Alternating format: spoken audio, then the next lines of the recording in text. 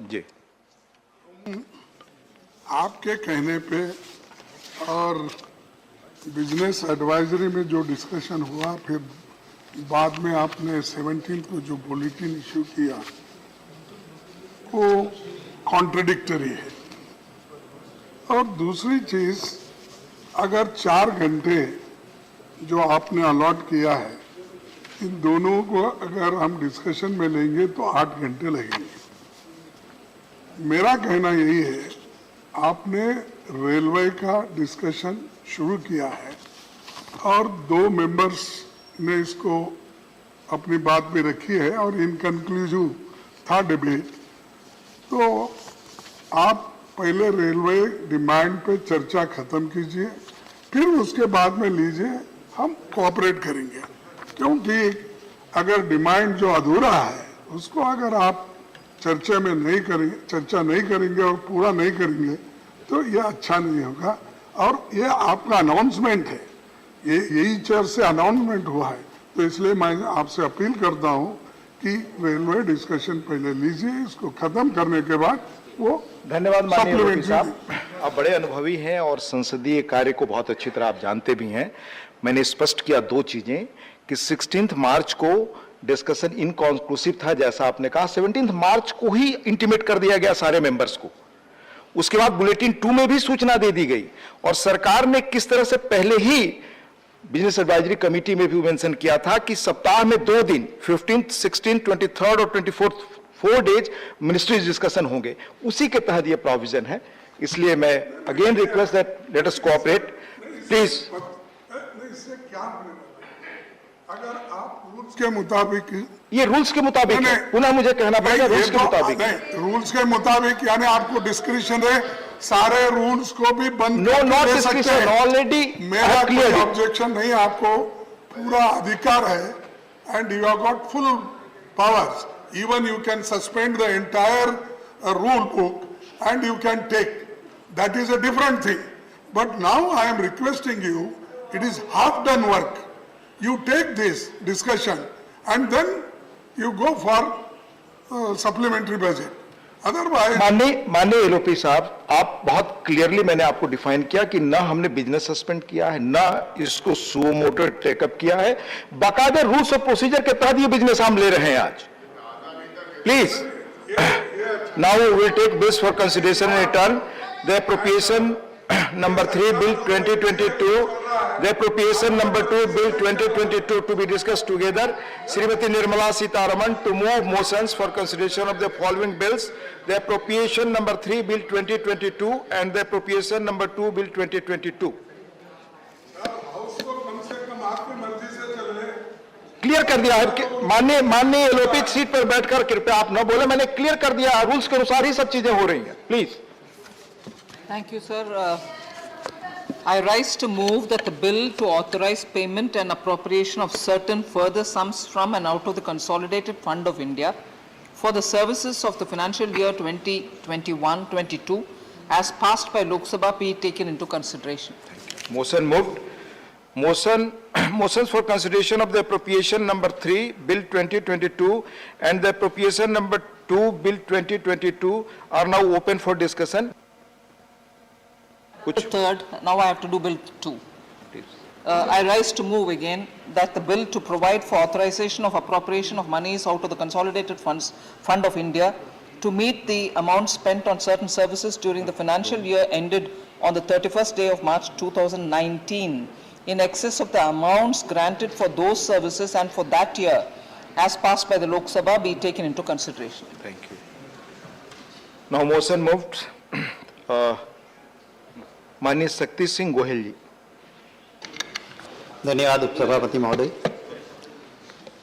मान्यवर, मैं appropriation bill number 2 of 2022 and appropriation bill number 3 of 2022 के ऊपर मेरे विचार यहाँ रखने के लिए खड़ा हुआ हूँ।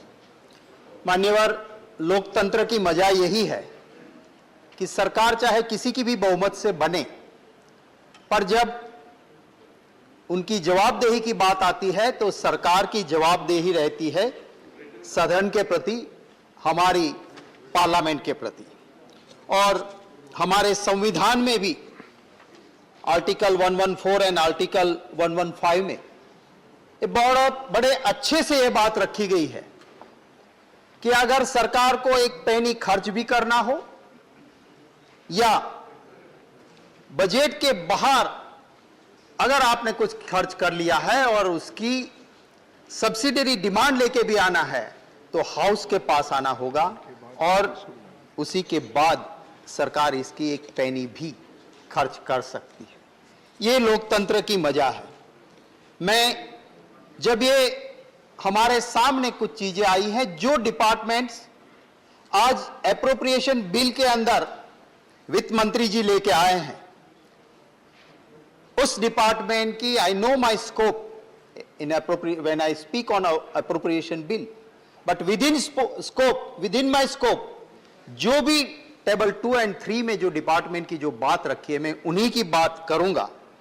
मेरी कुछ बातें वैसे तो मंत्री जी का नाम ही निर्मला जी है जो मूवर है इस बिल की, तो मैं बात कुछ कड़वी करूंगा, वो मंत्री जी के लिए भी होगी, सरकार के लिए भी होगी, पर आवाम के लिए वो फायदे की बात होगी। वही बात मैं एप्रोप्रिएशन बिल के ऊपर रखना चाहता हूं। वैसे मंत्री जी तो मूवर ऑफ द बिल, बहुत पढ़ी लिखी, जेएनयू पास आउट है और जेएनयू के लिए मुझे इतना सम्मान है कि वहां से निकले हुए कुछ अधिकारियों को भी मैं जानता हूं कि उसमें इंसानियत, सेक्युलरिज्म और मानवता बिल्कुल बरकरार रहती है। मंत्री जी ने वहां से शिक्षा भी ली है और एक संस्कारी, इंटेलिजेंट जेंटलमैन पति के रूप में भी जेएनयू से मिले हैं। मैं मंत्री जी को बिल्कुल टारगेट नहीं कर रहा हूं, मैं कर रहा हूं कि मैं उनकी कुछ मजबूरियां भी समझता हूं। जिस सरकार में मंत्री को अपना पीए या पीएस चुनने का अधिकार नहीं हो, वहां निर्णय लेने का कितना होगा, वो भी एक सोचने वाली बात है। इसलिए मैं तो ज्यादातर उस सरकार की बात करना चाहता हूं जिस सरकार में ये चीजें हैं। मान्यवर, मैं एप्रोप्रिएशन बिल में, क्योंकि मैंने इस डिपार्टमेंट को एक स्टेट के अंदर एज ए फाइनेंस मिनिस्टर भी देखा है कि जब आप हाउस में जाते हो तो उस मेंबर के पास भी, क्योंकि अगर आप टेक्निकलिटी में उसको उलझ देंगे तो एक सदस्य के लिए बड़ा मुश्किल होता है उस बजट को समझना। मैं उस गुजरात से आ रहा हूं जिस गुजरात ने गांधी और सरदार का मॉडल दिया, जिस गुजरात के मावलंकर जी इस लोकसभा के प्रथम स्पीकर रहे, first speaker of the Lok Sabha was from Gujarat. और लेजिस्लेशन की बात करें या पार्लियामेंट्री प्रोसीजर एंड प्रैक्टिस की बात करें तो गुजरात ने वो भी एक बढ़िया मॉडल, मावलंकर मॉडल गुजरात ने दिया। मैं आज के मॉडल की बात नहीं करता हूं, वो तो थोड़ा लोकतंत्र के लिए घातक मॉडल भी आया वहां से, मैं उसकी बात नहीं करता हूं। हाँ दिनेश भाई, तमें गुजराती છો એટલે સમજી શકો, બોલવું પડે। मैं ये नहीं, वो जब कह रहे हैं और मेरे गुजराती भाई है, मैं भी समझ सकता हूं सर। क्या वहां तो हालत ये है सर गुजरात में, जो हर रोज मेरे वहां से ले जाके मंत्री बनाना पड़ता है और कैडर बेस लोग उसकी पालकी लेके निकलते हैं, वो हालत है गुजरात में। मैं ये कहता हूं कि गुजरात में मावलंकर जी ने एक training bureau, Mavalankar training bureau भी रखा, जहां सिर्फ सदस्यों को नहीं, बिल को समझने के लिए या बजट को समझने के लिए या क्वेश्चन आवर्स को समझने के लिए सिर्फ मेंबर्स की ट्रेनिंग नहीं, वहां मंत्रियों को भी ट्रेनिंग लेने जाने की कंपल्शन था। ये सरकार वहां पहले रखती थी, आखिरी 15 साल में वो परंपराएं भी ध्वंस हो गई है, वो मिट चुकी है। मैं आपके जरिए मंत्री जी से विनती करना चाहूंगा, क्योंकि मुझे बड़ी उम्मीद वित्त मंत्री जी से है, इसलिए मैं उम्मीद करना चाहता हूं कि आप, जब आपका फाइनेंस का बिजनेस, जब आपका बजट का बिजनेस आता है, तो मेंबर के लिए आप उस गुजरात के मावलंकर मॉडल को जरूर देखिए। वहां पे मेजर हेड, सब head, minor head, detail head करके सारी बातों का डिसेक्शन करके जब मेंबर को व्हाइट पेपर बुक दी जाती है, जब आप डिमांड के लिए कोई मेंबर खड़ा होता है या एप्रोप्रिएशन बिल हो या हमारे वहां पूरक मांगनी कहते हैं जिसे सप्लीमेंट्री डिमांड कहते हैं, जब लेके फिनांस मिनिस्टर जाता है हाउस में, तो एक फिनांस में एक्सपर्ट नहीं है, बहुत पढ़े लिखे हुए नहीं है, पर जो गांव से आते हुए रिप्रेजेंटेटिव जिसके अंदर दिमाग तेज है वो भी उसको खोल के देखेंगे। और अगर आप वहां पे ये भी प्रावधान है कि if there is any new item जिसको आपने आज तक बजट में इंप्लीमेंट नहीं किया है, and if there is a new item, then there is a provision in Gujarat that you will have to explain in detail what is the new scheme, आपकी नई योजना क्या है जिसके लिए आप सदन में आए हो और आपको यहां से अप्रूवल मिल रहा है। मान्यवर, जब ये सदन हमारे आर्टिकल 114 या आर्टिकल 115 के तहत अप्रोप्रिएशन बिल को भी मंजूरी देता है या बजट भी जब यहां से पास होता है, तो हमारे संविधान ने बहुत अच्छे प्रावधान किए हैं और इसमें से एक सबसे अच्छा प्रावधान ये भी है क्योंकि मेंबर खुद जाके डिपार्टमेंट का ऑडिट करना मेंबर के लिए संभव नहीं है। क्या लैक्यूना है, क्या होना चाहिए और क्या नहीं हुआ है, वो ऑडिट कौन करेगा? तो कंट्रोलर एंड ऑडिटर जनरल इसका ऑडिट करती है।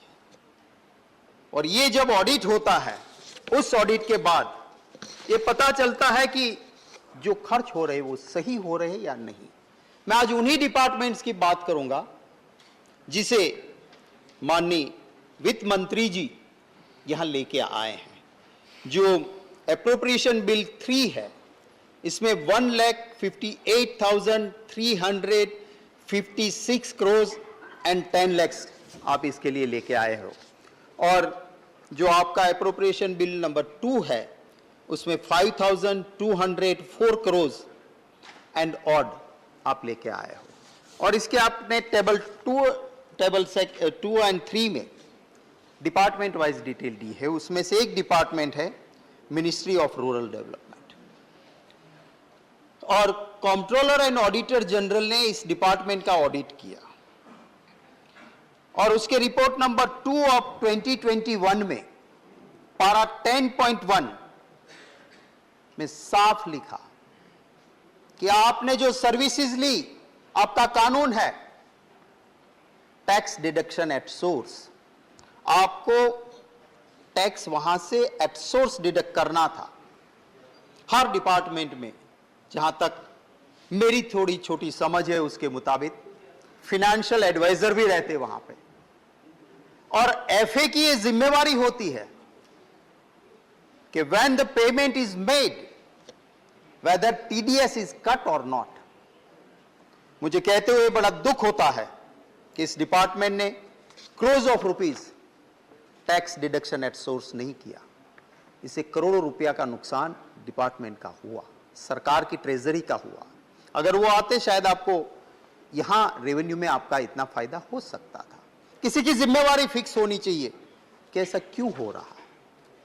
और जब ऑडिट ने इसको पॉइंट आउट किया, ऑडिट ने जब इसको पॉइंट आउट किया, तब कुछ लोगों से तो आपने रिकवरी कर भी ली, पर ऐसे भी निकले कि जिसके पास से आप रिकवरी नहीं कर पाए हो और वो पैसे आपके डूब गए हैं। यहां पे बात हुई है इस एप्रोप्रिएशन बिल में ट्रांसफर टू स्टेट्स। माननीय वित्त मंत्री जी ने कुछ ही दिन पहले कहा कि नहीं, सिर्फ नॉन बीजेपी गवर्नमेंट स्टेट्स नहीं, और स्टेट्स को भी हमने जीएसटी के वो पैसे नहीं दिए हैं।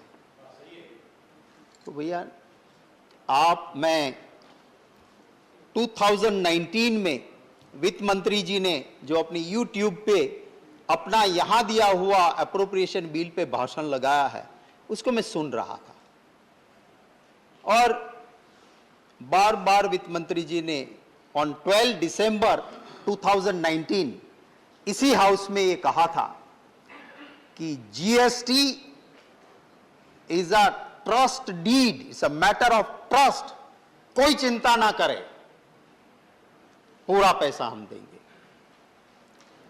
क्या हुआ? आपके खुद के आंकड़े महाराष्ट्र में ज्यादा है, आप कहते हो कि वहां दिए भी ज्यादा तो ज्यादा बाकी, ऐसा नहीं हो सकता है। It's a question of trust. आप दीजिए, और अगर आपके पास स्टेट का वो शेयर देने का पैसा नहीं है तो इस सदन में हम बैठ रहे हैं, हमें कोई दिक्कत नहीं है, हमें कोई अधिकार नहीं है कि हम नया पार्लियामेंट बनाएं और स्टेट के अधिकार के पैसे हम ना दें। अगर हमारे पास पैसे नहीं है और हम अगर रेलवे में कोई बुजुर्ग या कोई पत्रकार या किसी हैंडीकैप के लिए स्पेशल कंसेशन देते हो बंद करते हैं, क्योंकि कोरोना में फाइनेंशियल तकलीफें हैं, हमारी अर्थतंत्र घबराया हुआ है, इसलिए ये बंद कर देंगे और करोड़ों रुपया का विस्तार प्रोजेक्ट हम रोक नहीं सकते हैं। क्या ये हुआ? मैं ये कहना चाहता हूं कि आपने जीएसटी में आपने खुद ने कानून बनाया, आपके कानून ने कहा जीएसटी में कि अगर 2014-15 अगर मैं नहीं भूलता हूं तो उसके कंपैरिजन में आपको जो 14% इंक्रीज के साथ आपको जो पैसा मिलना चाहिए, सपोज वो आपको नहीं मिलेगा, देन डोंट वरी, हम भारत सरकार आपको नुकसान जाएगा वो हम दे देंगे। ये ट्रस्ट दिया आपने, ये कानून बनाया आपने, ये आपने कहा काउंसिल में, और उसके साथ साथ आपने कहा कि अगर इस पैसों के लिए हमारी जरूरत होगी तो हम कहां से लाएंगे। यू सिलेक्टेड द सेक्टर्स कि इसके ऊपर हम सेस लगाएंगे। अगर आप कोई टैक्स लगाते हो तो राज्यों का उसमें हिस्सा लगता है, पर जब आप सेस लगा देते हो तो राज्यों को ठन गोपाल, उसे कुछ नहीं मिलता है। वो सारे पैसे आपके पास आते हैं, वो सारे पैसे आपके पास आते हैं, और उसके लिए कानून में प्रावधान हुआ कि सेस से जो भी पैसा जीएसटी का आएगा वो कंसोलिडेटेड फंड में नहीं पड़ा रहेगा, उसके लिए सेपरेट अकाउंट होगा, और उसी सेपरेट अकाउंट में से स्टेट्स को जाएगा, और अगर किसी स्टेट्स को नुकसान नहीं हुआ और बैलेंस बचता है तो उसकी भी फॉर्मूला कानून के तहत बनी कि इस पैसे से आप स्टेट को किस तरह से बंटवारा करोगे। आप ट्रस्ट की बात करते हो, ये भी मेरी बात होती तब तो ये कहते कि ऑपोजिशन वाले मनगढ़ंत कहानियां कहां से लेके आते हैं। ये मेरी बात नहीं है। एक constitutional independent audit agency controller and auditor general ने कहा कि आपका कानून कहता है कि जीएसटी नुकसान के लिए जो सेस आएगी वो सेपरेट अकाउंट में रहनी चाहिए, वो सेपरेट अकाउंट में आपने नहीं रखी है और आपने इसको अपने अकाउंट में डाला है, ये गलत है। ये क्रोर्स ऑफ रुपीस आपको पॉइंट आउट किया कंट्रोलर एंड ऑडिटर जनरल। क्यों ऐसा होता है? अगर आपकी सरकार की मंशा नहीं और ये किसी ने गलती कर दी तो उसको पनिश करके इस हाउस को आप जवाब दीजिए कि ये गलती हुई थी। आपने इस ऑडिट पारा को डिनाई नहीं किया है। मैं ये भी जानता हूं, मैंने स्टेट में पब्लिक अकाउंट्स कमेटी के चेयरमैन के तौर पे काम किया है। कभी पारा बन जाता है but thereafter department satisfies the audit कि हां आपने ये पारा किया था, आपका हाफ मार्जिन पारा, ये हमारा रिप्लाई, आइए बैठिए, ऑडिट सेटिस्फाइड होता है, पारा निकल जाता है। बट जहां डिपार्टमेंट मानता है कि हां ये बात सही है, गलती है, वहां वो एडमिट करते हैं, दिस इज अ एडमिटेड पारा। ये आपने ये स्वीकार किया था कि crores of rupees separate account में नहीं रखे और हमने हमारे में डाल दिए थे। ये कोई छोटी मोटी गलती मान के ऐसे ही हम नहीं कर सकते। माननीय उपसभापति महोदय, यहां पे डिफेंस की बात आई है। एप्रोप्रिएशन बिल में आप डिफेंस के लिए कुछ और पैसों की बात भी करो।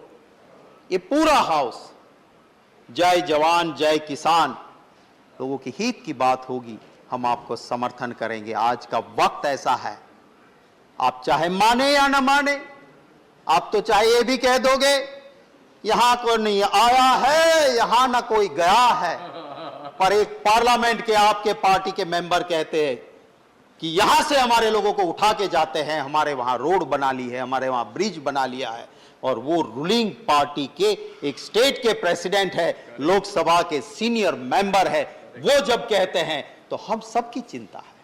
आप लड़िए चाइना के साथ, कंधे से कंधा मिला के आपके साथ खड़े रहेंगे। प्रधानमंत्री जी सरहद पे होंगे तो हम भी सरहद पे होंगे, हम जुमले नहीं देंगे, मरना होगा तो साथ मरेंगे, राष्ट्र के लिए मरेंगे।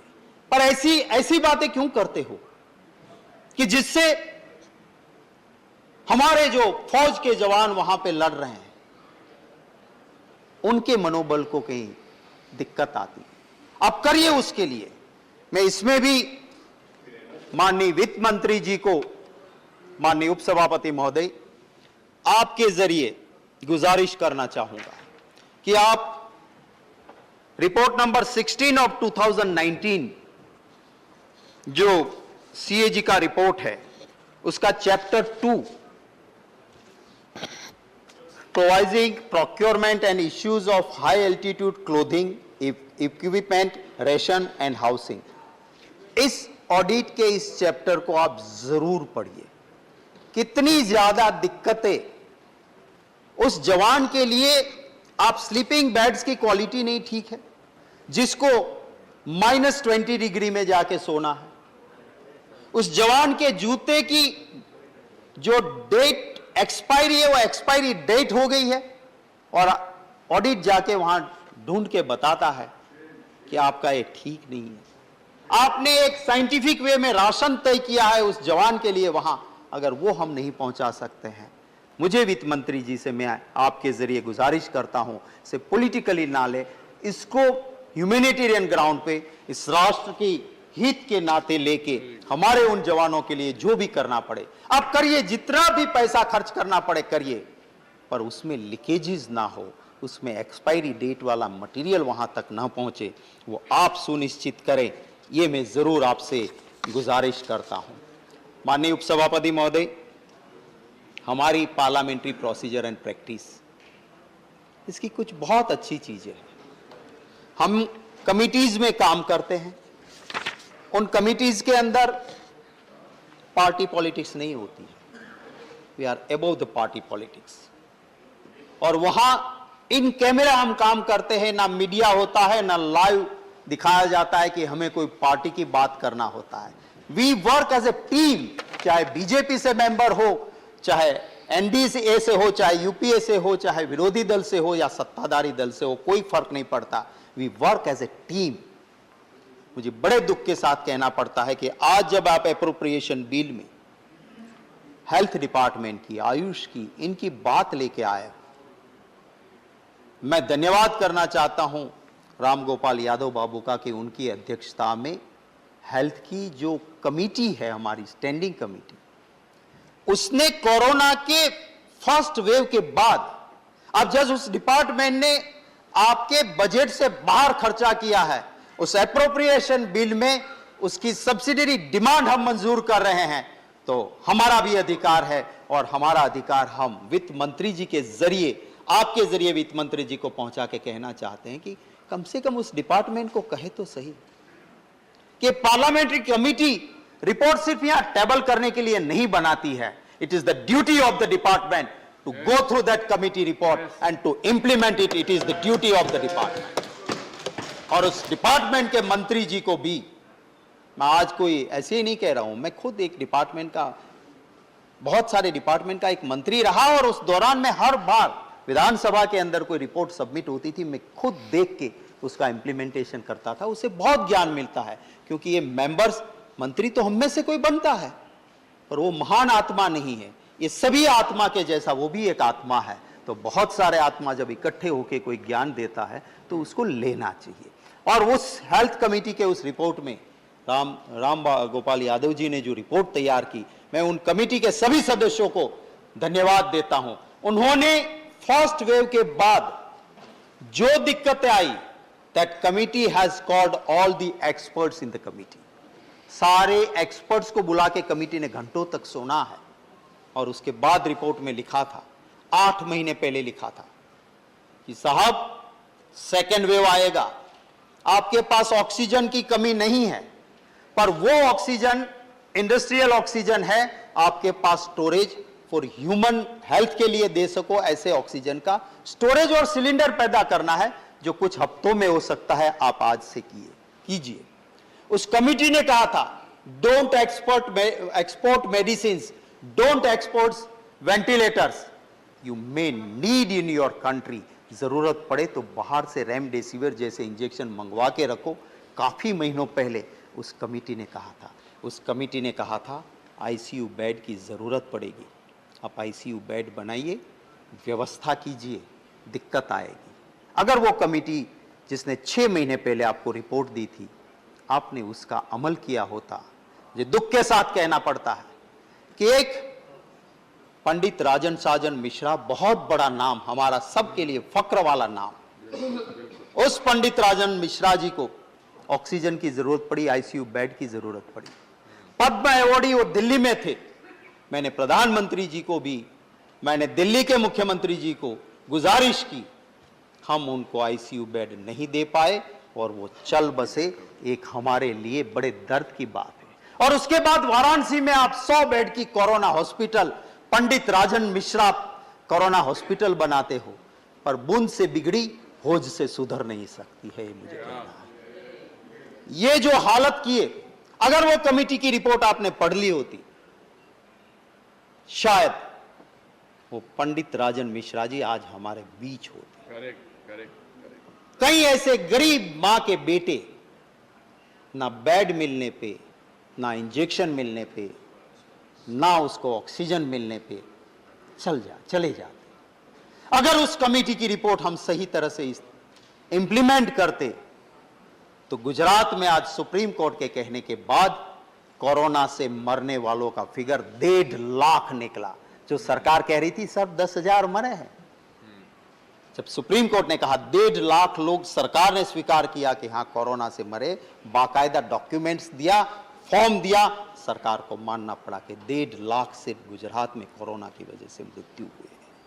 मुझे कहना है, जब आप हाईवेज की बात करते हैं, हम नेशनल हाईवेज की बात करते हैं, मैं कल ही भावनगर से आ रहा था और सीधा सा रास्ता है, गांव के लोग कहते हैं कि साहब ये रास्ता बना हुआ है, नेशनल हाईवे बना रहे, इसको चौड़ा कर दे, हमारी जमीन एक बार तो हमने दी, दोबारा बार किसान कह रहे हैं हमारी जमीन चली जाएगी, थोड़ी सी अलाइनमेंट चेंज कर लो। क्या ऑफिसर्स का एरोगेंस इतना ज्यादा है कि वो बात ही ना सुने? हाँ, जम्मू कश्मीर कह रहे हैं इसका स्कोप नहीं है, मैं बोलता हूं उसके लिए कि वो जब आप सपोर्ट कर रहे थे, जो फिल्म बनी वो आपके काल में आप सपोर्ट कर रहे थे तब बनी थी, उसकी बात करना चाहते हो? क्या करना चाहते हो? मुझे स्कोप से बाहर वो ले जा रहे हैं साहब।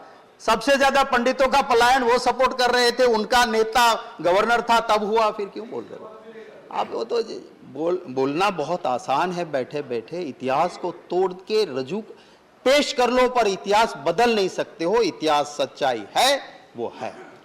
मैं ये कह रहा था महोदय कि हिम्मतनगर से गांधीनगर के ओर आते हुए गांव के लोग ऐसे नेशनल हाईवे में फंसे हैं कि उसका हर व्यवहार इस ओर आना जाना पड़ता है और उस ओर, और टोल देना पड़ता है। रोड पूरी हो ही नहीं, आपने उसको सर्विस रोड देना आपकी जिम्मेवारी है, वो किया नहीं और टोल टैक्स शुरू हो गया है। तो जब ऐसे डिपार्टमेंट सब्सिडरी डिमांड लेके आते हैं तब जरूर ये हमारी डिमांड, हमारी ये मांग रहती है। डिपार्टमेंट है एक जो इसके अंदर आज आपकी एप्रोप्रिएशन बिल के अंदर है। मैं उस डिपार्टमेंट की एक ही बात करता हूं, मैंने भी छोड़ दिया जब प्रधानमंत्री जी, भाजपा के नहीं पूरे देश के प्रधानमंत्री जी है, उन्होंने अपील की कि जिसके पास व्यवस्था है वो सब्सिडी मित्रों छोड़े, क्योंकि गरीब को गैस कनेक्शन देना है। मैंने छोड़ दी, बहुत लोगों ने, लाखों करोड़ों लोगों ने देश के छोड़ दी। और उस गरीब ने एक बार सिलेंडर लिया, दूसरी बार उज्ज्वला का सिलेंडर नहीं ले सकते हैं, क्योंकि आपके दाम इतने हैं कि उसको आप फ्री नहीं दोगे तो उस उज्ज्वला की स्कीम का क्या? सिर्फ अपने पेट्रोल पंप के पास अपना एक बहुत बड़ा होर्डिंग लगा के उज्ज्वला में मैं धुआं फूंकने वाली मेरी बहनों की आंखें अच्छी हो गई। आपने कभी डेटा देखा? मैंने डेटा देखा है। चैलेंज करता हूं, जो एक बार उज्ज्वला का कनेक्शन लेता है वो सिलेंडर रिफिल करवाने के लिए जाने में उसको दिक्कत है। अगर हम सब्सिडी छोड़ी, आप मदद कीजिए, हम कहते हैं कि हम यूनानिमस आपकी वो डिमांड लेके आओगे उसको सपोर्ट करेंगे। उस गरीब को, उस जरूरतमंद को फ्री में गैस का सिलेंडर दीजिए, तभी वो धुआं मुक्त कर सकते हो आप, वरना तो सिर्फ पब्लिसिटी हो सकती है। इसका कोई फायदा हम नहीं दे सकते। मैं माननीय वित्त मंत्री जी को, उप सभापति महोदय जी, आपके जरिए ये अनुरोध करना चाहता हूं कि बजट एप्रोप्रिएशन बिल के जरिए जो आप सब्सिडरी डिमांड लेके आए हो, उसमें मैंने आपके सारे खर्चों को देखा।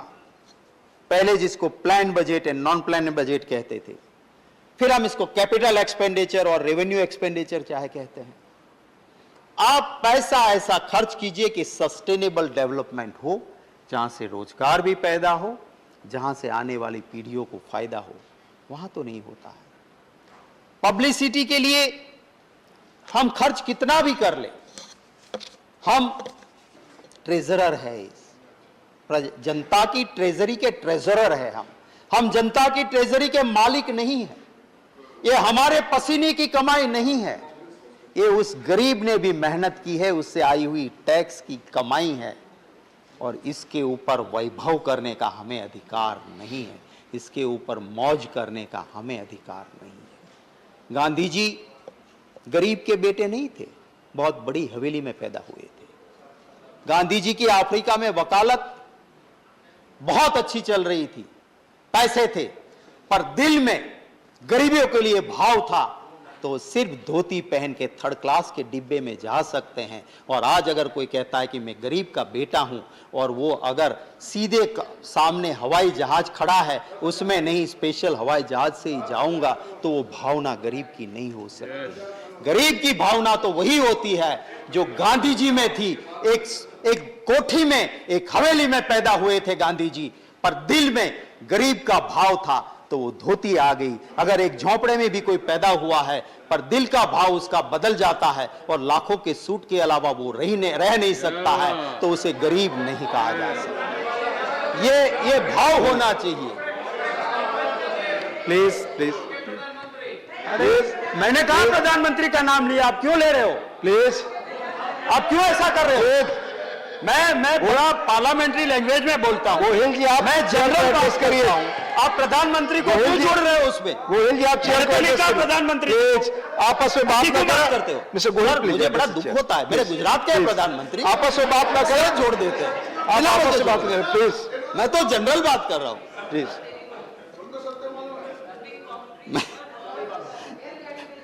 प्लीज नहीं, रनिंग कमेंट्री का जवाब मंत्री जी बैठ कर ना बोले, तो मेरी लाइन पे। माननीय मिस्टर गोहिल, प्लीज प्लीज, मैं प्लीज नहीं, आप बोल। मैं गांधी जी को प्यार आपकी करता बात हूं, रिकॉर्ड में इसमें जा अगर रही है, किसी को दिक्कत है, मैं गांधी जी को प्यार करता हूं, इसमें किसी को दिक्कत है। आपका समय 2 मिनट है, प्लीज आप देखें। 2 मिनट में मेरी बात आप खत्म करें प्लीज। सो मैंने कहा, जैसे वित्त मंत्री जी आपसे बहुत उम्मीद है, और मैं करीबी से जानता हूं, मैंने उनके साथ बहुत डिबेट पहले टीवी के ऊपर भी की हुई है, इसलिए जिनसे उम्मीद होती है उनसे कहा। उनके लिमिटेशंस मैंने पहले ही कहा, मैं समझ सकता हूं, पर जहां जितना हो सकता है वहां करने की आवश्यकता है। आपकी रेवेन्यू बढ़ाने के लिए, आप जो चाणक्य जी ने कहा था कि आपका प्रशासन का सोर्स टू कलेक्ट रेवेन्यू क्या होना चाहिए, तो उन्होंने कहा था कि आपका रेवेन्यू का सोर्स आपको कमंडल की तरह होना चाहिए। ऐसे डालो फटाक से भर जाएगा, पर जब देने की बारी आई तो एक छोटी कटोरी में वो परोस सकता है। उसी तरह आप टैक्स लेना है, उन बड़े मगरमच्छों से फटाक से ले लीजिए, पर गरीब को बख्श दीजिए। और देने की नौबत आती है, उन बड़े मगरमच्छों को देने की जरूरत नहीं। आप देने की बात आती है तो आखिर में, और मैं फिर से कहता हूं कि आपकी जहां पढ़ाई हुई है, आपकी जहां शिक्षा हुई है, उसको लेके भी मुझे बड़ी श्रद्धा है, क्योंकि मैंने बहुत लोगों को जेएनयू पास आउट को देखा है कि they rise to the occasion. जब जरूरत पड़ती है उनकी आत्मा आवाज उठाती है। मैंने गुजरात में ऐसे आईएएस, ऐसे आईपीएस अफसर्स भी देखे हैं जो ऐसे मौके पे, जो जेएनयू पास आउट है, ऐसा काम करते हैं। तो आपका भी मनोज जाजी भी खड़े होते हैं, करते हैं, जेएनयू पास आउट है, जानते हैं, इसीलिए तो आप ऐसा अच्छा बोलते हैं आपस में। मैं जी बिहार से ज्ञान आए तो मैं कैसे मुंह मोड़ सकता हूं। तो मैं मेरा ज्यादा वक्त ना लेते हुए इन जो अप्रोप्रिएशन बिल के ऊपर, जो दोनों बिल के ऊपर मैंने कुछ बातें रखी हैं। मेरा कोई निजी अटैक नहीं, पर निजी विश्वास वित्त मंत्री जी के ऊपर है कि इसको पॉजिटिव लेके, खास करके कंट्रोलर एंड ऑडिटर जनरल की रिपोर्ट्स को हर डिपार्टमेंट देखे, हर डिपार्टमेंट का मंत्री देखे। पार्लियामेंट्री कमेटी का कोई रिपोर्ट आता है तो हर मंत्री देखे, हर डिपार्टमेंट देखे और इसका इंप्लीमेंटेशन हो, और जहां कोई चूक करता है उन्हें पनिशमेंट मिले। बड़े बड़े मगरमच्छों को टैक्स के दायरे में ज्यादा लाइए। एक मिडिल क्लास है, गरीब है, वो सिर्फ भारत सरकार की ट्रेजरी को नहीं, कोरोना ने हर उस बहन की रसोई के बजट को डिस्टर्ब किया है। मैं समझ सकता हूं आपको बजट बनाने में दिक्कत हुई होगी, क्योंकि आपकी मुश्किलें, पर आपके पास तो सोर्स था कि आप इंटरनेशनल मार्केट में कच्चा क्रूड सस्ता हो गया, आप अपना टैक्स बढ़ा के वहां से पैसे ले सकते थे, पर गरीब के घर में रहने वाली उस रसोई बनाने वाली मेरी बहन का बजट बिगड़ा, उसे ठीक करने का वक्त नहीं था। धन्यवाद महोदय। धन्यवाद माननीय गोहिल जी। माननीय शिव प्रताप शुक्ल जी, माननीय शिव प्रताप शुक्ल, माननीय शिव प्रताप शुक्ल। धन्यवाद मानवर।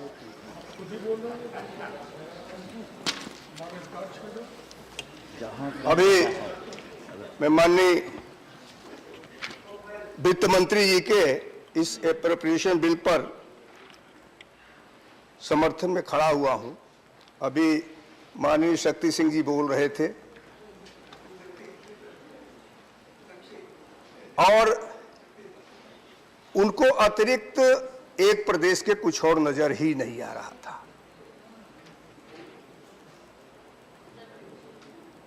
माननीय निर्मला सीतारमण जी ने जब बजट रखा तो पूरे देश के लिए रखा, लेकिन उनको यह एहसास हो रहा था कि जब हम भावनगर से चलते हैं तो भावनगर से चलने के उपरांत जब आदरणीय प्रधानमंत्री श्री नरेंद्र मोदी जी ने जो 4 लेन 6 लेन इसकी कल्पना की, पूरे भारत में की, तो एक बार सड़क बनने के बाद भी जब उसकी आवश्यकता हुई तो किसानों को जो मुआवजा दिया गया, वह शायद इस पर भी ध्यान देना चाहिए था कि किसानों को जो मुआवजा दिया गया वह 4 गुने और 6 गुने तक का दिया गया था।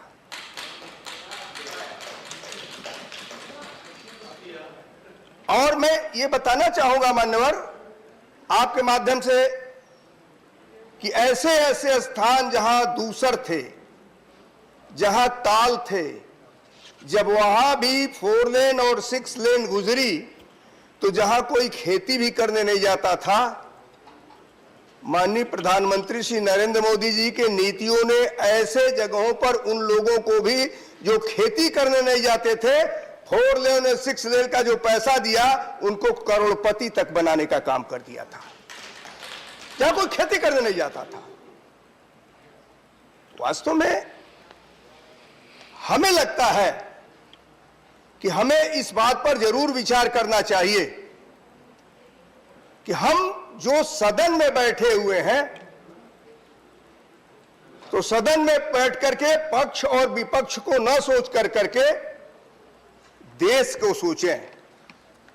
माननीय निर्मला जी ने जो बजट रखा वह देश के लिए रखा, विदेश के विपक्ष के लिए केवल आलोचना करने के लिए नहीं रखा था। श्रीमान प्लीज प्लीज आप बैठकर सीट पे ना बोलें, प्लीज। सुष्मिता जी प्लीज ना बोलें, प्लीज। नहीं, उनकी आदत है बोलने की, तो इस नाते हम सब लोग मानते हैं कि बोलेंगे। चेयर को एड्रेस करें प्लीज। मान्यवर, मैं जरूर ये कहना चाहूंगा कि यही वह सदन है ना जिस सदन में जब एक बार एक बिल आया था, और वह बिल था जब भारत के यशस्वी गृह मंत्री श्री अमित शाह जी ने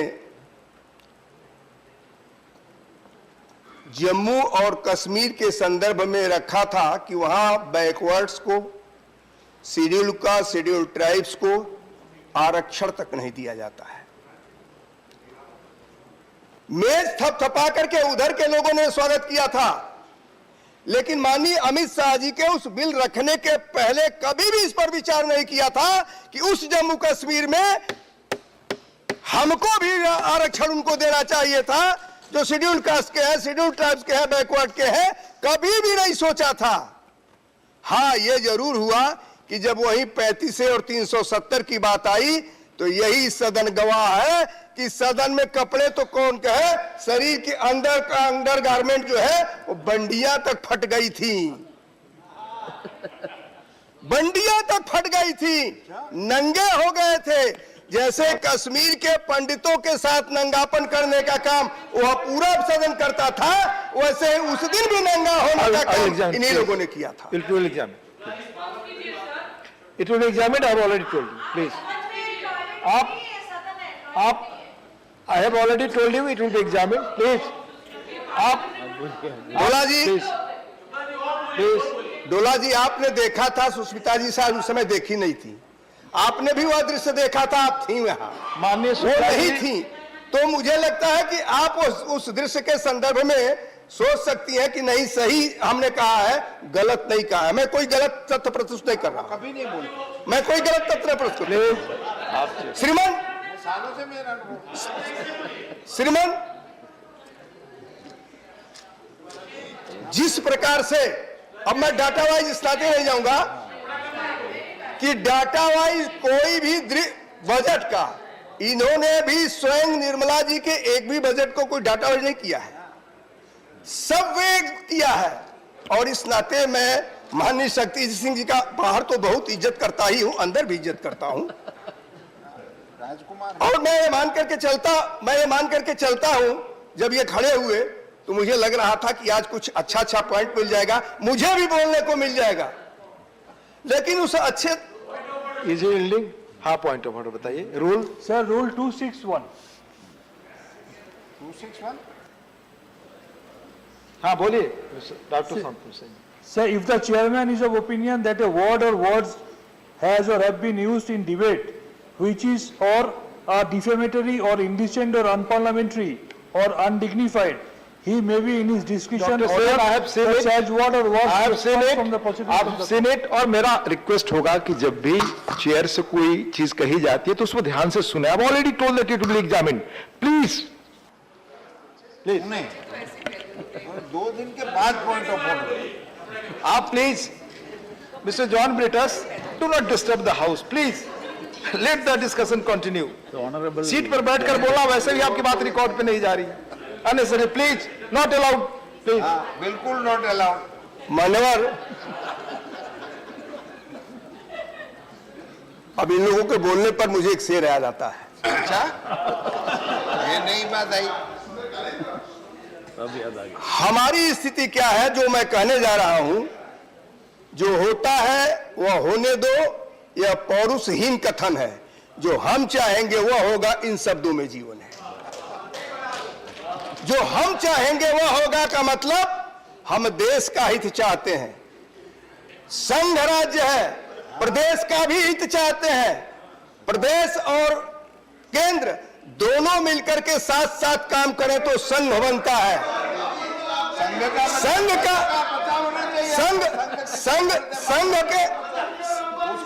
संघ के विषय में जब मुझे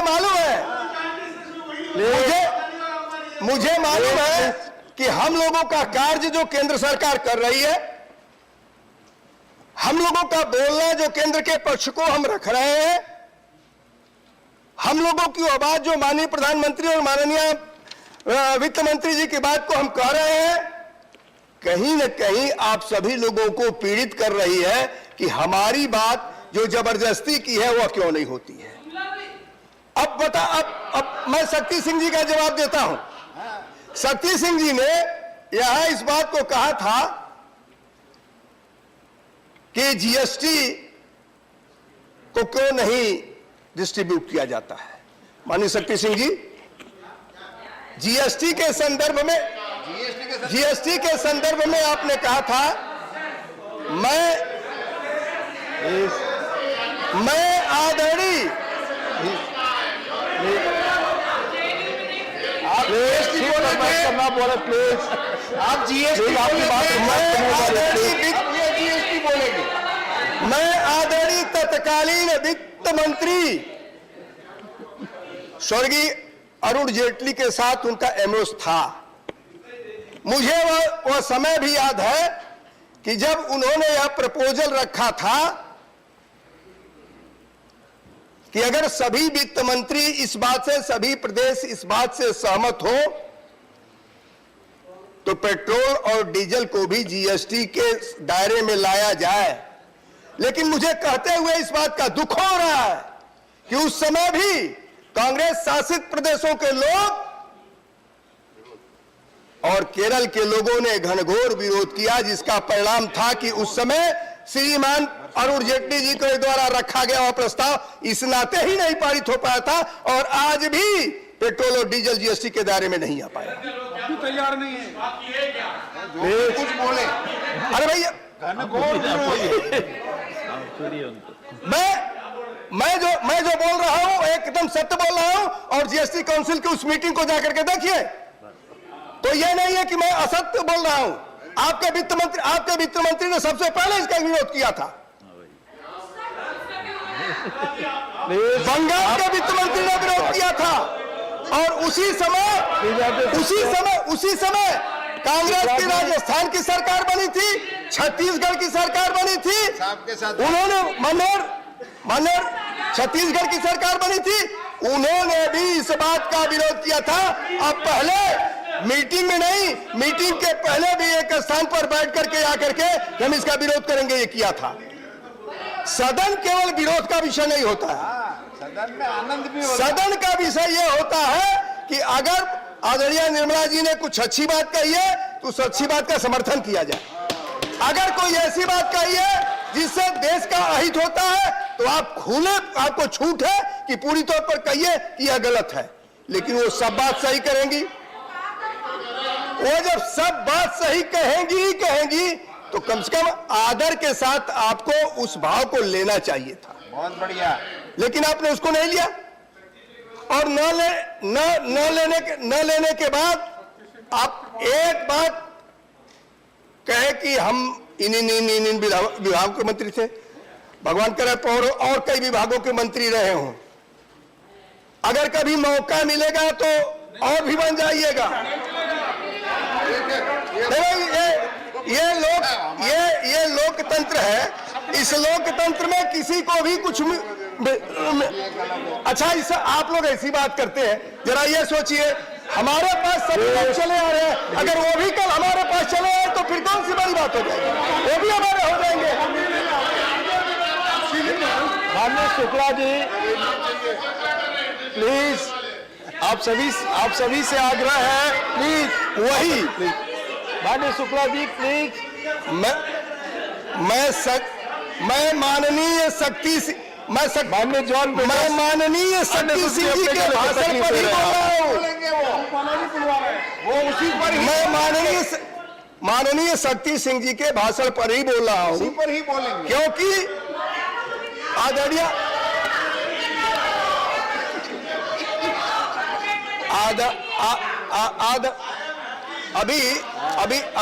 अभी देखिए, अभी बजट आएगा और आप ये देखिए,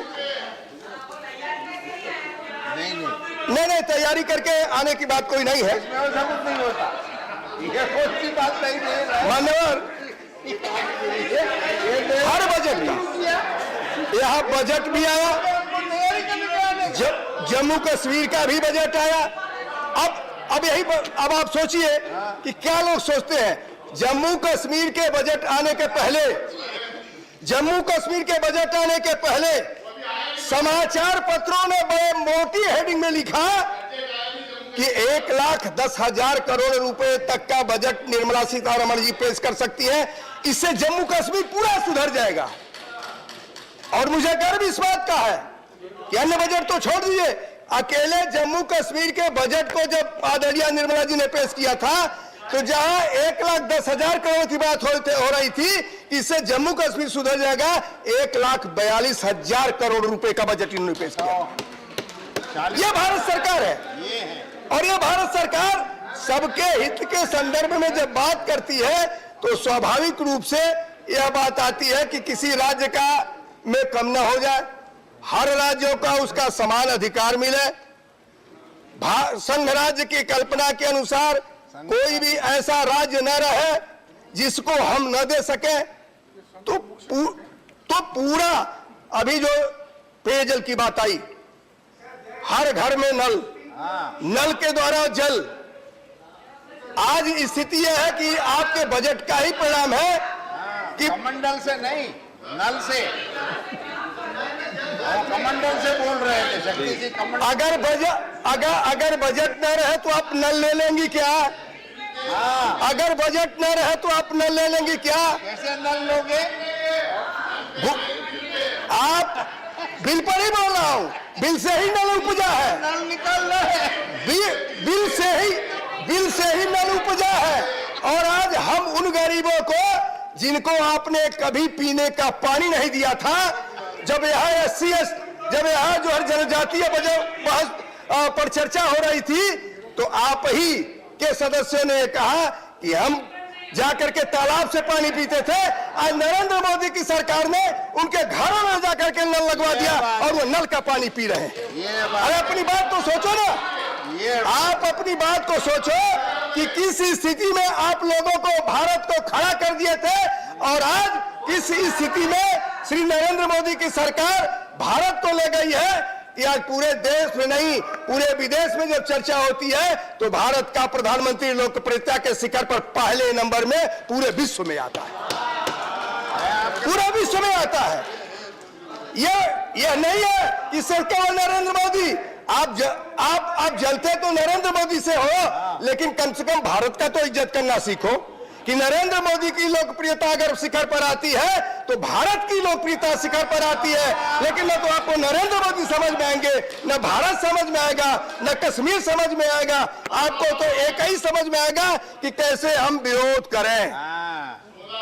इस नाते निश्चित रूप से मुझे यह लगता है कि आप लोगों को इस पर विचार करना चाहिए कि आज जिस प्रिपरेशन की बात हो रही है जो आदरणीय निर्मला जी रखी है, आपको उस पर सराहना करनी चाहिए थी, सराहना करनी चाहिए थी।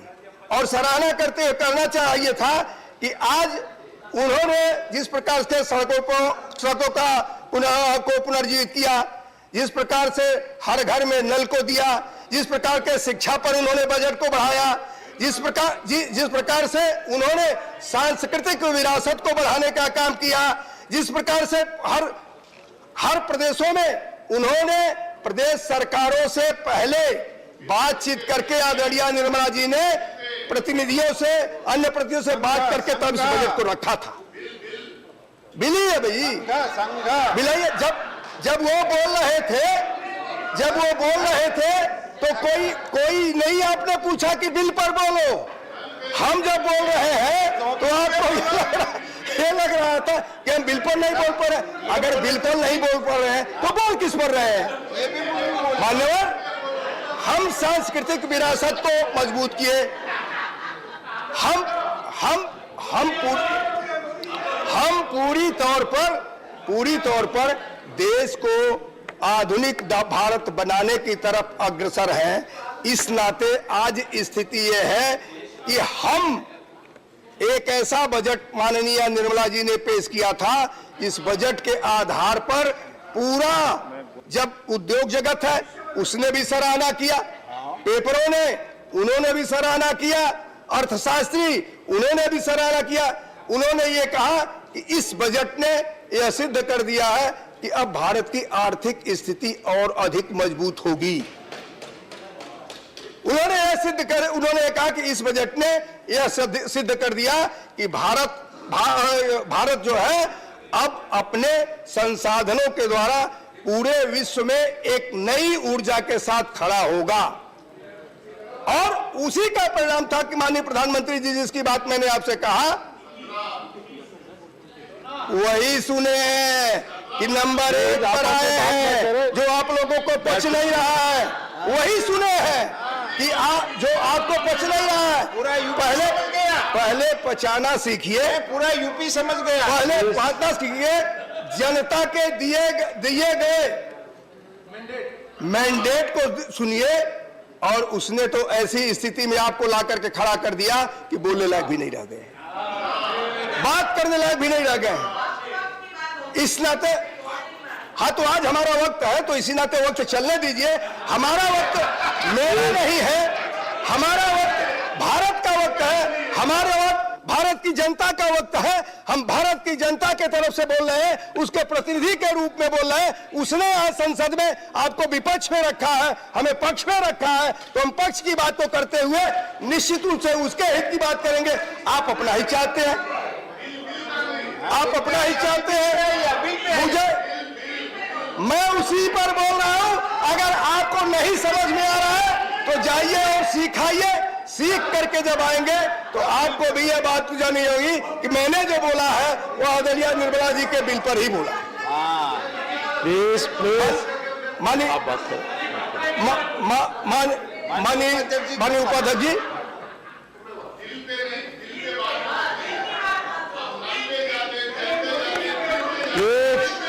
आप इतने सजेशन देते हो कि हमारे शुक्ला जी वो कंफ्यूज हो आपस जाते में हैं। बात न करें, आप सबकी कोई बात रिकॉर्ड पे नहीं जा रही है। आप स्पेसिफिक कहिए, उस पे बोलेंगे। आप अपने माननीय सदस्य दीजिए कि इस विषय पे माननीय सदस्य जो आपस में बैठकर आप बात कर रहे हैं वही रिकॉर्ड पे जा रही है। आप बेकार अपने गले को तकलीफ दे रहे हैं। स्वारा जी को बोलने दीजिए। जो भी कहते हैं वो सच कहते हैं, सच के सिवा कुछ नहीं कहते। Please please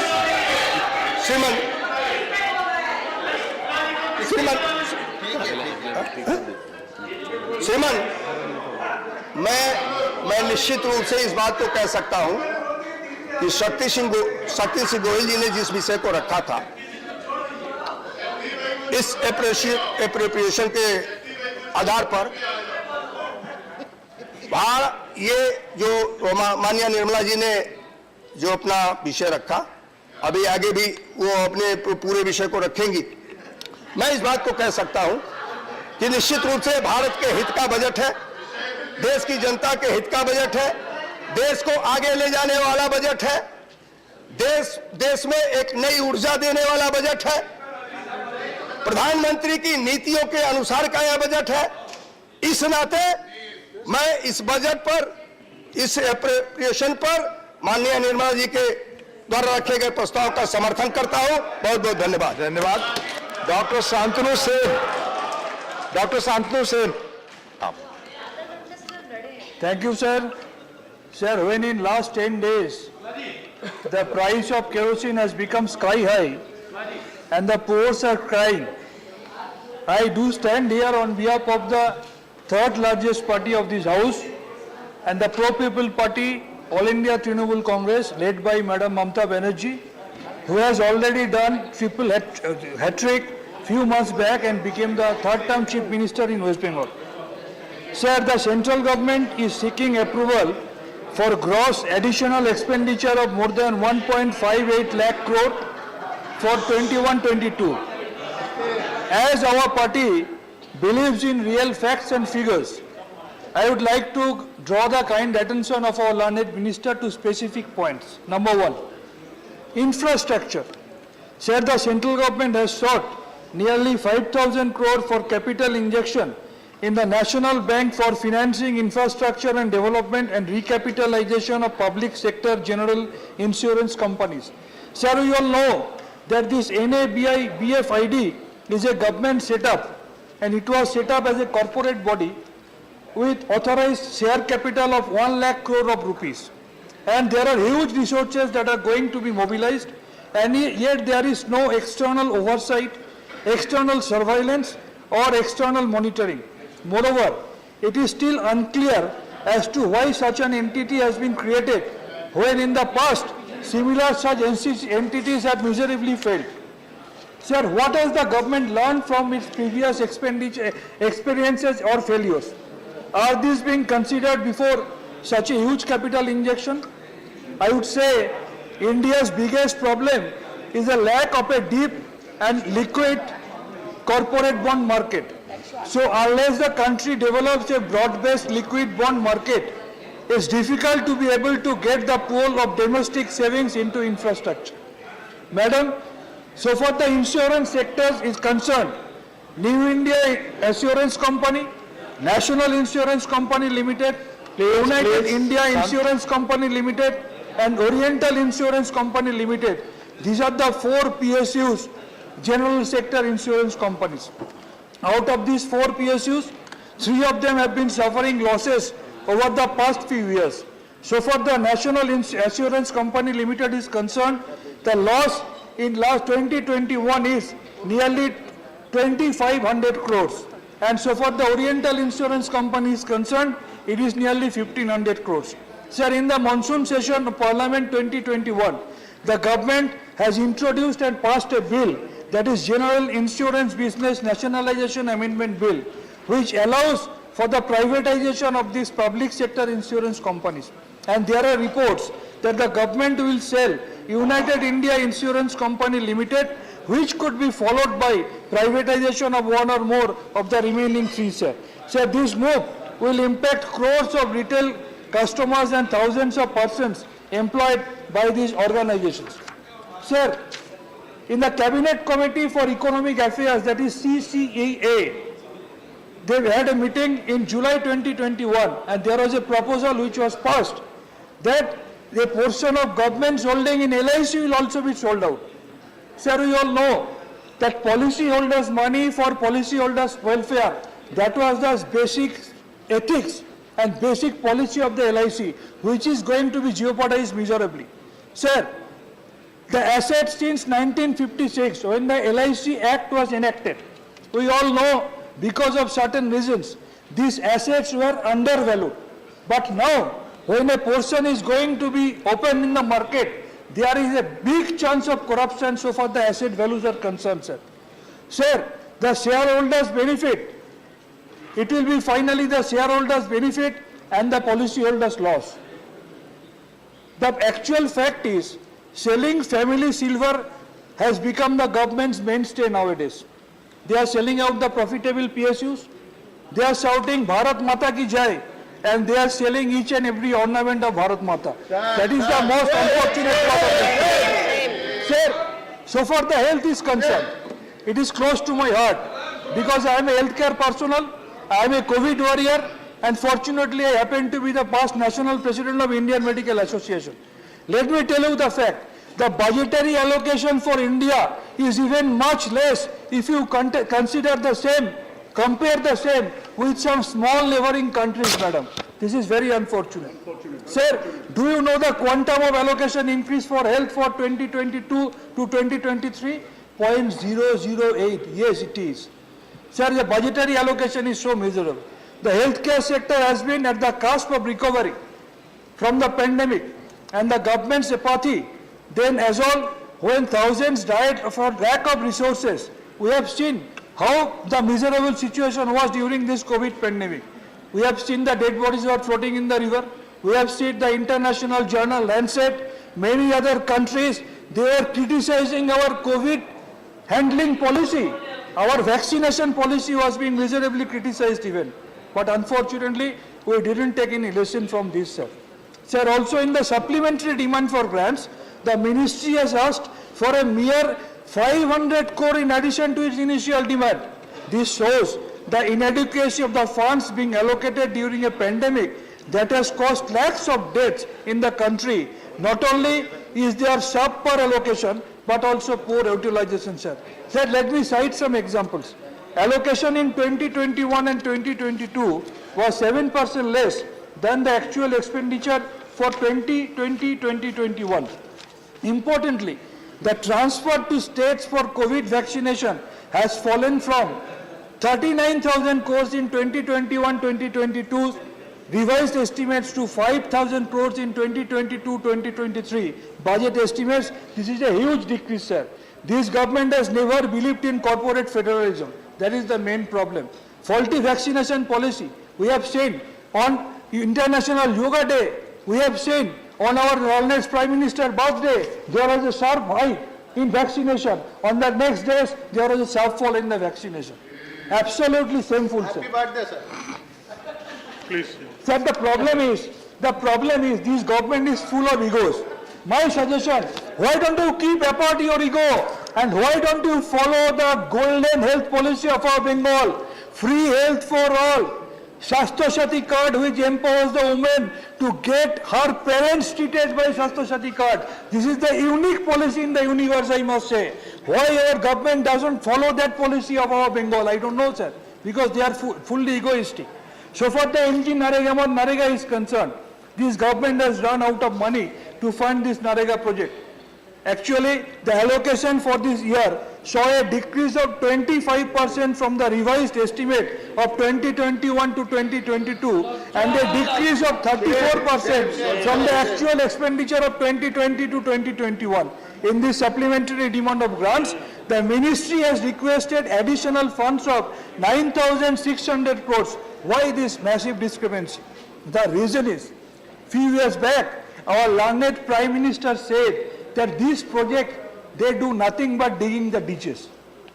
He is possessing this idea about this Narega policy and he ridiculed nearly 80 million people in his speech, sir, in 2015. We all remember.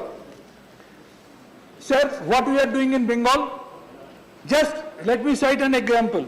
In our party manifesto during this 2021 assembly election, our respected Chief Minister has said the wage has been doubled and 100 days guarantee has been made to 200 days guarantee. It is so much important a project in our state of West Bengal and so much neglected a project in the rest of the country. So far the food subsidies is concerned, actually the problem is the government wants to dismantle everything. If you consider the global under index, we rank 101 out of 116. Over 4 out of 5 households in the country, they saw a fall in income and 4.5 crores Indians, they fell into extreme poverty in 2020. And as per the Oxfam Inequality Kills report, inequality and poverty lead to death of 21,000 per day. Moreover, so far the World Bank report is concerned, malnutrition is a key issue and India is even in worse situation so far the other rich countries are concerned.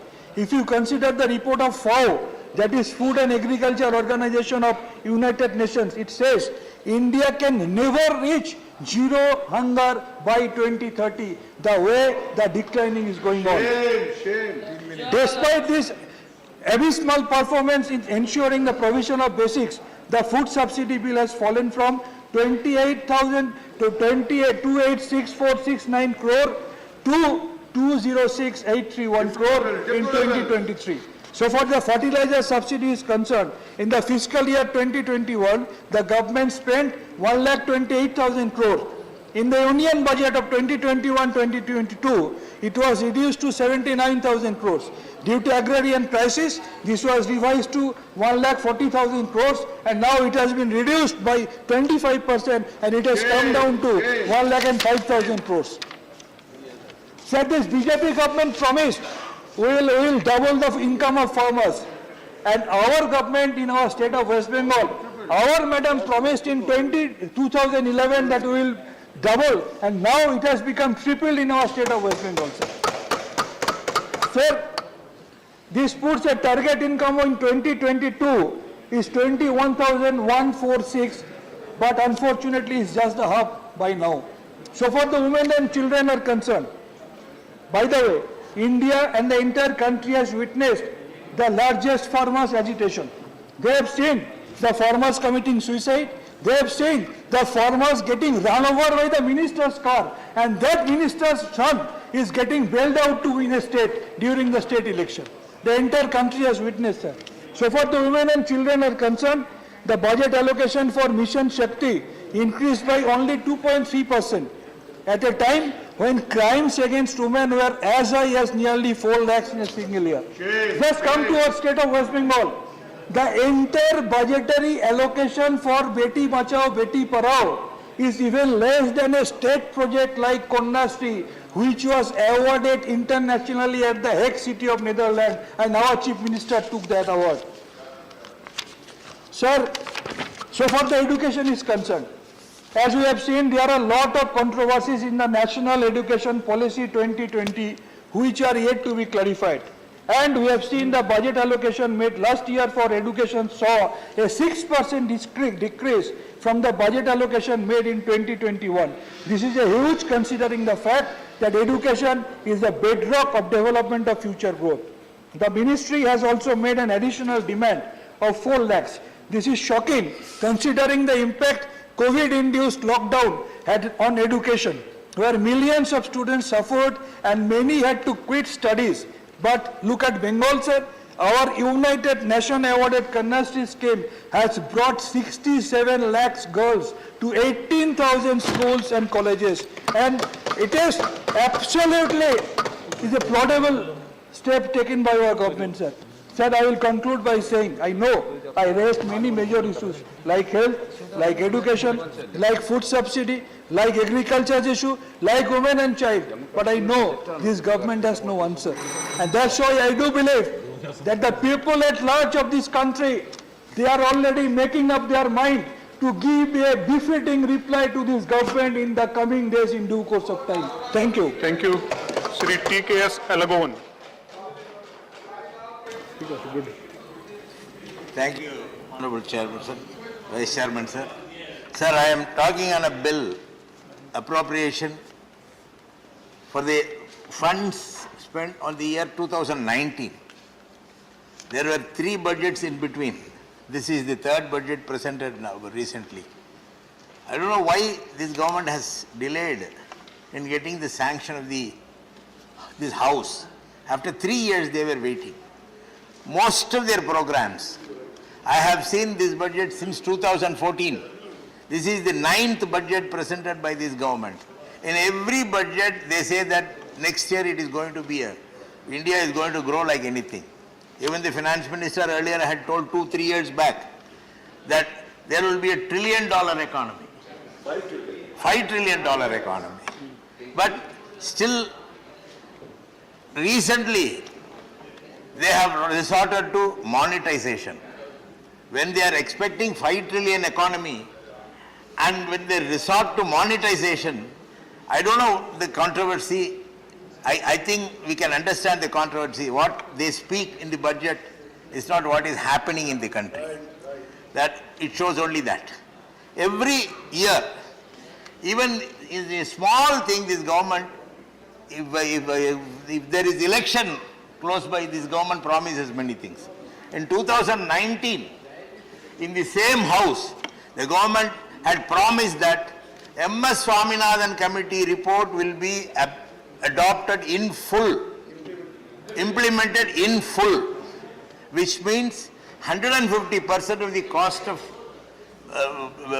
production will be paid to the farmers. Then what happened was they brought in 3 bills against which the agriculture, the farmers were started agitated, then they withdrew the bill. But they still ask, what about minimum MSP? This government had promised in this house that they will give 150% cost. But even now this government is not willing to tell these farmers who had stopped their agitation whether they will pay 150% as promised by them in this house. Then I thought, so it was 2019, elections are coming, so we will make some promise to seek votes. Likewise, everything is going on, sir. This government, there is no government running in this country, sir. I can say that there is Amazon which is running the country. Amazon is running the country. They want to sell everything. They want to sell LIC, which has given so much of money to the government. I think the LIC is the one organization which has given several lakhs of crores of rupees for building of infrastructure in this country, still giving, with an investment by the government of just a mere 5 crores, it has given a dividend of more than 17,000 crores. Apart from spending money on the 5-year plans every time, now there is no plan. So the question of planned expenditure, non-planned expenditure, there is no planning emission. Then what is the meaning of having a planned expenditure and non-planned expenditure? Everything is an expenditure. Why should we spend? Why should we spend this appropriation, 1 lakh railways and defense services, particularly defense services? My question is, last year this government had chosen to corporatize defense production units which were run earlier by the government itself.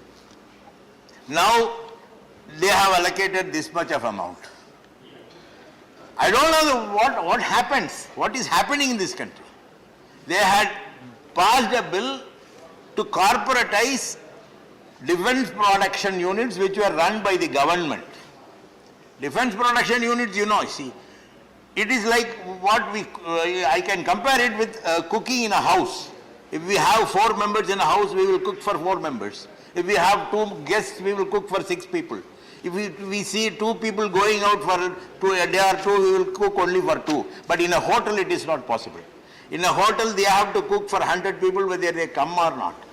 So, a government department will produce weapons or dress materials or tanks, whatever is required for the defense. No, for the defense purpose. Whereas if you corporatize it, the next stage is privatization. They want to sell the defense units to somebody. So now what they are planning is to see that there is no liability of the defense sector so that the buyer will come and buy it. Who is going to buy? I don't know. Amazon. Please. Amazon. So the entire budget for the past 9, this is the 9th budget by this government since 2014. No, John, please, go to your seat, please. There is no growth as projected in any of these 9 projects. No promises were kept up as promised in any of these 9 budgets. So everything is in paper. We believe that something will happen, nothing will happen. Every state is weeping for money. After this GST, Tamil Nadu, even our member had spoken earlier last week, that so much of money is due for the state of Tamil Nadu. No money is coming out. Money should be paid to the states before they present their budget. Please, John. It's okay, no. He is the finance minister. You are not here, please. So he has to, the GST itself, the promise made during GST itself that the due share will be given to the states, and for 5 years there will be a compensation of any revenue loss. But it is, the 5 years is reaching, and I think from next year that also will go away. So we have to rely on the union government for our budget. And the union government is not giving money. Then the appropriation bill they are presenting, and in every budget they are making many promises, but nothing is happening. So the entire exercise of the appropriation or the presentation of budget and promises made by the government is a futile exercise to satisfy the people, to satisfy the media, to tell something to the media, but which has not actually happened. The 9th budget is also going to be a failure. That our finance minister had already given a hint that because of Ukrainian war there is going to be a fall in economy of India. In a statement she had made, that also him, but of course that we can accept. If there is a fall in the international economy, we are seeing gold prices going up and down, all these things are there. But still, the promises made by the finance minister in this house is not kept up. The states are suffering. The state, all the states are suffering. They want to take away the powers of the state. If we say that the states are suffering, they will say then there will not be a state. India is a one country and everything is single. No, there need not be a state government. That will be the decision of this government. So, I have nothing to praise, and I know that even the BJP member who spoke earlier had nothing to praise except to attack Mr. the Congress member, Shakti ji. Thank you, sir. Thank you. Next speaker, Ayodhya Rami Reddy.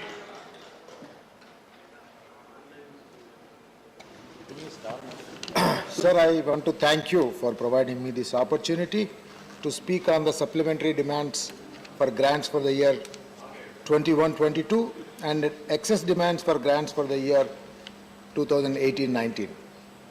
The government has presented the third supplementary grants for the financial year 21-22. The supplementary grant seeks approval for gross additional expenditure of more than 1.58 lakh crore. Of this, the net cash outgo aggregates to more than 1.07 lakh crore. The additional spending makes important allocation towards fertilizer subsidy, servicing loans taken from the National Small Savings Fund for Pradhan Mantri Awas Yojana, amongst others. Sir, we have few suggestions. The Department of Fertilizers has been allocated more than 15,000 lakh crore to meet the demand and maintain proper supply of fertilizers. A total of 14,902 crore has been allocated for payment towards indigenous urea subsidy and import of urea. It has been noticed that the fertilizer subsidy has gone down this year as compared to 21-22. Thus, there is need for increased fertilizer subsidy for the next year as well. The government has taken much needed steps in the last few years to reduce expenditure incurred on import of fertilizers, including revival of public sector enterprises for setting up gas-based ammonia urea plants and facilitate investment in the urea sector. However, we still import fertilizers and raw material domestic production.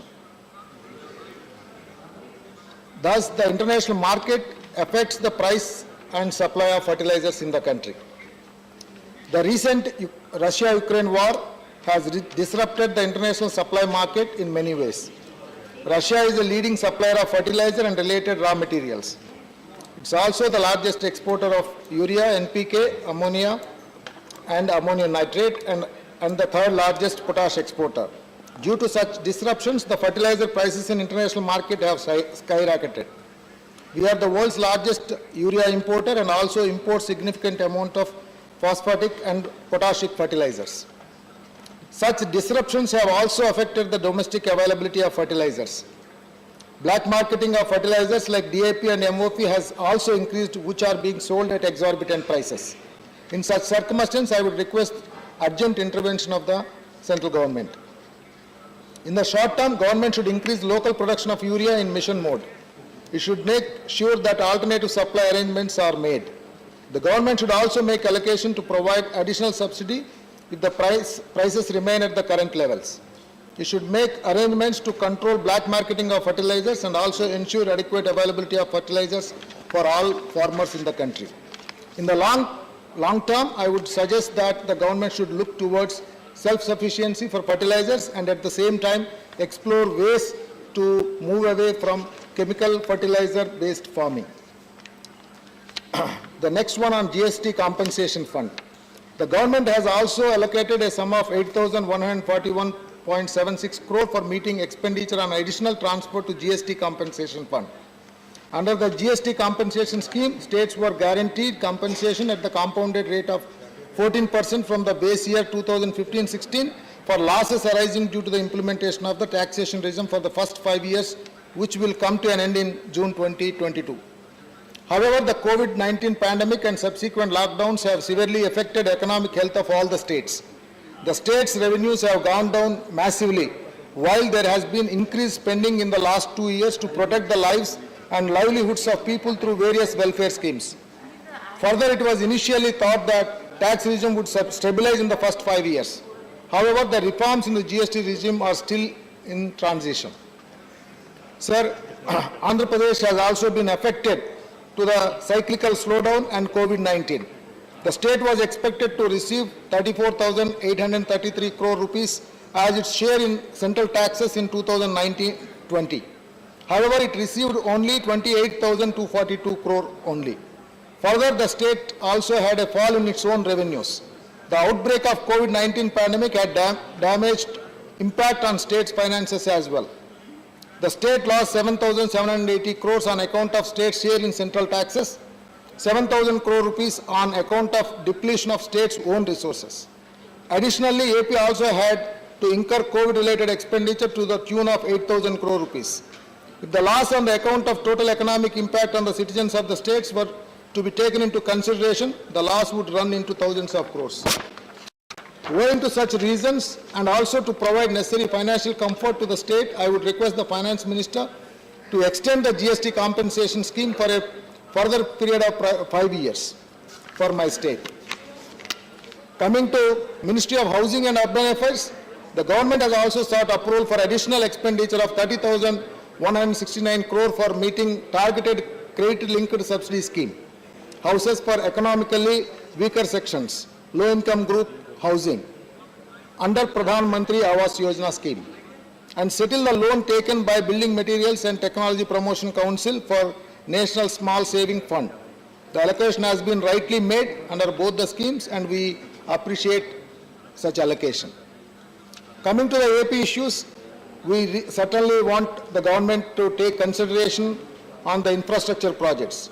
As you are aware, sir, the government has allocated 4,950 crore for capital infusion in National Bank for financing infrastructure and development and recapitalization of public sector general insurance companies. I would take this opportunity to highlight the pending infrastructure projects in the state of Andhra Pradesh and would request the central government indulgence in speedy execution of these projects. I would request the Honorable Minister to help expedite the work on the proposed highway project from Visakhapatnam Port to Bhogapuram. Also develop Tirupati Airport, and also set up South Central Railway Zone project, Railway Zone in Walter Division in Andhra Pradesh. I want to conclude by saying, in the third supplementary budget, the government has made important allocations towards various schemes of the central government. There has been an increase in fertilizer subsidy budget. The loan guarantee scheme for COVID-affected sectors has also been extended by another 3 months. Allocation has also been made for the credit guarantee scheme for microfinance institutions. Even though we are trying to overcome COVID-19 pandemic, its effects are still being felt in the economy for both job sector and overall development. The central government has the fiscal room to aid and provide support to the state governments. I would request the government to take into account the suggestions that are being put across and also expedite and resolve the issues related to state of Andhra Pradesh. We from YSR Congress Party support the supplementary demand for grants for the year 2021-22 and excess demand for grants for the year 2018-19. Thank you, sir. Shri John Bittas. Thank you, sir, for allowing me to speak. Sir, Shakti Sinha was referring to the Honorable Finance Minister. Shakti Singh. Sorry, ma'am. And he was saying that, I'm glad that the Finance Ministry is so alert. Yeah, alert. He was saying that Honorable Finance Ministry is from JNU and she would uphold the ethos of their organization. Ma'am, I am also from JNU. And I think that all these values which we imbibe from JNU is intact in me. I am little afraid whether Honorable Finance Minister still hold them to her heart. Because JNU is castigated as an anti-national organization nowadays, an institution. So coming to the macro level of the topic, I had expected the Finance Minister to come up with concrete and comprehensive strategy to deal with the post-COVID scenario.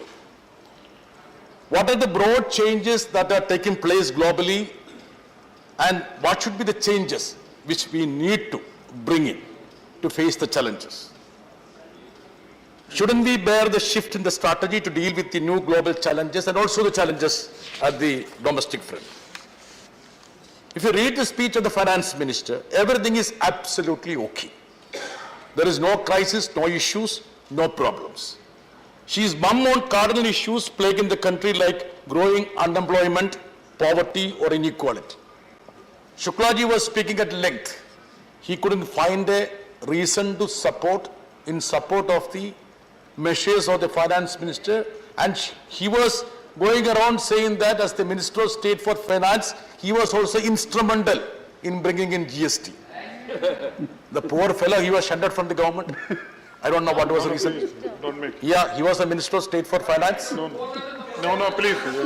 He should, इसको example करा लें. no, my only request is he should be brought back. There is the chair, please. He should be brought back. Sir, we rely on half-baked data to paint a rosy picture. The advanced estimates presented in the budget tell us nothing about the real growth rates in 2021-22. Sir, you know about the advanced estimates are largely based on data from the formal sector alone. And there is a complete blackout of the informal sector. And can we think about the data without having the real picture of the informal sector of this country? Most of the people are based on the informal sector. There is another catch, sir. Even with the formal sector, data are used only from those firms that employ more than 20 workers from the Factory Act. Yes, it simply means we cover up the humongous crisis that has gripped the economy. Sir, I will set an example. Our corporate income, the income tax was 3.3% of the GDP in 2017-18. And it is now 2.5%, that's of the GDP in 2021-22. You are very benevolent to the corporates, and since 2017-18, you must have foregone at least 1.6 lakhs crore of tax each year. This is the benevolence you have shown to the corporates. This is called crony capitalism. Our GST income was 3.1% of the GDP in 2018-19. It has come down to 2.8%. Sir, there is a reason why the common man becomes poorer and the corporates becomes richer. See the catch.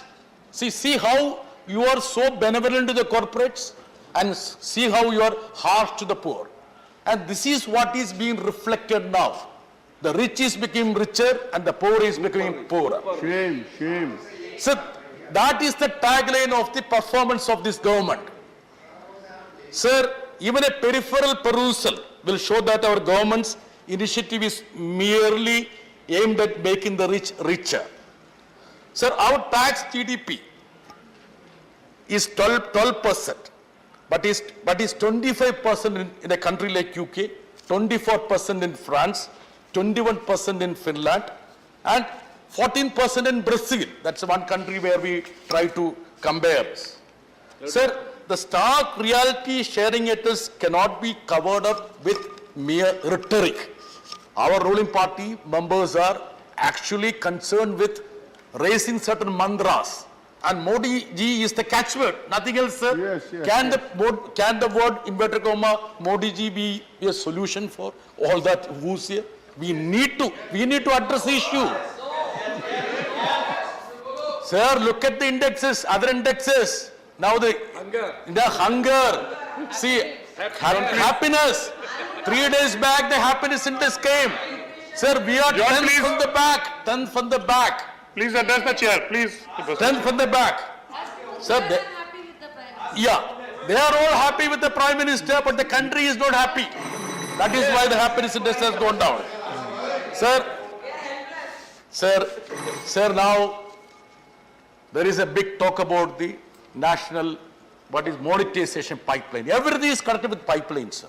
Even my friend Ashwini ji, he talks about railway pipeline. Every pipeline is one word. I will show you one of your plants have got pipeline. That is to drain out the resources of the country, nothing else, sir. Sir, now LIC. Sir, please, 2 more minutes. Sir, I am requesting. I had requested the deputy chairman also. 5 more. 5 more minutes. Okay. Sir, 1 more minute, second. 1 more minute. Sir, sir, let me just conclude, sir. Yes. Sir, LIC. See, the contribution of the government of India 64 years back was just 5 crore. 5 crore. Now, what is asset of LIC, sir? What is asset value? It's like 38 lakh crore.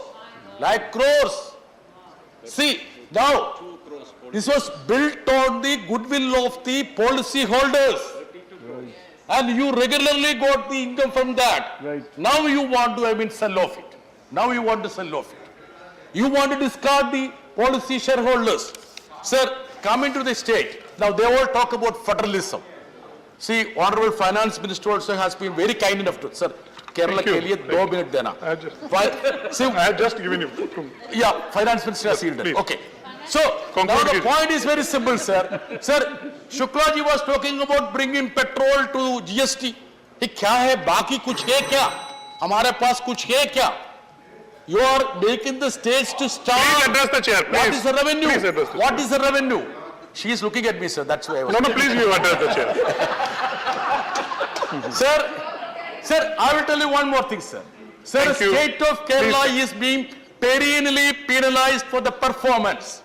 Just because we did wonderfully in social sectors, our share comes down. Thank you, Joe. I will show you, sir. During the 10th Finance Commission, Kerala received 3.9% share from the central taxes. Now it has come down to 1.9%. Can you penalize a state, sir? Jaishankar sir, can you penalize a state? Because we are performing. Sir, Thank you. Sir, Thank you, please. I will just submit, sir. One more. Sir, see, the only point is that we need to be considerate to the demands and concerns of the state governments. See, we all talk about the taxes that has been collected from petroleum. Hardeep Puri Saab was very kind enough to give the Hardeep Puri Saab. You are kind enough to give the data on the petroleum taxes. Please. 3.7 lakh crore in 2021. Thank you. Sir, out of that, Thank you. only 18,000 crore Next was speaker. the PVC pool. I'll Other call rest the was next taken speaker by now. the finance No, please, minister. please. Please, please. States are made to starve, sir. I would ask Please, the government to Mantri, correct it. Mantri. Thank you very much, sir. Please, Mantri. Sir, Please. no, I'm not responding. Sir, I just want to draw the attention of Honorable Member Brittas in his enthusiasm to constantly point at the government. There are times when probably parliamentary language usage is being crossed. Yes, I want to point out, you said that fellow should be brought back Yes, to the ministry. Fellow. Yes. No, please, please, That's please don't fine. interrupt. That's fine, Sushmita ji. That's fine, Sushmita ji. You But the word fellow, sir, is unparliamentary.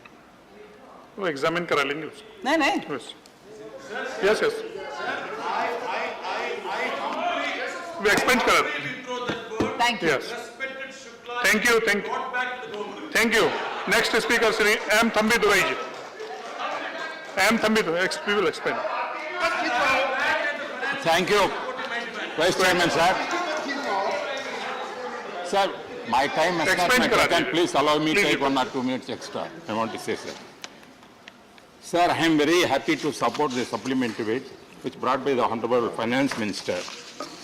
In that, I read news, in a bid to maintain fiscal deficit within the targeted limit, the Finance Ministry asked ministries and departments to restrict their expenses with their revised estimates. Based on that, now she has brought the supplementary budget. In that, she has sought 1.07 lakhs crores for the third supplementary. I am very happy that she has taken very large effort to see that the supplementary budget, it can be used for especially agriculture. She has mentioned giving subsidy for the fertilizer and everything. This is very, we know, sir, very well. As soon as the Honorable Prime Minister taken over the reins of this country, he is concerned about the agriculture, especially farmers. Farmers, to help them, he has brought many schemes. In that, also fertilizer giving subsidy also, one of the things we have to appreciate that. Sir, and also, sir, we know the epidemic situation, how our Honorable Prime Minister handled the situation. In the world, everybody appreciated, with the constraint of the financial condition, he took a lot of efforts to allocate more funds to see that, to control the epidemic of the COVID, providing vaccination toward the country, our country people.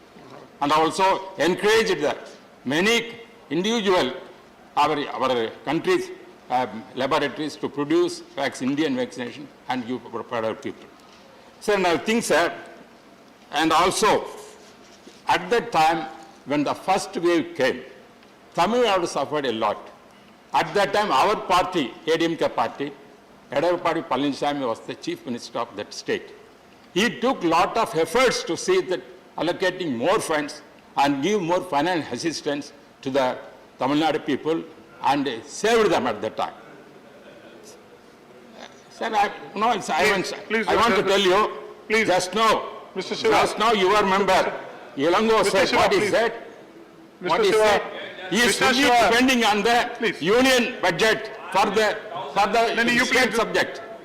See, when you are depending on that, that is showed your recent budget, what you submitted in Tamil Nadu, all the central programs only you have shown that. That is the thing what happened. The water schemes, whatever things.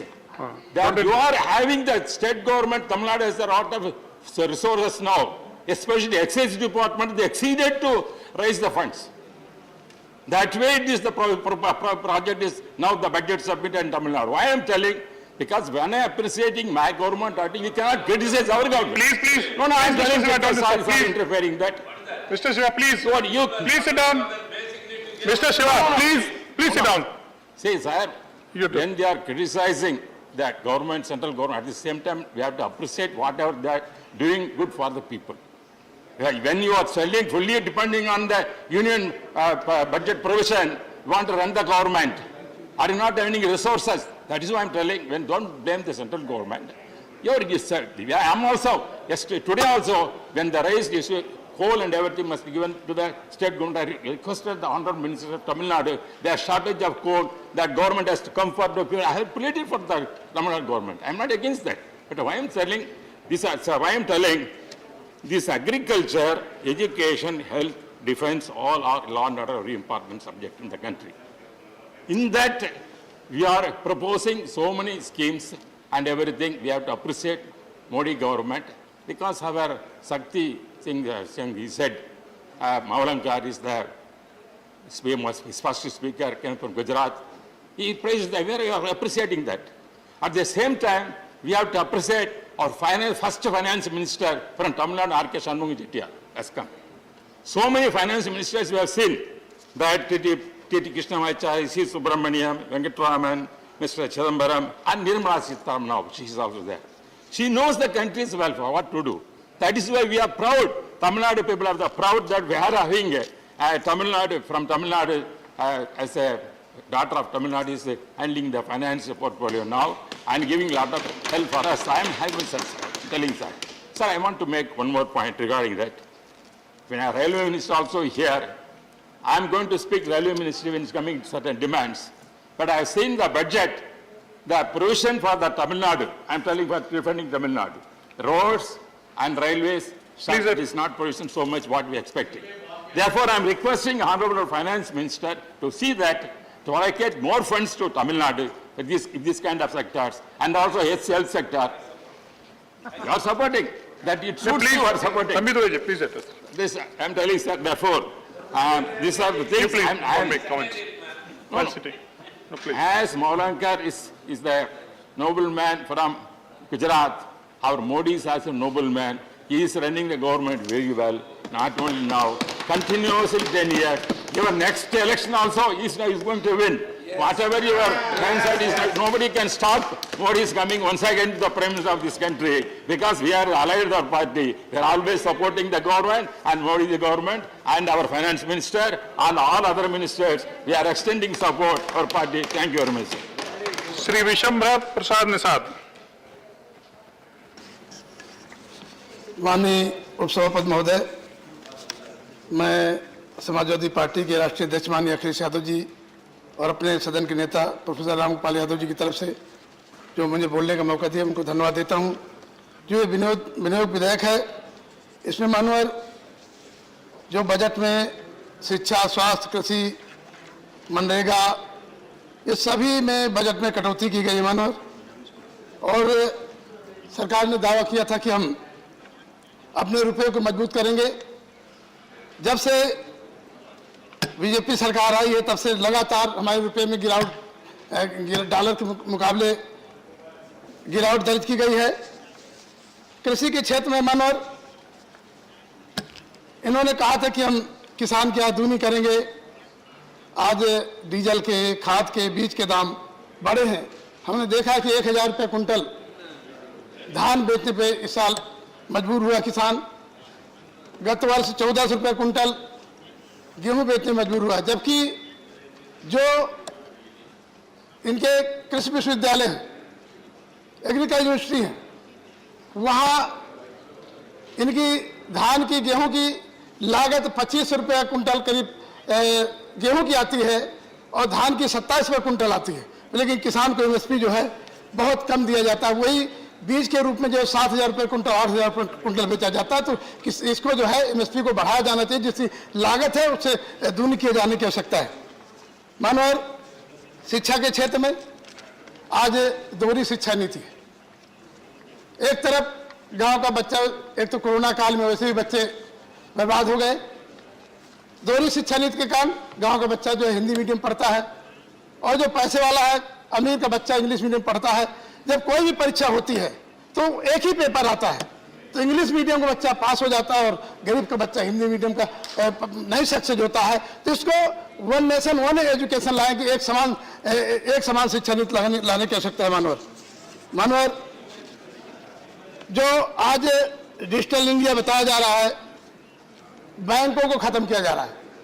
Bank सारे, क्योंकि तमाम घोटाले करके विजय माल्याल, नीरव मोदी से लगा के तमाम लोग देश का खजाना लूट के भाग गए और सारा देश के नागरिकों पे देश पे कर्जा लादा गया, इसलिए बैंकों को निजीकरण किया गया। डिजिटल इंडिया, आज धोखाधड़ी कितनी हो रही है। रोज फोन पे आते हैं कि आपका फेसबुक में आप इनाम जीत गए हैं, आप इसमें इनाम जीत गए हैं, आपको कार मिल गई है, आपको ये मिल गया है।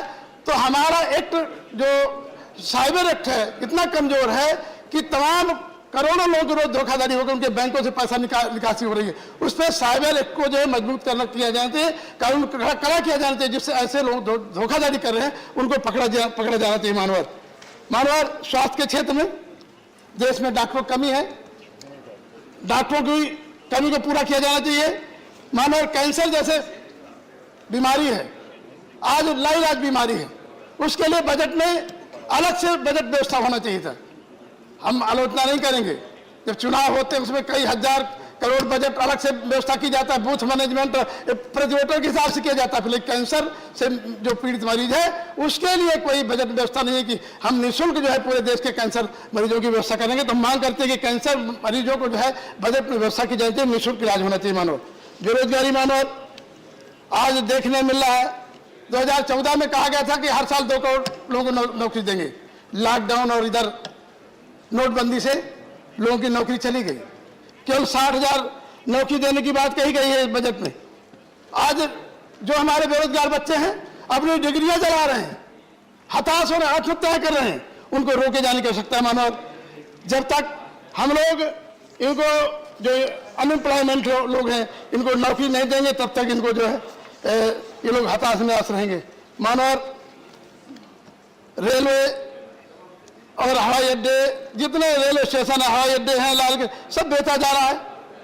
इन्होंने कहा था रेलवे में कि बुलेट ट्रेन चलाएंगे, बुलेट ट्रेन का क्या हुआ, स्मार्ट सिटी का क्या हुआ, ये तमाम मामले। मानो पेयजल में इन्होंने कहा कि घर घर नल की व्यवस्था। मानो मैं बुंदेलखंड से आता हूं, उत्तर प्रदेश में जल निगम जल संस्थान है, ये पेयजल योजना बनाई गई और टेंडर हुए। उत्तर प्रदेश में जो सरकारी विभाग है, जल निगम है, जल संस्थान है, आज वो जो है कगार पे खड़ा हो गया, भूखों मर रहे हैं कर्मचारी अधिकारी वहां के, उनको 2-2 साल से तनख्वाह नहीं मिल रही, क्योंकि उनको पेयजल का इनका टेंडर नहीं मिल रहा है। एक अमुक राज्य के बड़े बड़े ठेकेदार को ठेका मिल रहा है, वो पेटी कंट्रैक्ट में काम जिले वालों, वही लोकल वालों से करा रहे हैं। मानवर आवास योजना, इन्होंने कहा था 2022 तक हम सभी को पक्का मकान दे देंगे। अभी SC ST आदिवासियों पे चर्चा हुई थी, कितने तमाम गरीब गुरबा लोग हैं जिनके पास मकान नहीं, आवास नहीं है, तो सभी को जो है पक्के आवास मकान देने की व्यवस्था की जानी चाहिए। मानव ओबीसी SC ST के लोग तमाम मांग कर रहे हैं, ओबीसी के लोग, इनकी जाति जनगणना जब तक नहीं होगी इनको कोई लाभ किसी योजना का नहीं मिलेगा। ओबीसी के लोग चाहते हैं कि हमारी जाति जनगणना हो और संख्या के आधार पर उनको सभी सेक्टरों में भागीदारी मिले, जिससे कि वो लोग भी जो है हर अपना सुकून से जिंदगी जी सके। मानो हमारे खास तौर पर उत्तर प्रदेश में किसान घाटे खेती कर अन्ना प्रथा है, उन अन्ना प्रथा को खत्म करके उसके लिए किसान प्रधानमंत्री फसल बीमा योजना के अंतर्गत अन्ना प्रथा को जो पशुओं से होने वाली हानि है उसको सिचुएट किया जाना चाहिए। यही हमारे पॉइंट थे, 13 पॉइंट उससे खत्म किया जाना चाहिए। और आज देख रहे हैं कि एक फिल्म बनी है कश्मीर पंडित, हम चाहते हैं कि बैंडिट क्वीन को भी टैक्स फ्री किया जाना चाहिए और लखीमपुर खीरी के किसान पे फिल्म बनना चाहिए। जो 14 महीने से किसान जो है यहाँ पे बैठे हैं उस पर फिल्म बनना चाहिए। मीडिया में बोला जाता है कि बताओ 75 साल में क्या किया, तो वहाँ एक व्यक्ति ने कहा कि वो नहीं बताएंगे, नहीं तो उसको भी आप देख लेंगे। इसलिए जो भी आज देश में हुआ है उसके आगे बढ़ाने की आवश्यकता है। धन्यवाद। प्रोफेसर मनोज कुमार झा। शुक्रिया उपसभापति जी। एक परंपरा शुरू की है बीते कुछ दिनों से कि अपनी भाषा के अतिरिक्त किसी और एक भाषा में शुरुआत करूं। आज कन्नड़। गौरवान्वित अध्यक्षरे नानु अप्रोप्रिएशन बिल विषयाद बग्गे मातनाडलू इच्छिसेतने। कन्नड़ में था ये कि आज मैं अप्रोप्रिएशन बिल पे बोलने को खड़ा हुआ हूं। सर, उससे पहले कि मैं आगे बढ़ूं, वादे के मुताबिक मैंने फाइनेंस मिनिस्टर जी से कहा था कि मैं एक इंस्टांस डिजरेली ने ग्लैडस्टोन से कहा, आर्थिक संदर्भ में चर्चा हो रही थी। Mister Gladstone, I would like you to tax the rich people and leave the poor. Do not rely upon indirect taxes. For that classic reply given by Gladstone was, look, both direct and indirect taxes are like two charming sisters. I love them both, though in the family parlance it may be called immoral, bigamous, because they are both charming. I love them both, but in this I give a little more love to indirect taxes. The second sister, because she is more charming, she is more yielding, and she is more welcome for exploitation. Therefore I depend upon this source, though I do not give up the other source. ये उदाहरण मैं समझता हूं गुरुपद स्वामी ने इसी सदन में कहा था, और वीपी सिंह साहब फाइनेंस मिनिस्टर थे। तो वीपी सिंह साहब क्या कहते हैं सुनिए। The other sister has been more yielding. I just wanted this reference to be put without any comment, without any further observation for the Honorable Finance Minister and for the government. So, मैं अभी जब बाकी सदस्य बोल रहे थे या जब मोशन मूव किया ऑनरेबल फाइनेंस मिनिस्टर ने, तो मैं सोच रहा था कि गांव में या छोटे शहरों में बैठा व्यक्ति अगर टेलीविजन पर ये देख रहा होगा कि अप्रोप्रिएशन बिल पे चर्चा हो रही है, तो उसके लिए अप्रोप्रिएशन बिल और इतने लाख करोड़ उसके लिए मायने नहीं रखते हैं। वो अपना संदर्भ देखना चाहता है कि मेरी थाली में इसका क्या हिस्सा आ रहा है, मेरी थाली का वजन बढ़ रहा है या घट रहा है, मेरे पड़ोस में क्या हालात हैं, मेरा बच्चा जो प्रतिदिन निकलता है घर से रोजगार की तलाश में और शाम को वापस घर आता है और उसके हाथ में सिफर है, शून्य है। तो अर्थव्यवस्था और अर्थतंत्र को हम आम इंसान के नजरिए से अगर देखें सर, तो हाहाकार का विषय है। अब आंकड़ों की बात मैं करता हूं। मैं मानता हूं कुछ दिन पहले एक आंकड़ा आया, प्रधानमंत्री जी बेहद लोकप्रिय है, अरे कोई संदेह नहीं है, सचमुच बेहद लोकप्रिय है। लेकिन अगर एक एजेंसी का आंकड़ा अप्रूवल रेटिंग एक्सेप्ट करते हैं, तो हैप्पीनेस इंडेक्स पे क्यों चुप हो जाते हैं, हंगर इंडेक्स पे क्यों चुप हो जाते हैं, प्रेस फ्रीडम इंडेक्स पे क्यों चुप हो जाते हैं, डेमोक्रेटिक स्फीयर इंडेक्स पे क्यों चुप हो जाते हैं। सांख्यिकी के साथ साथ एक अद्भुत चीज है कि उसका इस्तेमाल कई दफा लैंप पोस्ट की तरह लोग करते हैं। जब शराबी लड़खड़ाने लगता है ना, तो लैंप पोस्ट पकड़ लेता है। तो मैंने कहा रहा सर, ये कोट है कि लैंप पोस्ट की तरह भी स्टैटिस्टिक्स का उपयोग होता है ताकि आप लड़खड़ा के नीचे ना गिरे। सर, मैं अभी एक चीज सोच रहा था कि आप इन्फ्लेशन को लेकर, कई सदस्यों ने कहा मैं 6.7 हो गया फरवरी में, ये नहीं कहूंगा, ये हम आप भी महसूस कर रहे हैं और हम तथाकथित ऊपरी तबके के लोग हैं। अगर महंगाई को देखना है ना सर, तो आंकड़ा सीपीआई इस इंडेक्स से नहीं, सीपीआई का मतलब कम्युनिस्ट पार्टी ऑफ इंडिया नहीं, वो सीपीआई वो वाला, तो सीपीआई उस आंकड़े को देखिए कि लोगों की जिंदगी को ये कैसे प्रभावित कर रहा है। उज्ज्वला एलपीजी के बारे में नहीं कहना चाहता। अक्सर हमारे पेट्रोलियम मंत्री बाकी लोग कहते हैं कि सरकार नियंत्रण नहीं करती है कीमतों का, तो साहब 5 महीने चुनाव के दौरान कीमतें क्यों नहीं बढ़ी? अगर 5 महीने चुनाव के दौरान कीमतें नहीं बढ़ी तो इसका मतलब है कहीं ना कहीं सरकार के सरोकार का ताल्लुक है। तो आप ये रिलीफ लोगों को दीजिए ना। मध्यम वर्ग की कमर टूट रही है सर, उसकी सेविंग्स को देख लीजिए। कोविड ने सब कुछ डिस्ट्रॉय कर लिया। आप चुनाव जीतते हैं, आपको मुबारकबाद, लेकिन दिक्कत और परेशानी कल को आपको भी होगी कि अगर इंसान के बुनियादी मुद्दों से चुनाव के परिणाम का ताल्लुक नहीं रहा तो फिर चुनाव का कोई मतलब नहीं रहा, डेमोक्रेसी का कोई मतलब नहीं रहा।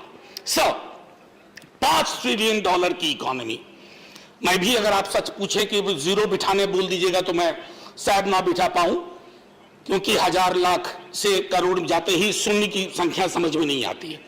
लेकिन सर ये $5 ट्रिलियन की इकोनॉमी में बिहार है, क्योंकि बिहार के बगैर माननीय फाइनेंस मिनिस्टर, अगर आप $5 ट्रिलियन के शिखर पे जाएंगी तो हमारे बगैर तनाव महसूस करेंगे, अकेलेपन का एहसास होगा। बिहार को छोड़ करके हमारे एक बिहार के सदस्य हैं, महत्वपूर्ण मंत्री हैं, वो मुस्कुरा रहे हैं।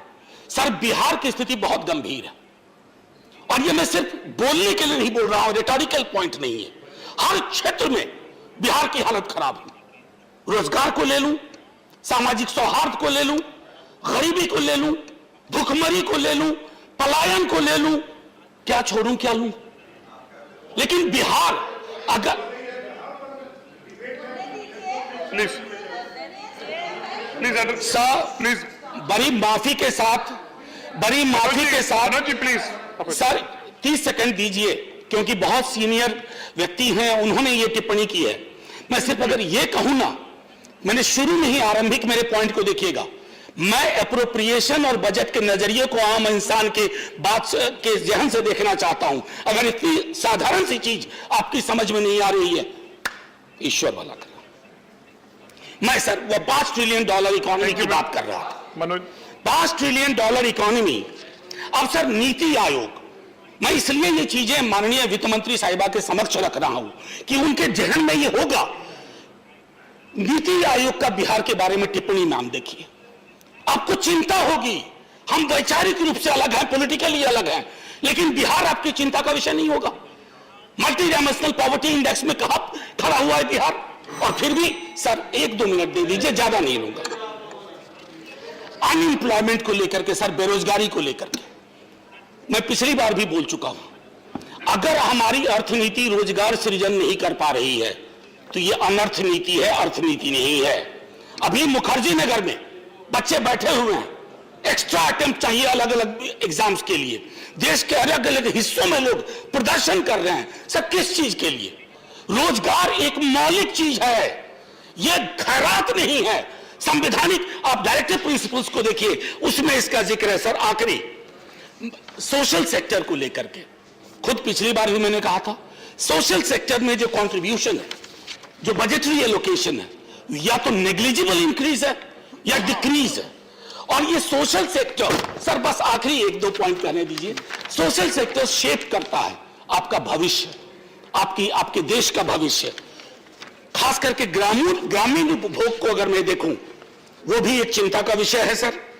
8 वर्ष में सबसे नीचे है। एमएसएमई में 40% MSMEs either have closed down or are on the verge of it. Those of us who believe that the government is very transparent on corruption, zero tolerance, let me quote 2020 Transparency International Corruption Perception, we are occupying 80th position. मैं क्यों कह रहा हूं कि इसी की report लेकर के यूपीए के खिलाफ, सर बस आखिरी इसी की रिपोर्ट लेकर के यूपीए की सरकार के खिलाफ आपने मोर्चा खोला था।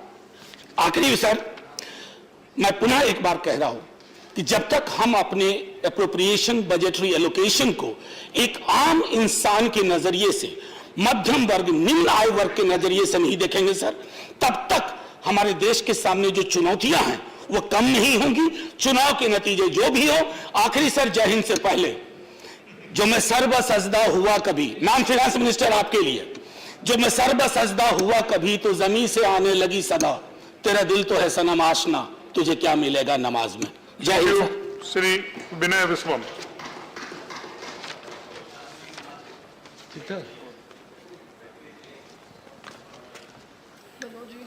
Thank you.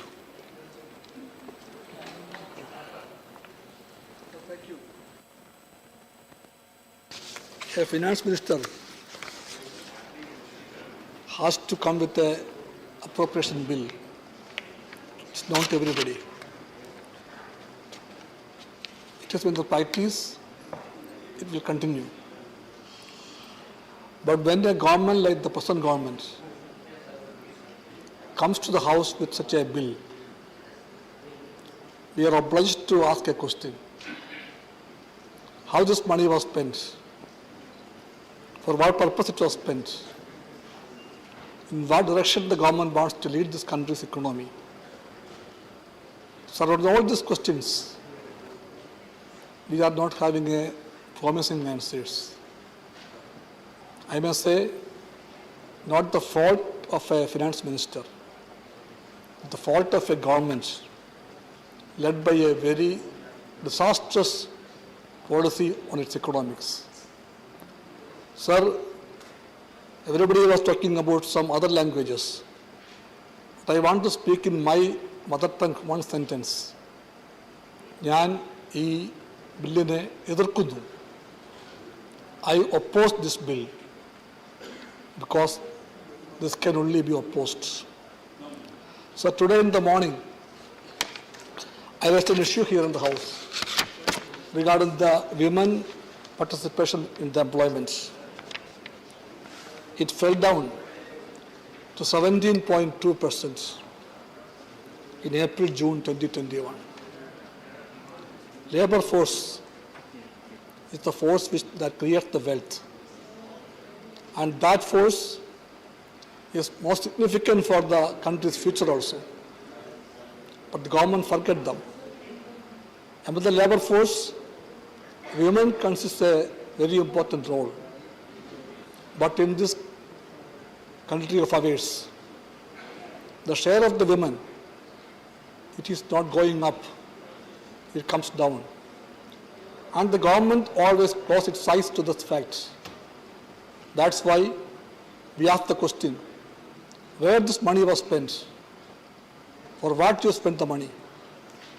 We all know very well about the term NPA, non-performing assets.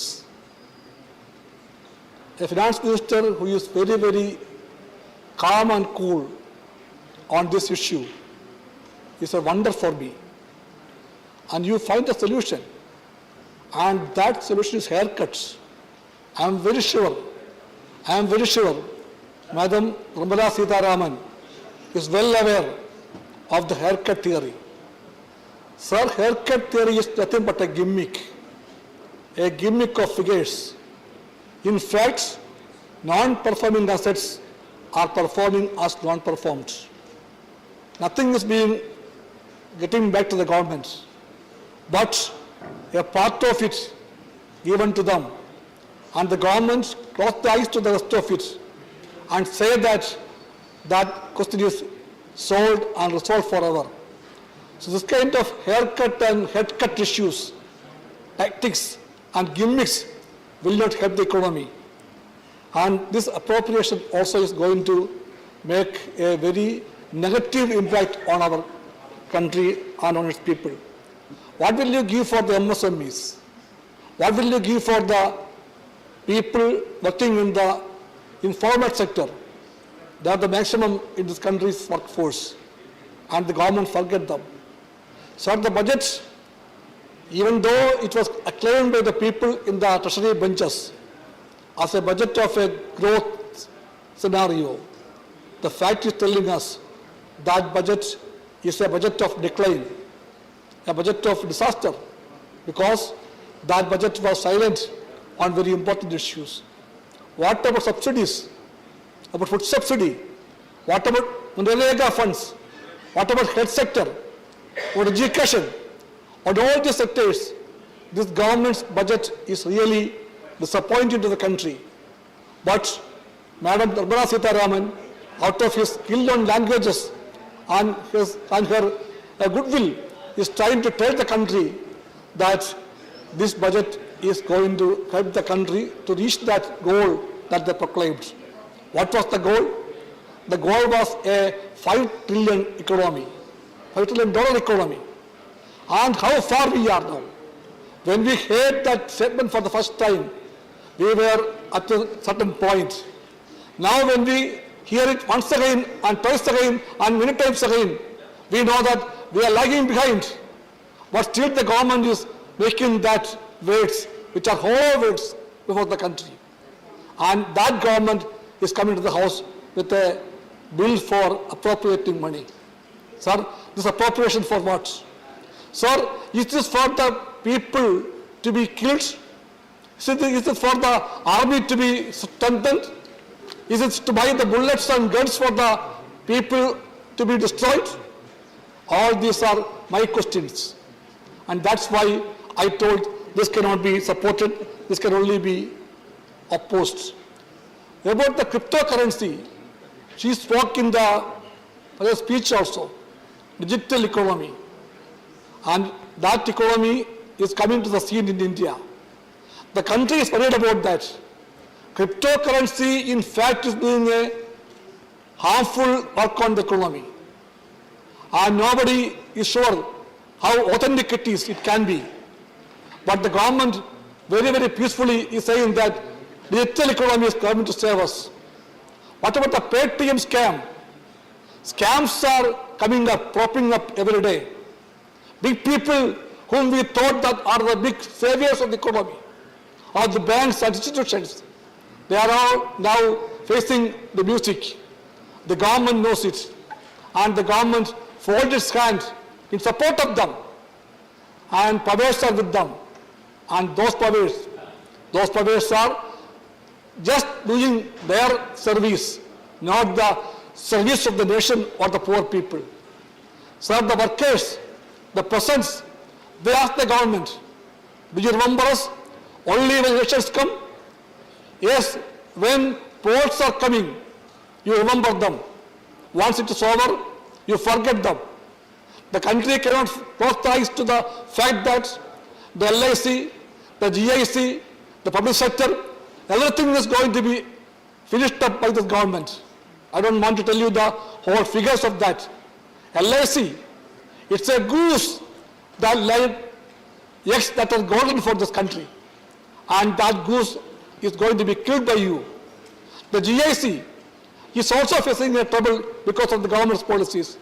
The PSUs are also going to be wound up by this country, by the ministry.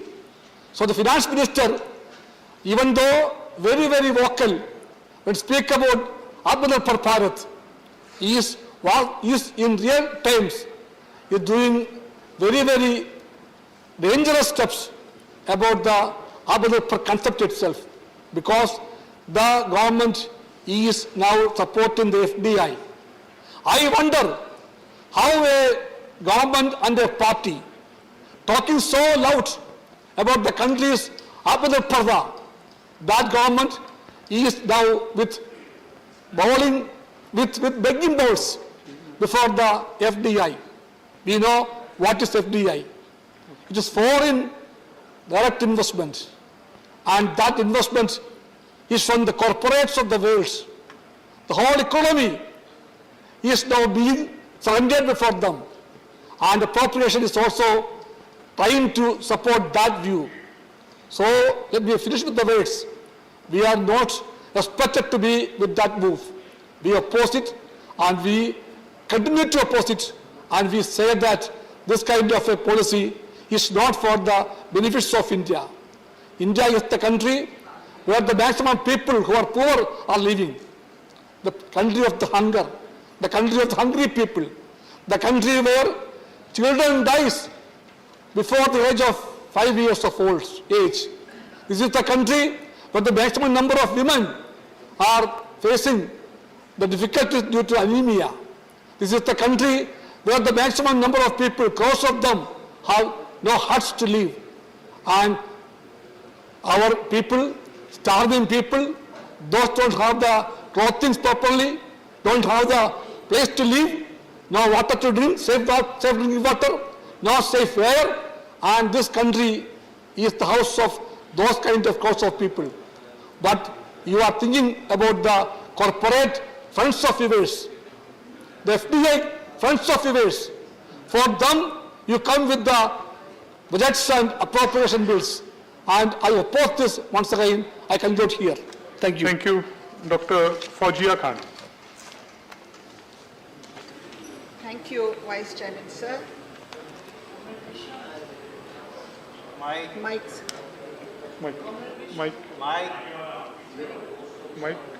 Mike on करो.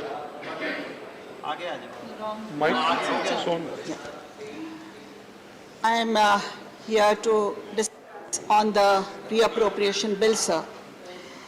It has often been mentioned on the floor of this House, sir, that infrastructure in our nation is growing. Road infrastructure, railway infrastructure, government buildings, smart cities, also the Central Vista, which is growing as an urgent priority.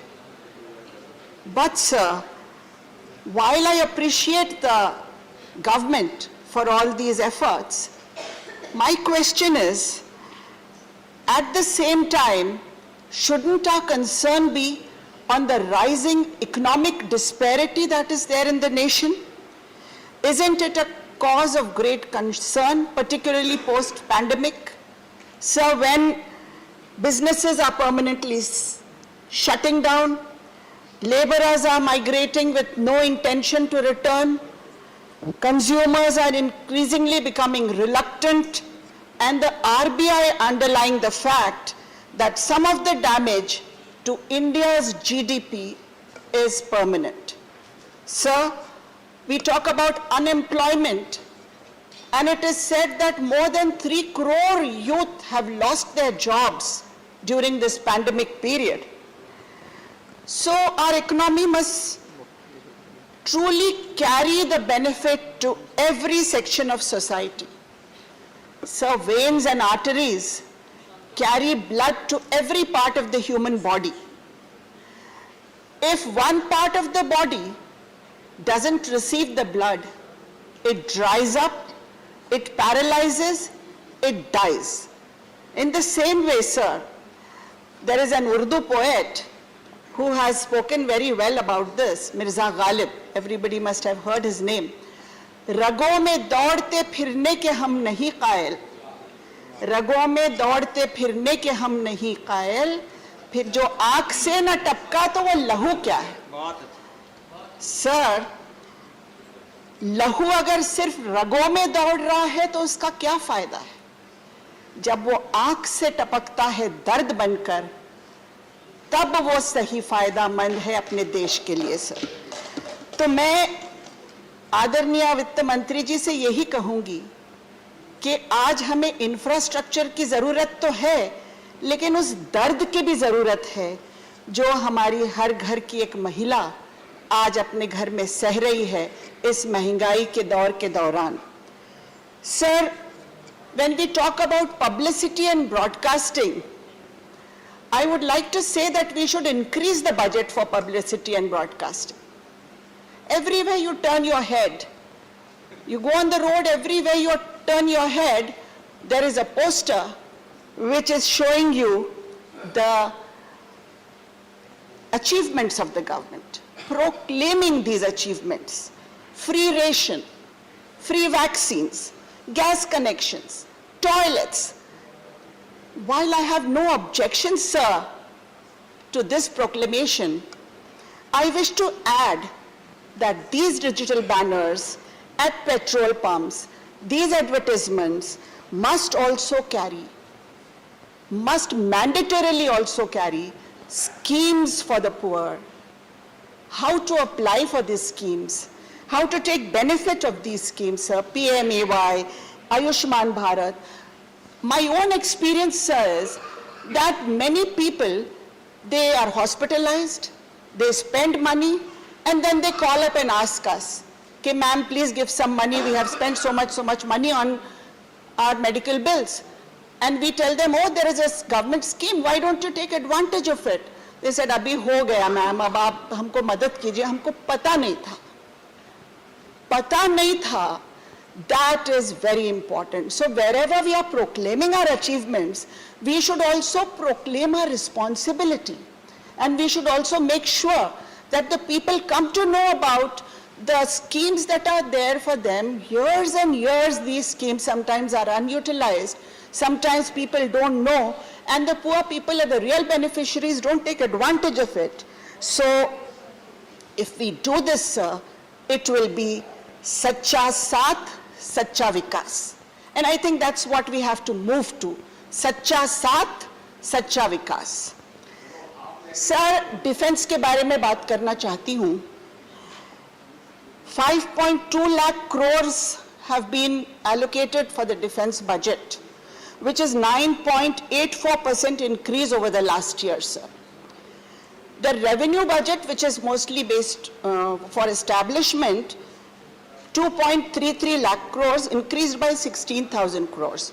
But sir, the major expense, defense capital outlay, 1.52 lakh crores, has seen a 12.2% decline from last year. Reason, funds have not been utilized. Sir, for R&D, only 11,981 crores has been allocated, from which also 25% is for startups and private industry. Sir, the war, today the Russia-Ukraine war has posed a big challenge before the world.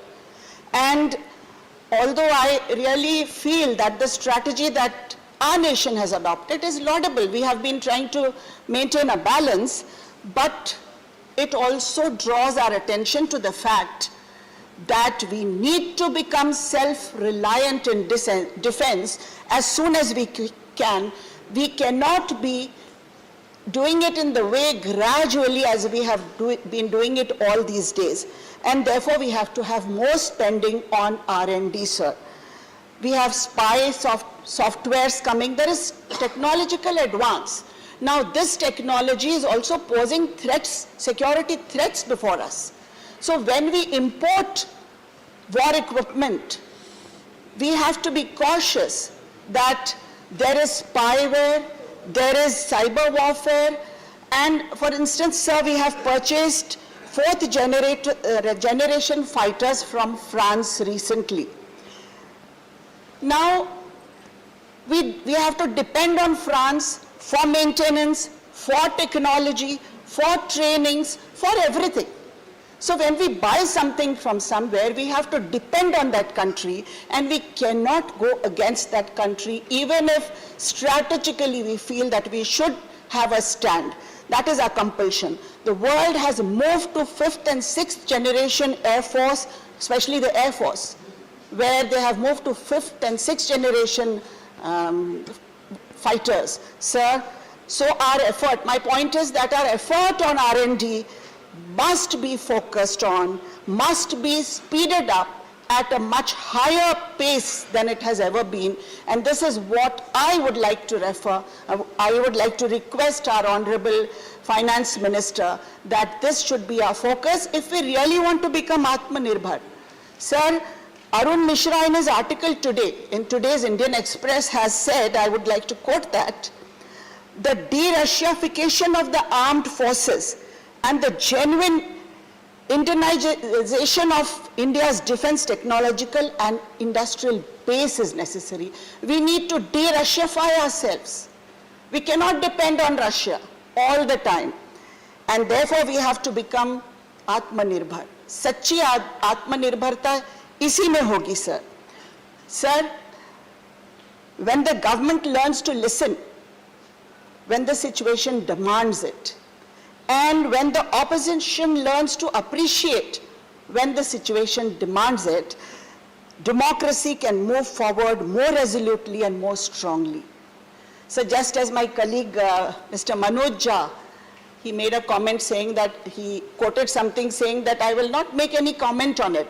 I would also like to quote a Turkish proverb.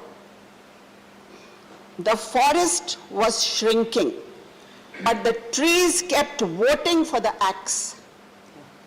For the axe was clever and convinced the trees that because his handle was made of wood, he was one of them. So, sir, I wouldn't like to make any more comment on this. At the end, I will only like to say, ma'am, that Elon Musk had dreamed a dream. He had dreamed a dream that he would like to make travel into space more affordable for people. And that became his greatest selling point, to the extent that he became the world's richest man at one point of time. Ma'am, our greatest selling point ought to be our Atmanirbharta. Sorry to say, we have still not been able to make that our selling point the way it should be, because marketing the government's achievements is not our aim.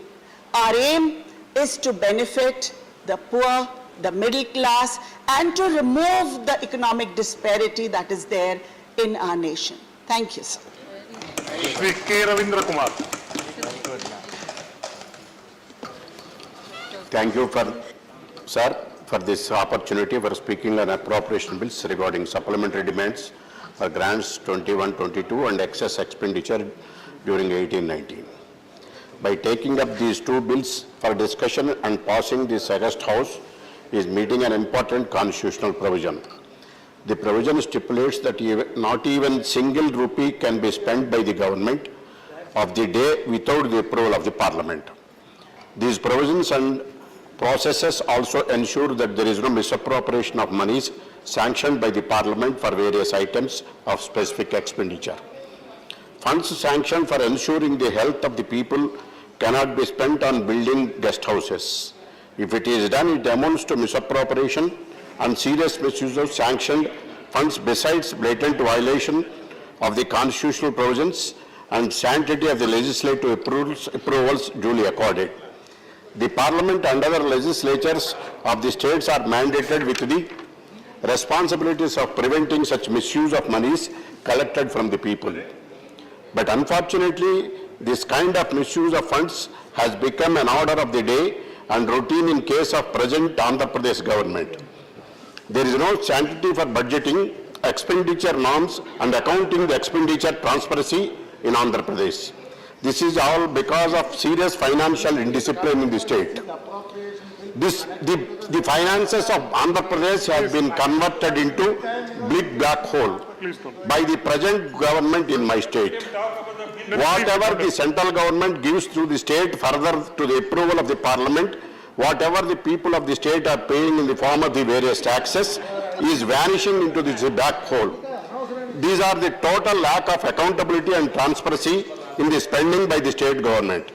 All this because of the total collapse of financial discipline on the part of the Andhra Pradesh government. These are not, sir, these are not my words. Two respectable honorable ministers of the state for finance of the central government have gone on record very recently pointing out lack of financial discipline and gross mismanagement of finance in Andhra Pradesh. Minister of State for Finance, Shri Bhagavat Karad, during his recent visit to Vijayawada, has stated in public that there is no financial discipline in Andhra Pradesh. This was further elaborated by another Honorable Minister of State for Finance, Shri Pankaj Chaudhary, in his recent letter dated 11th of this month to one of my colleagues in the Lok Sabha. In this letter, the Honorable Minister Chaudhary pointed out some irregularities committed by the Andhra Pradesh government with a few examples. He revealed that for the financial year 1920, so the state government has wrongly classified 4,378 crore as capital expenditure. This is effect means that expenditure on other items was shown as capital expenditure. I raise this point because to encourage capital expenditure, central government encourages states through borrowing and other means. By inflating capital expenditure, through wrong classification. Deliberately, Andhra Pradesh government is widening the window for borrowings. This is totally unjustified as it affects the future of the people on the state of the burden mountain loans. You sit down. In fact, this has become the modus operandi of Andhra Pradesh government, borrowing every day for every source by misleading the central government with wrong report of expenditure. The state government is borrowing in a deceitful manner. It is cheating the people of the state and the center as well. There is yet another equal serious dimension to the state financial mismanagement by the Andhra Pradesh government. Minister of Finance Pankaj Chaudhary in his letter also revealed that the state government has reported absent spends as expenditure incurred on disaster relief and rehabilitation during 1920 and spent those funds for next year. Monies given by the Center for Disaster Relief were transferred to personal accounts of projects, authorities, and were spent for non-relief purposes by diverting disaster relief funds. This is a clear indication of financial disaster in Andhra Pradesh which needs to be checked forthwith. Concerned over this disastrous financial management in the state, Minister of State for Finance Pankaj Chaudhary in his letter has highlighted the need for the government of Andhra Pradesh to take correct measures. I would like to assure this August House that the state government will certainly not take up collective measures required. On the other hand, it will continue with its financial misdeeds. It is for the central government to ensure financial indiscipline on the part of Andhra Pradesh government. I urge the center to do this forthwith. In the last revelation, Andhra Pradesh government has also recently misused 1,798 crore released by the center under National Health Mission and COVID package 2 contrary to the directions of the center to transfer these funds as a single nodal account. The state government has used these funds for other items. As a result, the health of the people of the state has been put to great risk through misuse of funds sanctioned by their health. This is not enough for the center to step in forthwith and safeguard the interest of the people of Andhra Pradesh. Center should do this before it's beyond repair. As per the COG, revenue deficit for 1920 was a huge of 1486% of the estimate.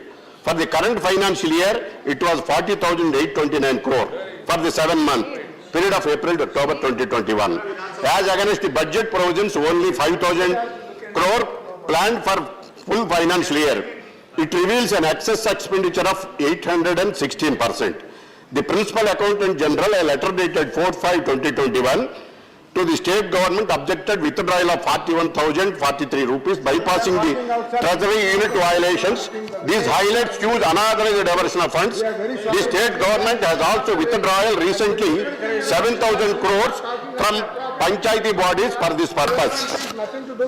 Sir, in a letter by the Financial Department, the Department of Expenditure, dated 30th June 2021, the borrowing space of the state for any given year is calculated on the basis of information submitted by the state. Once the COG audited state financial accounts are available, the adjustment on account of overborrowing by the state arises due to deviation in the information given by the state and information published in the state finance accounts is carried out. Accordingly, in the instant case, repayments and other borrowings was considered based on the information provided by the state of Andhra Pradesh via its letter dated 22/4/2021. An amount of rupees 17,923 was adjusted with the available borrowing space of Andhra Pradesh on account of overborrowing by state during earlier years. Sir, the state financial affairs in Andhra Pradesh is very serious. The state government should be prevented from eroding the sanctity of legislative authorization of expenditure and appropriation of the funds done by both the parliament and the state legislature. A $5 trillion economy of India cannot be built on financial misappropriation and willful wrong reporting as is being done by Andhra Pradesh government. This is the time necessary intervention by the center before it goes beyond repair. Thank you, sir. Thank you. Srimati Priyanka Chaturvedi. Before time I complete. Thank you so much, Honorable Sir. So firstly, to get this out of the way, the appropriation number 2 Bill 2022 and number 3 Bill 2022, I stand to oppose it. Now that I have that out of the way, sir, एक कवि धूमिल हैं, उनकी दो पंक्तियों से शुरू करना चाहूंगी। लोहे का स्वाद लोहार से मत पूछो, उस घोड़े से पूछो जिसके मुंह में लगाम है। सर, जिस तरीके से जो बजट आए जा रहे हैं उस पे विकास को लगाम लगा दिया है, प्रजातंत्र को लगाम लगा चुके हैं सरकार ने, बजट के अलावा संविधान का लगाम लगाया हुआ है, रोजगार पे लगाम लगाया हुआ है। तो मैं कुछ हेडलाइंस पढ़ना चाहती हूँ पिछले 2 महीने से, उसी से समझ में आ जाएगा कि क्या स्वाद है लोहे का। EPFO interest rate slashed to 8.1%, lowest in 4 decades. MSME suffers most during COVID lockdown. Public sector banks have MSME NPA of rupees 1,37,087 crores. Rupee sinks 109 paise, worst in Asia. ये मैं अपना मन के नहीं बोल रही हूँ, मैं तो बस headline पढ़ रही हूँ. Industrial growth fell to 10-month low at 0.4% in December. Income of poorest fifth plunged 53% in 5 years. Those at the top surged by over 40%. Amid bilateral chill, India-China trade marks record surge in 2021. 60% saw income halve in 2 years of pandemic. Joblessness rate in double digits between April to June 2021. Joblessness rate in youths jumped to 26% in financial year 2022 quarter 1. Women 31% worse off than men at 24%. States showing high unemployment rate. Jammu and Kashmir की बहुत बात होती है, उनके साथ किस तरीके का दुर्व्यवहार हो रहा है। लगाम नफरत पे लगानी चाहिए, पर लगाम आपने रोजगार पे लगाए हुए हैं। Jammu and Kashmir at 46.3%, sir. Madhya Pradesh at 31.4%, sir. Uttarakhand at 36.6%, sir. Uttar Pradesh at 24.7%, sir. ये पिछले 2 महीने के हेडलाइंस हैं, उसी से आपको समझ में आ जाएगा अप्रोप्रिएशन है, मिस अप्रोप्रिएशन है, क्या है। मैं इस पे ज्यादा नहीं जाना चाहूंगी। मैं आपको सब दे दूंगी, सोर्स के साथ दे दूंगी, आप टेंशन मत लीजिएगा। शायद आप अखबार नहीं पढ़ रहे हैं आजकल। I will give you all the sources, sir. Just a minute. Miss up. Yes, yes. इसको मैं चेक करा लूँ। नहीं प्लीज sit down. नहीं प्लीज आप जया जी, अगर ऐसा होगा तो हम चेक करा लें। अजय उसे करा लें। सर, मैं सब ऑथेंटिकेट कर दूंगी। NSO के सर्वे है सर, NSO का सर्वे, उसको भी डिनाई कर देंगे। तो मैं चेक करा अगर कुछ अनपार्लियामेंटली होगा तो उसको चेक करा लेते हैं। Please you can. आधे से ज्यादा समय झूठ बोलते रहते हैं, तो ऑथेंटिकेट हम करें। प्लीज सब्जेक्ट पर बोलिए, प्लीज आप प्लीज। हाँ प्लीज प्लीज यू कंटिन्यू। माननीय मंत्री जी, नहीं प्लीज। माननीय मंत्री, ma'am also gets distracted many times. मंत्री जी, So I just want to be sure. Please you, हाँ प्लीज मंत्री, हाँ you said. I just want to be sure if I've heard this right. It is the appropriation bill which has come here. And in its reference, if I've heard right, honorable member, misappropriation is an inappropriate word to use. If it was used for this, I'd like to draw her attention, honorable members' attention, and if it was used in this context, an appropriation bill comes for discussion and all of us do discuss it. But if that word misappropriation is used in the context of appropriation bill, I'm sorry, it's right, it's not wrong to use it here, because particularly in terms of the appropriation bill which has come in terms of the excess demand for grants is based on the PAC's recommendation. And we are taking the PAC's recommendation and therefore coming up with a appropriation bill for the excess demand for grants. So word misappropriation. ठीक है, उसको examine करेगा, होगा तो उसको निकाल दिया जाए कार्रवाई से। बस सर, मुझे नहीं पता था मिस अप्रोप्रिएशन एक अनपार्लियामेंट्री वर्ड है। हो सकता है आप आ गया हो सकता है। No, did I say it's in that context? I'm sorry, ma'am, I did not say it in that context. You continue. I am very surprised. मैं अगली बार कहूँगी मिसकैलकुलेशन है तो उस पर भी अनपार्लियामेंट्री लैंग्वेज हो जाएगा। तो विपक्ष किस बात के लिए हम? नो नो अगर नहीं आप अगर आप कुछ मुझे भी बताइए, अनपार्लियामेंट्री unparliamentary? अगर कुछ भी अनपार्लियामेंट्री होगा तो उसको कार्रवाई से निकाल दीजिए अगर है अनपार्लियामेंट्री है तो उसको कार्रवाई से निकाल दीजिए प्लीज यू कंटिन्यू नाउ आपका मुंह में एंटी कॉन्स्टिट्यूशन इज रॉन्ग हाँ लगा रहे आप हमारे मुंह में ही अब Sir, I asked a question. मंत्री जी It was asked in the context I'm of allowing Mantri ji. appropriation Please, bill, you sit down. which has come in Please. response to the PACs. I asked a question. I appreciate if the honourable member can just explain if she had used it in the context of the appropriation bill, which is in response to the PAC. And if it's not used in that context, I have no answers to give, I have no questions to ask, well within the rights of the opposition party to criticize the government. But to use the word misappropriation in the context of an appropriation bill, is it right or wrong? Was it used in that context or not, is what I've asked for. Please So, Yeah. without any further interruption. And I will answer to you, I will answer. Misappropriation of the way policies are handled in this country was right and pretty obvious by all the headlines I have shared. And I don't think it is unparliamentary and I don't think it is so objectionable for anyone to take objection to the fact. Now, sir, I don't want to waste my time, nor would I want to waste Honourable Minister's time. She has very important things to do. Wow, sir, what is this? Where is the rule book? Please. Where is the rule book? A member shall not read any book, newspaper or letter except in, can I finish? Please come on. Please, except, I am allowing. No, this is not please, Jaji, madam को allow किया. I have a chair and allow किया. Please, Jaji, no. You can't interrupt. Please. No, shall not read. His chair. I have मैंने allow किया उनको. Please. मैंने पढ़ सकते हैं क्यों नहीं? Please. Sir, shall not read any book, newspaper or letter except in connection with the business of the council. And what is being mentioned here has nothing to do with the bill that is being discussed. That is the business of the house at this point of time. ठीक है, अगर कोई examine करा लेंगे उसको, अगर कुछ भी गलत होगा तो उस कार्रवाई से निकाल दिया जाएगा. Please you continue. Please you continue. Point of disorder. Sir, can I say? Please keep Can I it. say Point this? of disorder. Please. Can I say something, sir? This disorderly conduct only goes to prove my point and all the headlines that I have quoted. And I rest my case with that, sir.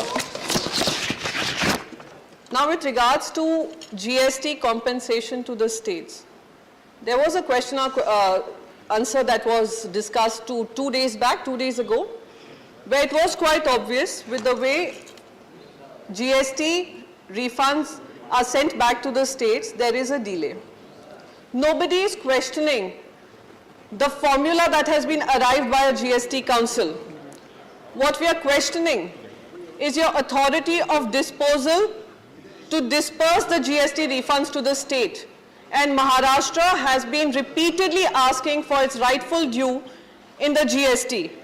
And even now, the GST dues, as per the report that was presented on the floor of this house, is 11,563 crores, which we again dispute. There's above 22,000 crores which is due to the state of Maharashtra. I wouldn't want to go back to what other members have already spoken, but it becomes important that I raise this issue, and I raise this issue with concern as a nationalist and as much a nationalist as the other side claims to be. There has been a huge cut in the defense budget for 22-23.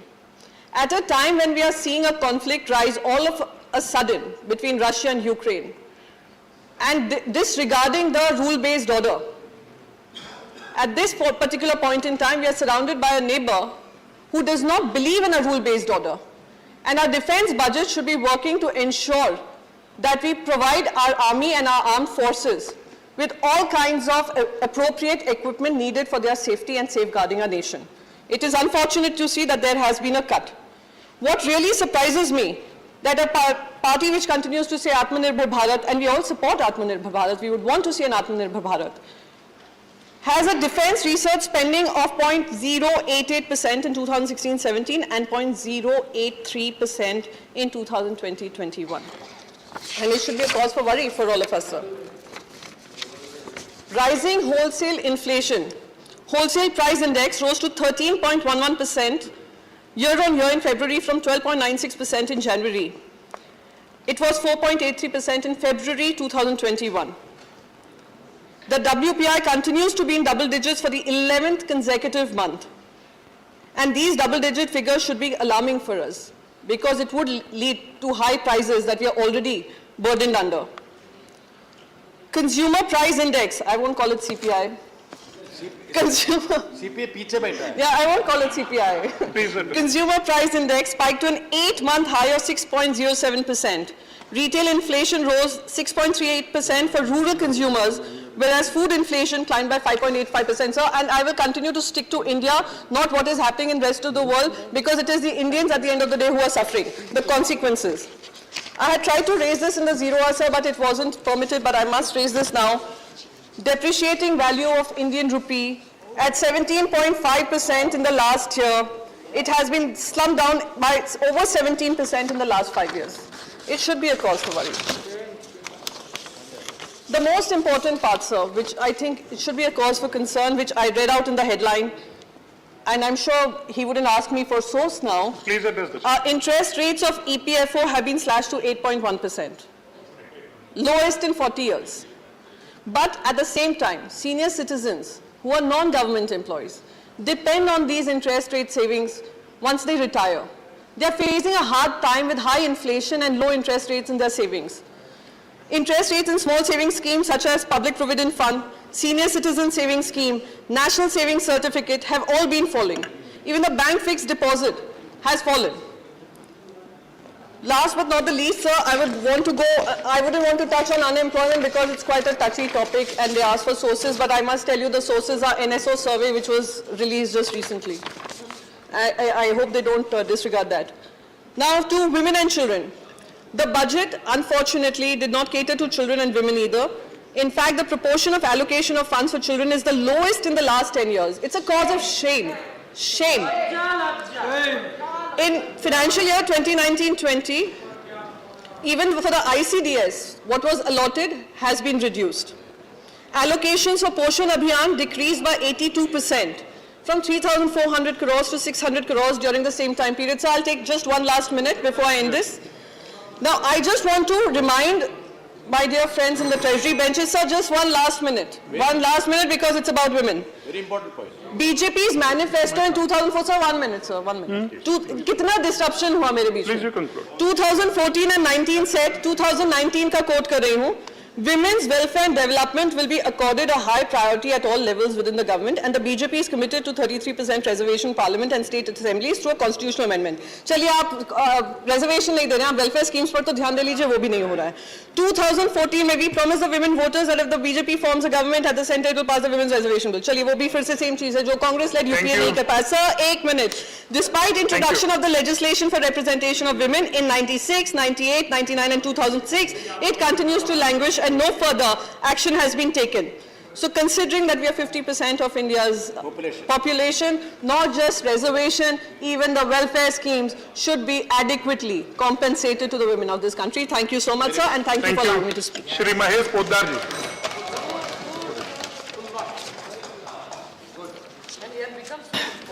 धन्यवाद उपसभापति महोदय.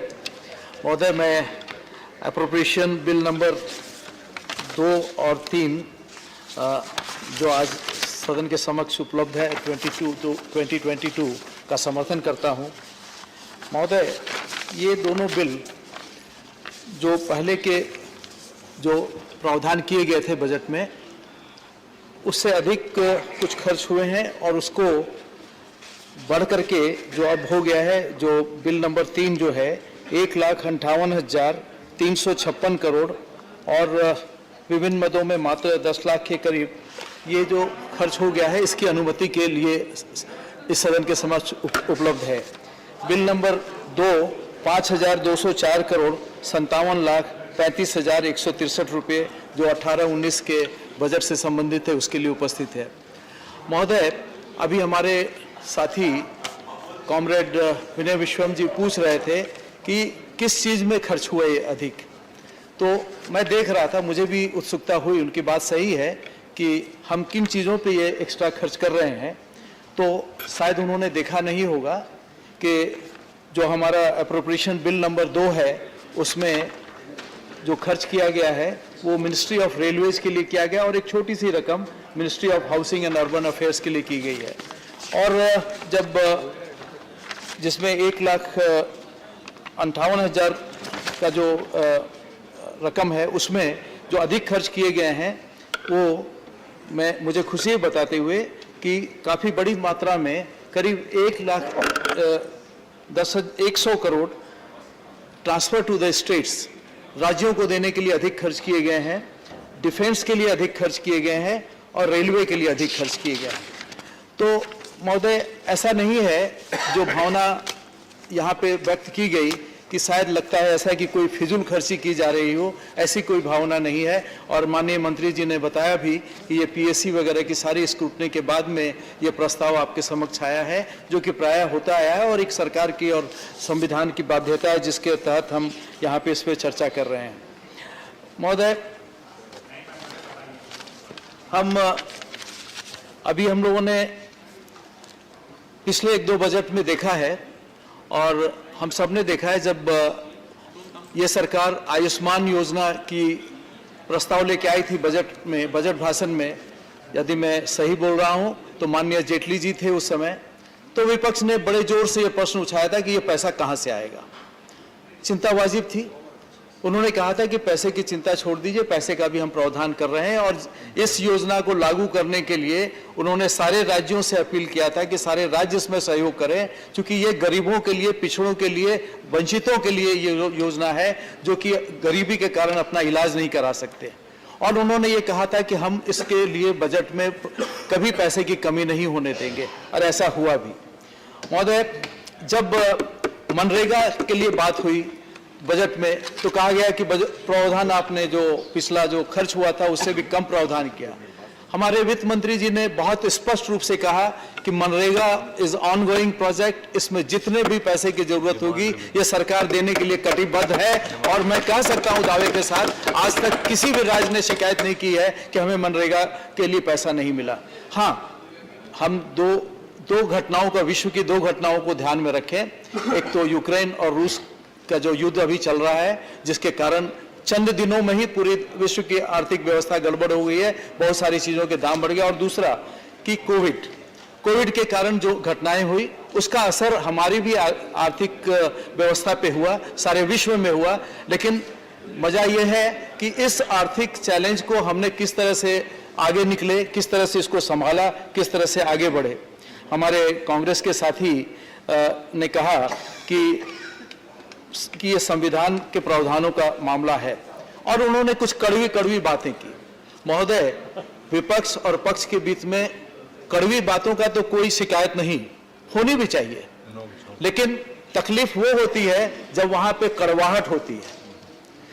मेरे को एक ही आग्रह है कि यदि इस सरकार ने कुछ भी अच्छे काम किए होंगे, आप भी मानते हो कि हिम्मतनगर में नेशनल हाईवे बनी, हो सकता है कि आपके घर के बगल में नहीं बनी हो सकता है पुरानी सड़क में नहीं बनी हो, लेकिन नेशनल हाईवे बनी, इस बात को उन्होंने स्वीकार किया। यदि सारी मांग के साथ साथ एक शब्द जोड़ देते, उसका स्वागत कर देते, तो मैं समझता हूं पक्ष और विपक्ष के बीच में वो कड़वाहट की भावना खत्म हो जाती है। और मैं समझता हूं समय की मांग महोदय आज ये है कि हम पक्ष और विपक्ष के बारे में बात जरूर करें, सुझाव जरूर दें, अपने योजनाओं की आलोचना अवश्य करें, लेकिन जो हो रहा है उसे हम सकारात्मक रूप से स्वीकार करें, उसमें हम सुझाव देके आगे बढ़ें। महोदय, उन्होंने कहा कि एमपी, एमएलए, मंत्रियों को प्रशिक्षण की आवश्यकता है। बिल्कुल सही कहा उन्होंने। मैं तो समझता हूं कि प्रशिक्षण राजनीतिक कार्यकर्ताओं का, चाहे वो कांग्रेस के हों, चाहे वो बीजेपी के हों, चाहे किसी भी दल को, राजनीतिक प्रशिक्षण उनका एक अभिन्न अंग है। और यदि हम प्रजातंत्र को मजबूत करना चाहते हैं तो राजनीतिक कार्यकर्ताओं को भी करना पड़ेगा। लेकिन महोदय, मैं गर्व के साथ कह सकता हूं कि भारतीय जनता पार्टी में जिस चुस्ती और मुस्तैदी के साथ और जिस लगन के साथ, जिस कमिटमेंट के साथ सालों भर प्रशिक्षण कार्यक्रम चलाए जाते हैं कार्यकर्ताओं के लिए, शायद कांग्रेस में भी कभी चलाए जाते होंगे। चूंकि इतनी पुरानी पार्टी है, ये व्यवस्था अवश्य उनके यहाँ रही होगी। मेरा तो आग्रह ये होगा कि हमारी तरफ उंगली उठाने के साथ साथ वो अंगूठे को अपनी तरफ भी देखें और अपने यहाँ भी इसमें सुधार कराने की कोशिश करें। महोदय, हमारे साथी केरला के साथी जॉन ब्रिटास जी ने कहा कि रियल ग्रोथ रेट उनको समझ में नहीं आता। स्वाभाविक है, वामपंथियों से तो हम ग्रोथ रेट नहीं सीखेंगे। महोदय, जब से मुझे होश आया है तब से मैंने वामपंथियों को देखा है। बिहार में हमारे राज्य में बड़े सक्रिय थे और काफी लोग मानते भी थे उनको, और काफी उनके एक एक रैली में लाखों लोग जमा भी होते थे, ये भी हमने देखा है। महोदय, उन्होंने नारे दिए, झंडे दिए, रैलियां दी, लेकिन धरने दिए, बंद कराए, सब कुछ किया, लेकिन गोहत्या का समर्थन तक किया, लेकिन गरीबों को न तो बैंक दिया, न तो उनको बिजली दिया, न उनको पानी दिया, न उनको घर दिया, न उनको सड़क दिया। महोदय, अगर ग्रोथ का आंकड़ा, जैसे भाई मनोज जी बोल रहे थे कि एक गरीब की नजर से बजट को देखो और आर्थिक मामलों को देखो, तो मैं समझता हूं सबने देखा है।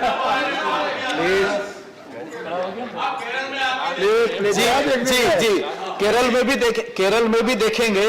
और श्रीमान जी, मैं आश्वासन देता हूं, मैं केरल में देखा हूं और देखूंगा, लेकिन मैं एक उनसे आग्रह जरूर करूंगा, कुछ दिन तो गुजारो हमारे गुजरात में। आपने किया, अच्छी बात है, क्योंकि केरल आज का नहीं, एक जमाने से समृद्ध राज्य रहा है, और जिन चीजों का आज इन भाषणों में विरोध रहा है, महोदय, उसी राज्य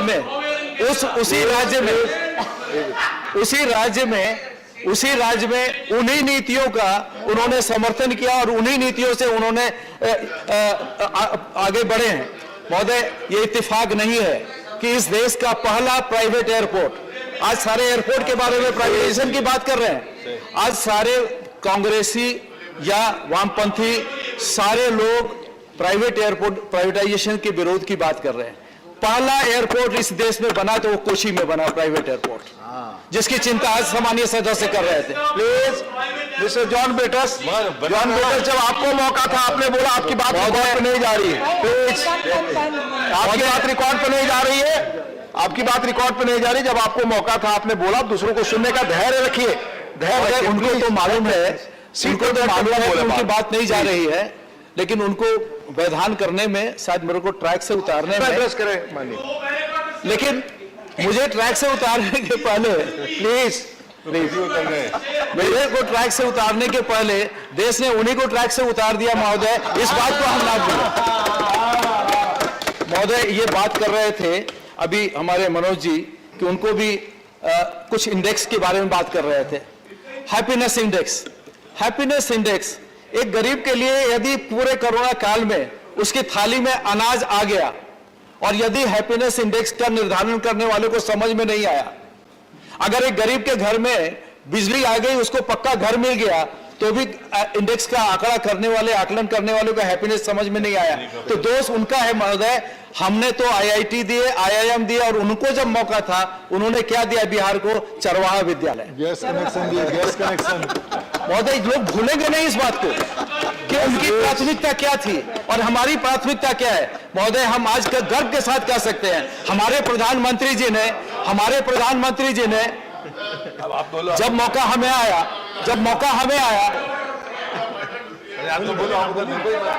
पॉइंट ऑफ ऑर्डर पे आप, हाँ जी,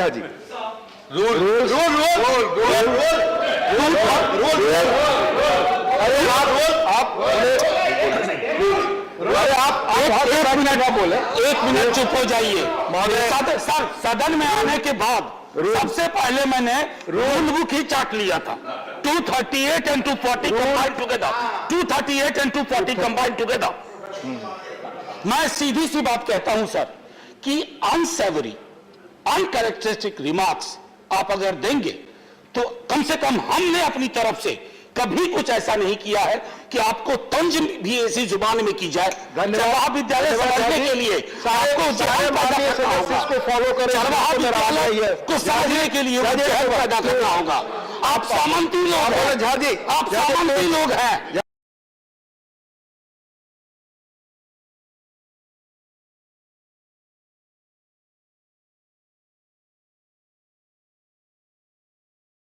का समय था महोदय, अखबारों के पन्ने भरे रहते थे और सैनिटाइजर, मास्क इत्यादि खरीदने के लिए पैसे नहीं थे। लोग, सरकार बार बार बोलती थी हमें खजाना खाली है हमारा, और जबकि उनके यहाँ आज स्पष्ट हो रहा है कि अरबों रुपए उनके पास डिपॉजिट में पड़े थे। महोदय, यदि हम वुमेन इंश्योरेंस की बात आज कोई कर रहा था तो उनको ये बता दूं मैं कि पिछली सरकार हमारी जो थी उसमें हम 1 रुपए में महिलाओं को रजिस्ट्री करा रहे थे जमीन की।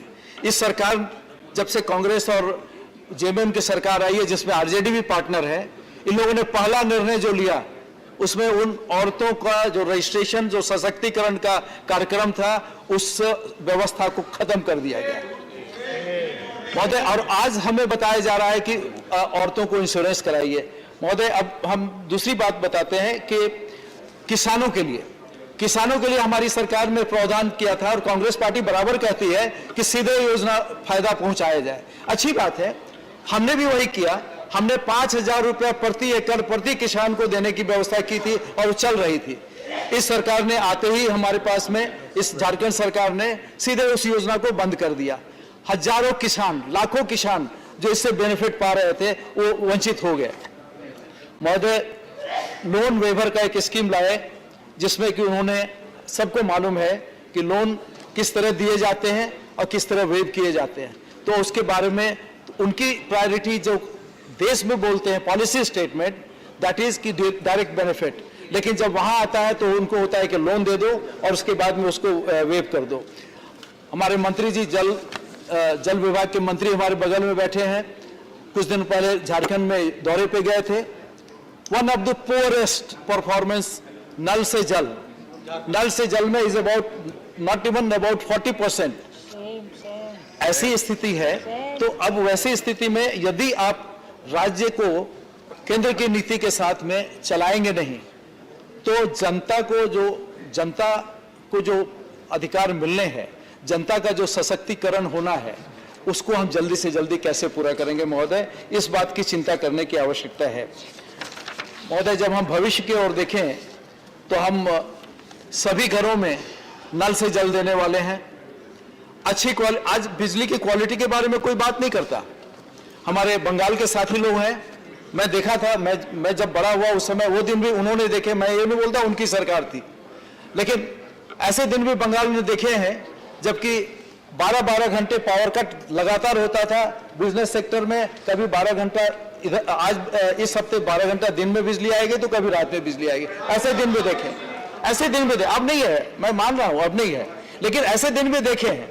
लेकिन इस देश को उस परिस्थिति से, वैसी परिस्थिति देश के बहुत सारे राज्यों में थी, आज के दिन में सारे राज्यों में और देश में बिजली सरप्लस है। इस बात को भी हमें स्वीकार करना चाहिए। हर घर तक बिजली पहुंचने के बाद भी सबको हम बिजली दे पा रहे हैं, इस बात को स्वीकार करना चाहिए। इस बात को स्वीकार करना चाहिए कि पिछले 7 साल में 17 गुना सोलर पावर हम अधिक पैदा कर रहे हैं, इस बात को भी स्वीकार करना चाहिए।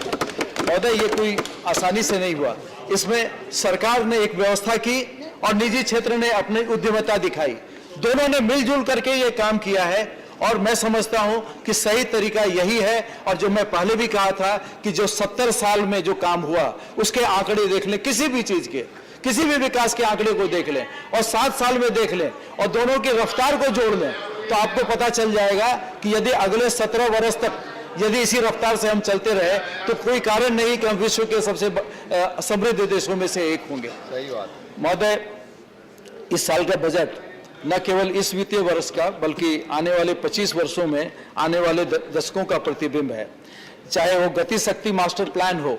अब महोदय, 1 लाख करोड़ का प्रावधान किया गया राज्यों के लिए कि जो केंद्र की योजनाएं हैं उसको सप्लीमेंट करने के लिए आपको जरूरत हो तो आप ये ना बोलो कि हमें धन की कमी है।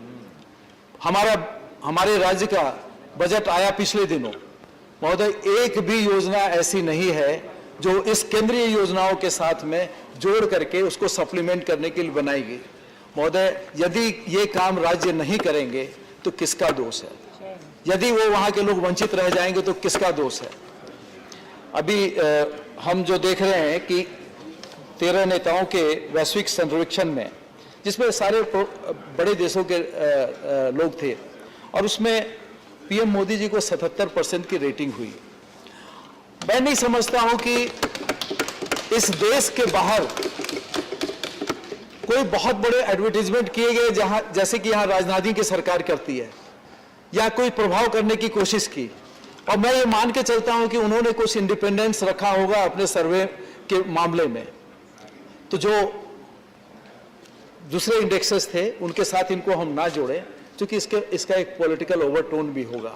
लेकिन इस देश में यदि ये सरकार बार बार जीत रही है, राज्यों में जीत रही है, सबसे बड़े राज्य में जीती है, फिर दोबारा जीती है, एक इतिहास रचा है इन्होंने, तो क्या इस सरकार की विश्वसनीयता का, और ये सरकार की विश्वसनीयता केवल नाम से नहीं होती, केवल नारों से नहीं होती, केवल गरीबी हटाओ के वायदे से नहीं होती, जो कि एक जैसे सब्जी बनाते हैं तो उसमें झाग होता है, कि जिसमें केवल झाग ही होता है, कंटेंट नहीं होता, दिखता जरूर है वो सब वायदे थे, वो सब नारे थे।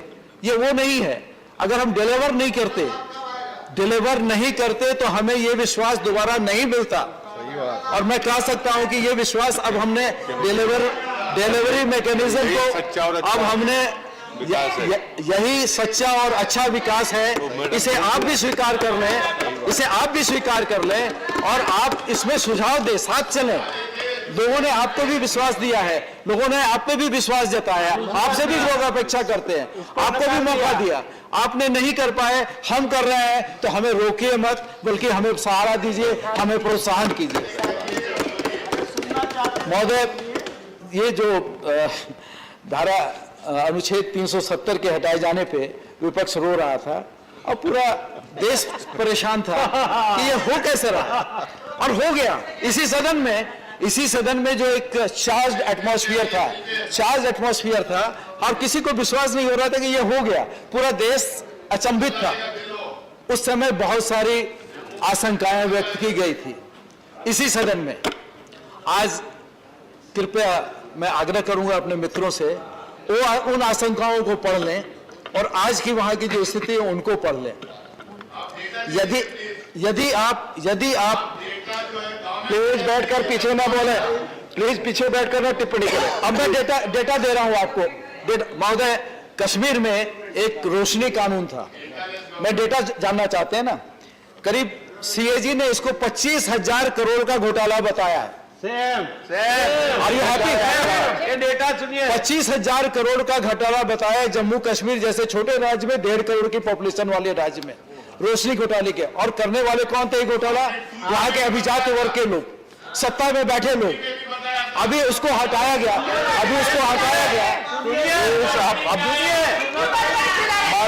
आपकी बात ही रिकॉर्ड पे जा रही है, आप बोले।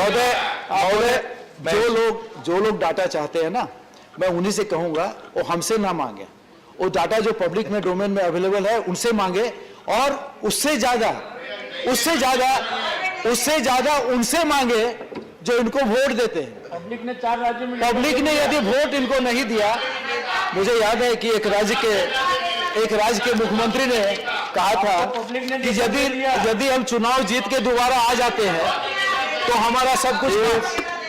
एक मुख्यमंत्री, मैडम प्लीज, आप घोटाले में रखें, अगर सदन चलाना है तो प्लीज। एक मुख्यमंत्री घोटाले में फंसे, फिर जनता ने उन्हें भी वोट दे दिया। सबसे निवेदन मैं कर रहा हूं, आप बैठ कर टिप्पणी न करें, मैं वार्न कर रहा हूं आपको, प्लीज। यू आर नॉट, ये कौन सा तरीका है? मैं सारे सदस्य, प्लीज, मैं माननीय सारे सदस्यों से आग्रह कर रहा हूं, एक दूसरे पर अगर आप कुछ कहते हैं तो धैर्य रखें। अगर बैठकर आपस में रनिंग कमेंट्री करेंगे तो हाउस चलाने का आप तरीका बताइए। बैठ करके आप लोग लगातार, कुछ लोग हैं, डू नॉट फोर्स मी, मैं सबका नाम लूंगा जब अगर इस तरह का डिस्टर्बेंस करेंगे तो। अगर आप मर्यादा से चाहते हैं तो जो कुछ आप कहते हैं उसका प्रत्युत्तर सुनने का धैर्य रखिए। सभी माननीय सदस्यों से मेरा आग्रह है। हर तरफ से मैं देखता हूं कुछ लोग बीच में शोर कर रहे हैं, और आप सदन में चाहते हैं कि आपकी बात गरिमा से सुनी जाए, शांति से सुनी जाए, अपेक्षा भी करते हैं। कैसे संभव है चेयर के लिए? प्लीज। महोदय, मैं फिर आता हूं बेसिक्स पे। जब शौचालय की बात हुई और जब देश में 10 करोड़ शौचालय बने, मैं मुख्यमंत्री की बात बाद में आऊंगा, 10 करोड़ शौचालय बने, तो पता नहीं कुछ लोगों ने कहा कि वहां पानी नहीं है।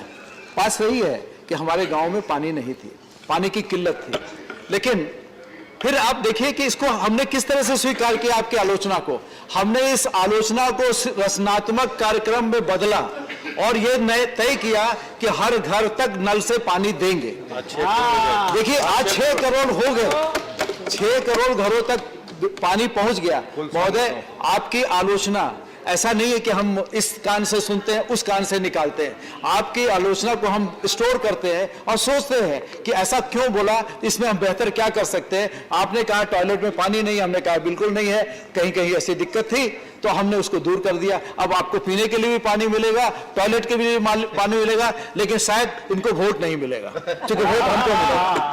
महोदय, एक और आंकड़ा देता हूं महोदय, 2014 में कांग्रेस ने कहा था कि इस टॉयलेट की योजना, स्वच्छता निर्मल भारत की योजना जो थी, उसको 13-14 में 4200 करोड़ का बजटीय प्रोविजन था।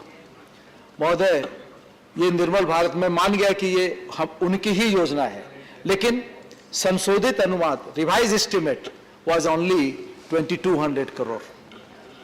4200 करोड़ में से खर्च केवल 2200 करोड़ हो पाया, करीब करीब आधा। महोदय, ये आंकड़े हैं, और ये आंकड़े जो है ना, वो लोग पूछे जो कि इस आंकड़ों से बेहतर कर सके, उनको भी मौका है। अभी भी हर पार्टी के, इस देश के हर पार्टी का कहीं न कहीं किसी न किसी राज्य में प्रतिनिधित्व है, वहां पे वो केंद्र से बेहतर करके दिखाए। मैं तो इस बात की चुनौती देता हूं कि आप अपने राज्य में अच्छा करके दिखाइए, तो और तब हमको अच्छा लगेगा, हमको हमारे लिए भी एक चुनौती होगी। लेकिन हम तो देख रहे हैं, हम जो कर रहे हैं, आगे कोई कंपटीशन नहीं दिखता सिवाय झूठ सच के, क्रिटिसिज्म के। महोदय, ये चलने वाला नहीं। एक समय था जबकि भारत नेता की जगह विश्व में देशों का फॉलोअर हुआ करता था। हम पिछलग्गू माने जाते थे और हाँ में हाँ मिलाने वाले लोग मानते थे, लेकिन हमने एक आर्थिक जगत से, आर्थिक अपनी उद्यमिता से आज यदि हमारा निर्यात कई गुना बढ़ गया और बढ़ते जा रहा है। महोदय, इस सदन में शिपिंग मंत्री भी बैठे हैं जो पुराने थे। ये तथ्य है कि आज के दिन में इस देश से निर्यात इतना हो रहा है कि यहां पे भेजने के लिए कंटेनर नहीं मिल रहे, और उनके पास में, शिपिंग मंत्री के पास में बार बार निर्यातक लोग शिकायत लेके आते हैं कि हमें कंटेनर दिलवाइए, हमें कंटेनर दिलवाइए, हमें पोर्ट में जगह दिलवाइए। महोदय, ये अचानक नहीं हुआ, लेकिन हाँ 7 साल में बदलाव आया है, और इस बदलाव के लिए यदि हम अपनी पीठ थपथपा के सोए नहीं है, बल्कि हम ये देखते हैं कि हमारे प्रधानमंत्री जी रोज एक नया दायित्व अपने पार्टी के सदस्यों को देते हैं। रोज बड़े स्तर पे मंत्रियों को कितना दायित्व देते होंगे और क्या चैलेंज देते होंगे हमें नहीं मालूम, लेकिन एज ए कार्यकर्ता I know that every day he is giving one vision, one task every day. This is what is the thing.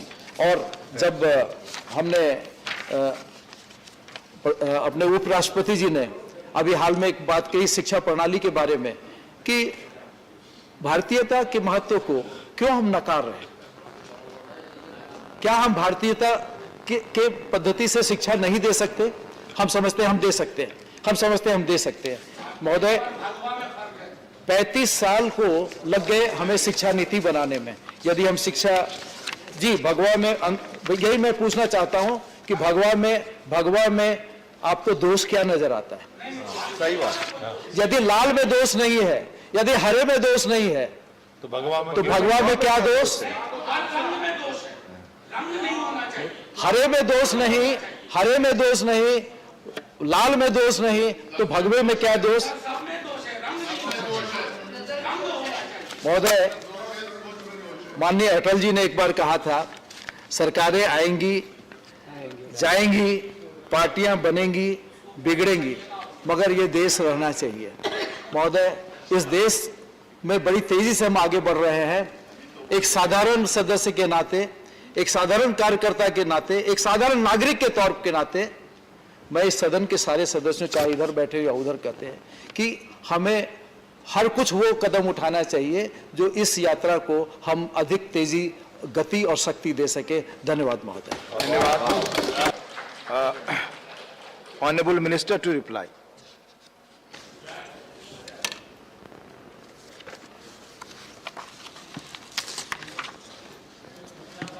So thank you very much, sir. And I thank more than about 15 members, 16 honorable members who have participated in this debate. Of course, talking on two bills which are simultaneously brought up for discussion. The supplementary demand for grants 21-22 and also these excess demands for grants for 2018 and 19. I thank every one of the members who have spoken.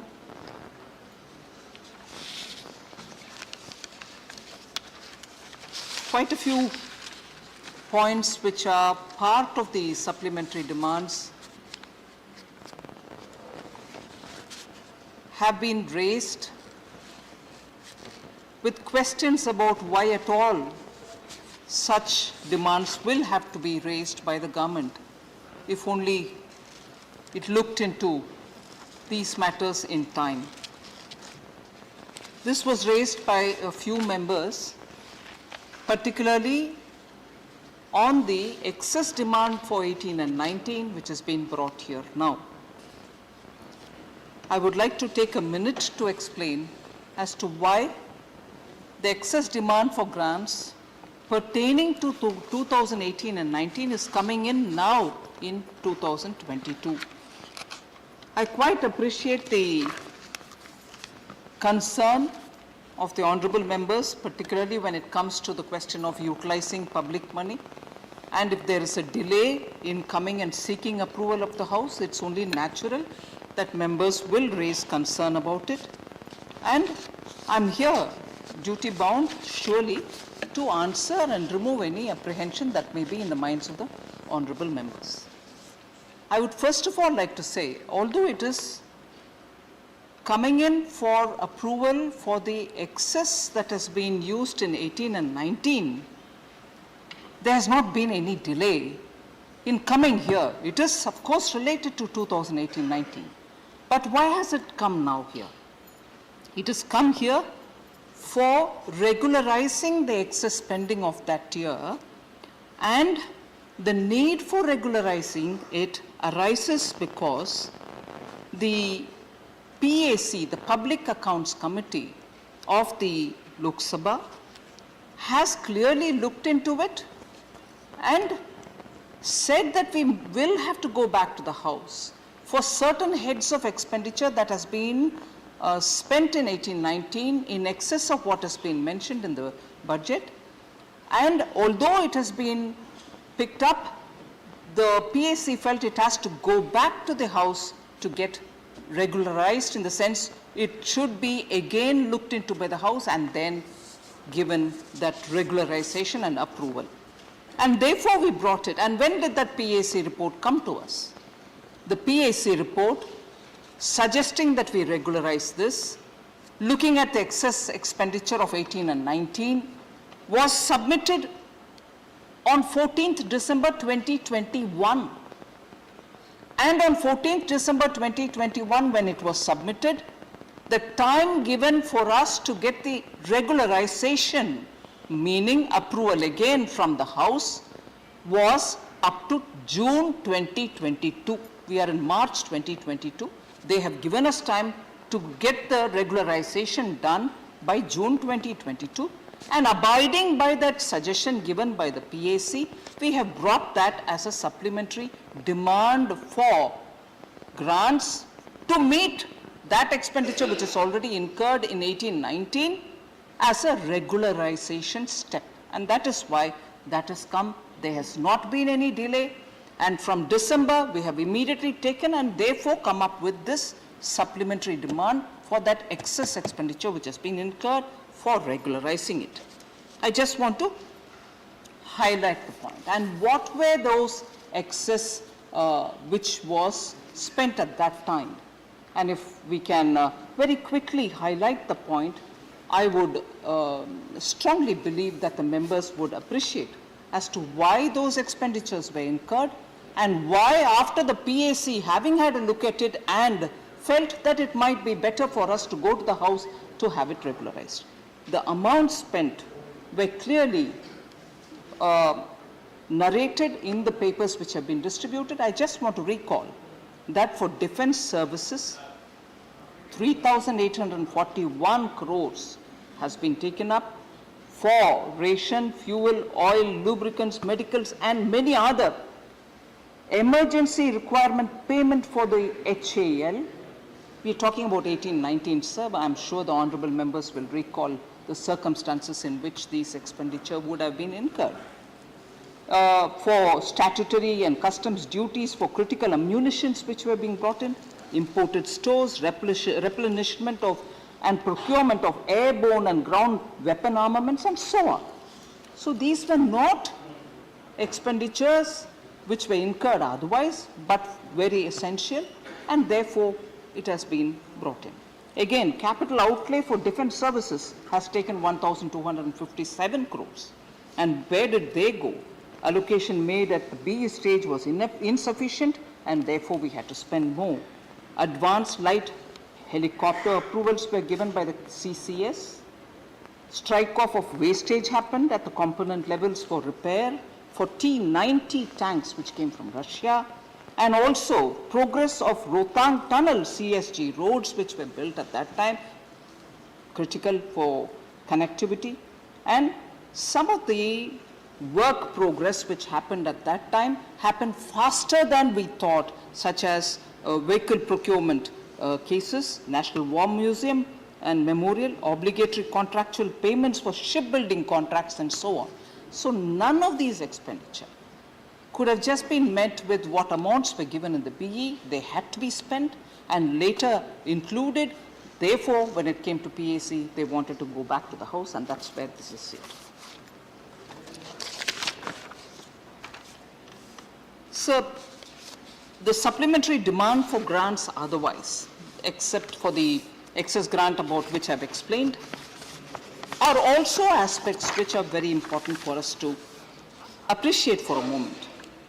Several members spoke, and I distinctly recall Honorable Member Wholesale Khan also saying we need to have a lot more, human touch in the infrastructure is important. We need to spend. We also need to have greater inclusivity in the budgets and so on. Just look at the supplementary demand for grants and see where this is going. And I'm sure Honorable Member Fawzia Khan herself and several other members who spoke relatively the same kind of highlighting importance on keeping the common man in mind. Look at the fertilizer subsidies, sir. 14,902 crores, which is coming through this supplementary demand. Indigenous urea subsidy, 8,270 crore. And the import of urea, last year you would realize that the price of the import of urea had spiked, and we had to import it at that cost nevertheless. And after having imported it at that cost, the government did not push the burden onto the farmers. The entire hike in the imported fertilizers cost has been borne by the government. The farmers have not been made to pay even one extra paisa for the fertilizers that they had to. Sorry, ma'am? Please. I'm highlighting that we've done that, ma'am. So the import of urea, sir, 14,000 crores is included, ma'am, for Honorable Member Fawzia Khan, who felt strongly that you should have the common man's interest in your mind. This is that. Similarly, sir, labor and employment, also a part of the supplementary demand for grants. 10,260 crores supplementary demand for grants. Where is this going? Contribution and grants in aid general under the scheme for employees pension scheme 1995. It goes for that. Rural development, sir, 9,668 supplementary demand. Fourth item under it. And where does that go? For providing additional funds for the NABARD for repayment of interest component under Pradhan Mantri Awas Yojana. It goes for the poor people, the houses. And it is for NABARD that we have given that money. So the supplementary demand for grants is not coming for anything else but to meet the pressing needs of government's schemes which are going for the common people. And therefore, Please. I'm coming for one by one. I'll certainly address CPF. Binay Vishwamji, I will certainly address it. So, then sir, there's a lot of concern, genuine concern, legitimate concern. I am with members when they speak with concern, particularly on the GST Compensation Fund. Supplementary demand for grants, item number 6, 8,292.75 crores for meeting expenditure on additional transfer to GST Compensation Fund. Center is moving. We are not holding anybody's money back, and we are going as per what was decided in the GST Council. Sir, again, item number 12 of the supplementary demands for grant. Defense pensions, 1,028.52 crores. Please. Sir. Please. Please, let her speak. So, item by item, I can highlight to say that the supplementary demands for grants is just in time to meet those very important common man related schemes, and it is for that this set of demands have come. So I'll probably just miss out naming the honorable members, but the issues which they've raised I'll try to address.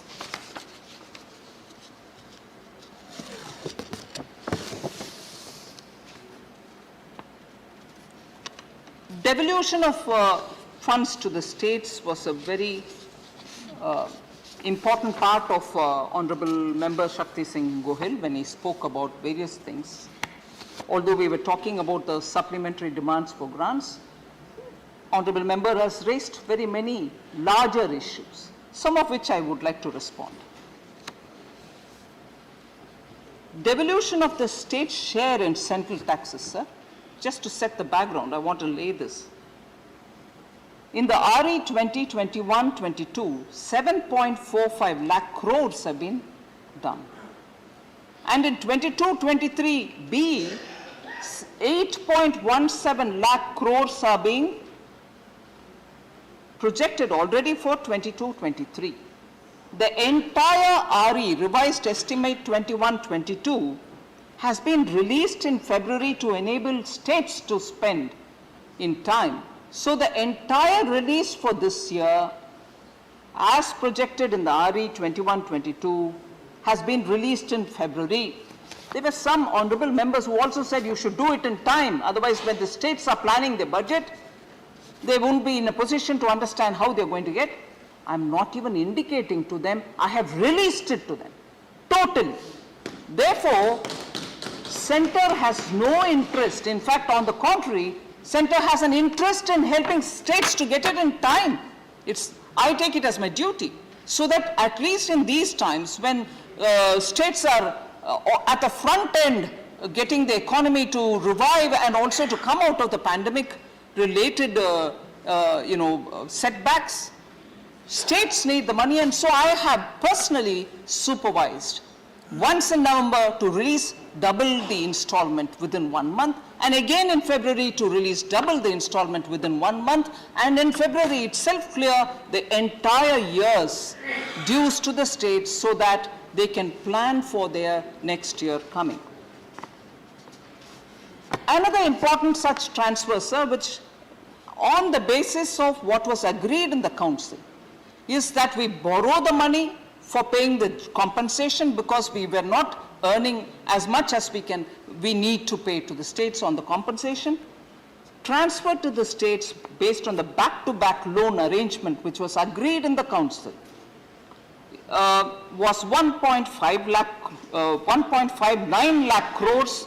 That's already transferred to the states in time every month. Finance Commission grants, and as against the actuals of 1.84 lakh crores in 2020-2021, the outlay provided in 21-22 is 2.11 lakh crore. Transfers to states under centrally sponsored scheme 2020-21, 3.08 lakh crore, 21-22, 3.26 lakh crore, 22-23, 3.33 lakh crores. Not decreasing, on the contrary, increasing, and it should increase. But I want to draw the attention of honorable members. Nowhere is the devolution to the states being held back by the center. Central sector seems, sir. Actuals of 2020-21, 16,143 crores. 21-22 RE, 45,123 crores. And B of 22-23, 49,026 crores. So there's no reduction, in fact, timely disbursement. Sir, this one point which I want to seek your permission to say is not at all a part of this supplementary demand for grants, but in the context of GST payments and also this suggestion that no, the center has been not fair about distributing GST compensation, and also raising a matter which has been long settled, solved, about an IGST payment on which questions were raised by an honorable member. I would like to highlight, sir, point by point, I'd like to say this. Till 2018-19, when a formal system of disbursing, dividing, sharing IGST came into play, that system came into play only in 2018-19. But till before that, the IGST which kept accumulating, in 2017-18, much before the system of per formula distribution of IGST came into play, in 2017-18, by the end of that year itself, 1.76 lakh crores had accumulated under the IGST. This is not a matter which is pending now. I'd like to make it clear. But that time when there was no formulation, the GST Council decided that we need to quickly disperse this accumulated amount. Why is it sitting there? Please, can it be divided? So an ad hoc decision was taken by the then council to split the amount 50% to the states, and whatever 50-50 arrangement was done. So the amount should be distributed, apportioned among states and centers, had happened well before May of 2018, if I remember correct. Then the GST Council, which met, 37th Council, which met in September 2019, spoke about this particular division of IGST and said it has been, ad hoc divided between the states. Can we have some kind of a formulation per that, so that any leftover amount can also go back rightly to the states? So in September 2019, a group of ministers was formed, and that group of ministers went into the detail of how this division had been formulated, before the formulation came to place, how it was divided, what is the amount left behind, and how is that going to be shared. Now this group of ministers, I'm not sure if Honorable Member Sushil Modi is here, under his chairmanship when he was Deputy Chief Minister and Finance Minister of Bihar. He had gone through this whole thing along with other ministers, and on 4th December 2019, this group was constituted and a report came in to see how it has to be divided, and if any excess that was paid to any one state, how is that to be retrieved? Should it be retrieved then or should it be retrieved later? All this had been gone through in greater depth. On 16th May 2020, I had taken a decision after looking into all the recommendations which have come that this amount should be apportioned and consequential transactions should also be all carried out, so that entire issue of IGST and the pending payments, excess payments, reversal of excess payments, all that had been threadbare put in file, and reversal of transaction was split in 2 different stages. Even that had been accomplished, where in the first step 33,412 crore was transferred into the compensation fund, because from consolidated fund you don't deal with GST. Compensation fund is the one which receives it. The result of recovery of compensation given to states as a result of release of IGST, which has to be sent to them. In November 2020, sir, another 25,058 crore was released to states as the remaining share of that IGST issue, which was pending for the states. In all, through these 2 releases, central government released 58,470 crores from the Consolidated Fund of India for that transaction of the IGST, which till before 2017 and 18 did not have a formulation, and the GST Council had only ad hoc decided, please split it between the states and center. That entire episode had been gone through a GOM, which had all ministers in it. From the GST Council, a lot of ministers headed by Shri Sushil Modi, and after which, based on the recommendation, that entire episode of IGST pending payments had been cleared well before December of 2020. So I want that to be clearly put on the table, sir, so that members who would want to see it and get more details can get it. So IGST, no more pending amounts. Now everything goes per formula, per month, as it is collected, and there's nothing kept back.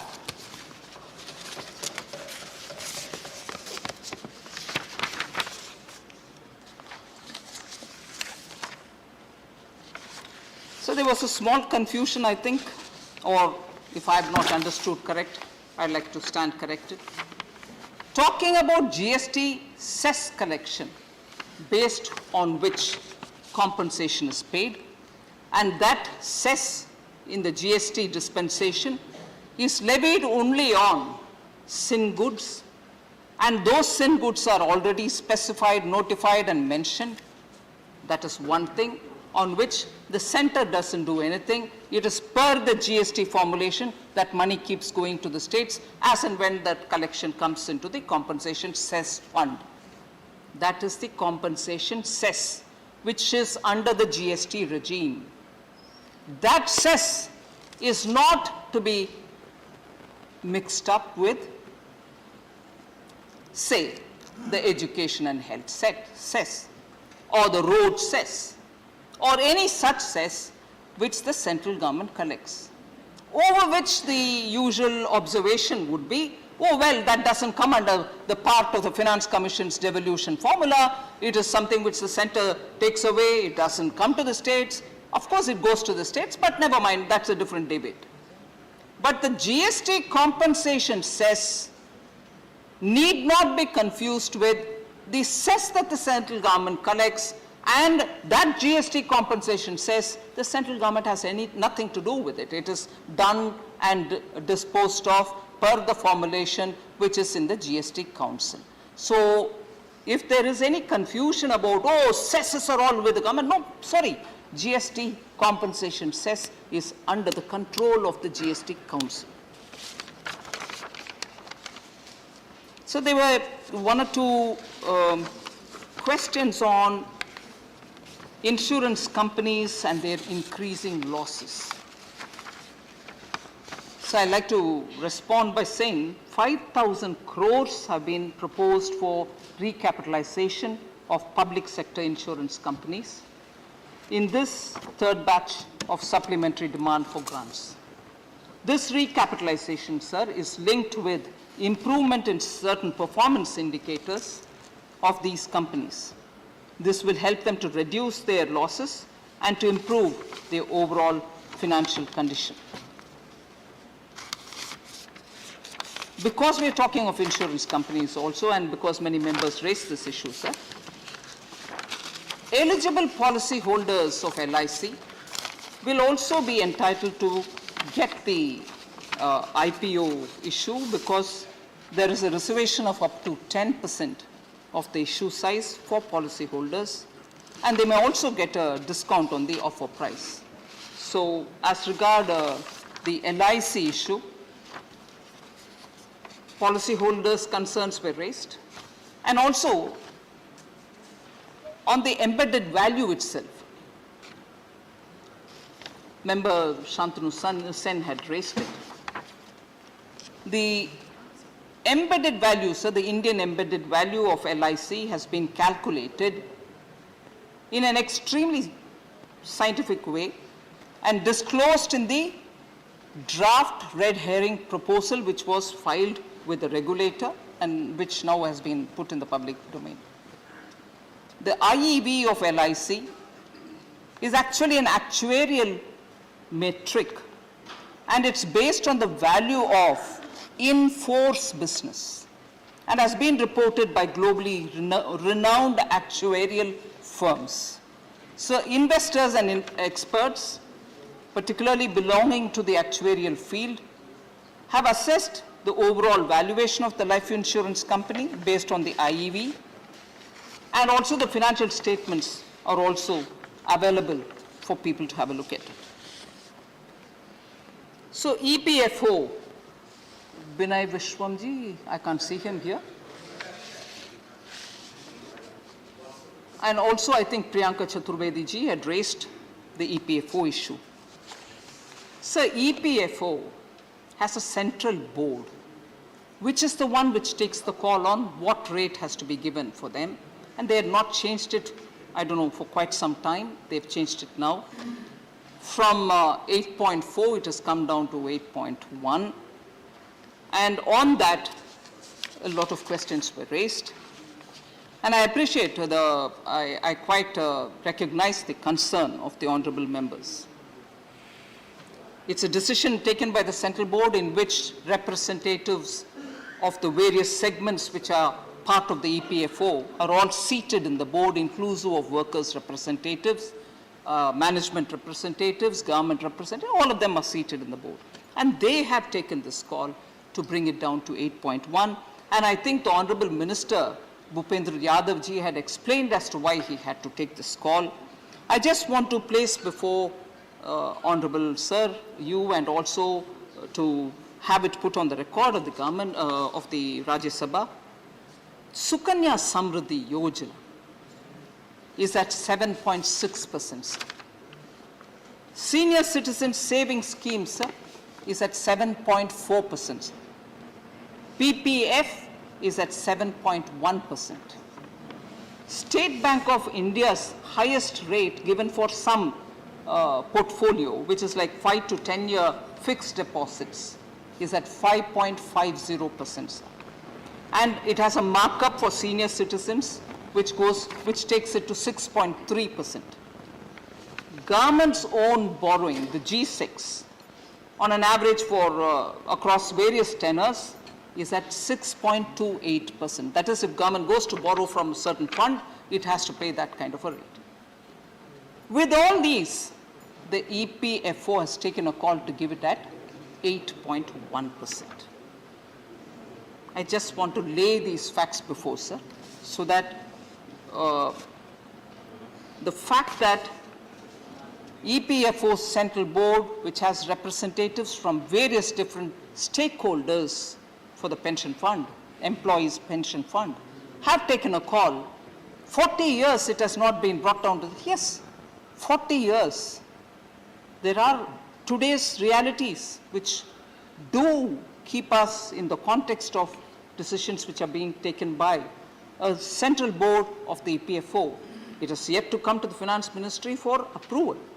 But the fact remains, these are the rates which are prevailing today, and it is still higher than the rest of them.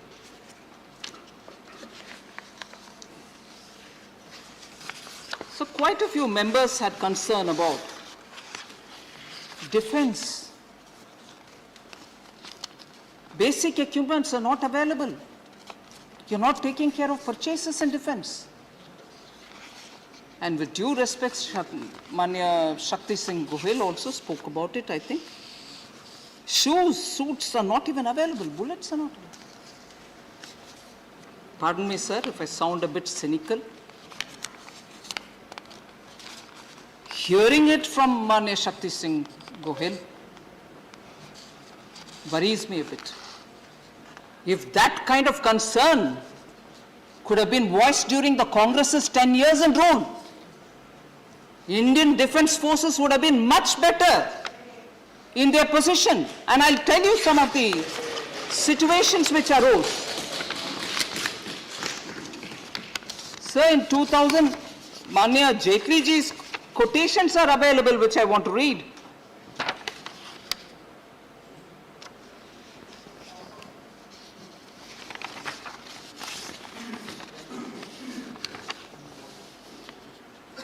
Even the CAG's report, sir, it said no significant improvement in the availability of ammunition. September 2016, talking about an earlier term.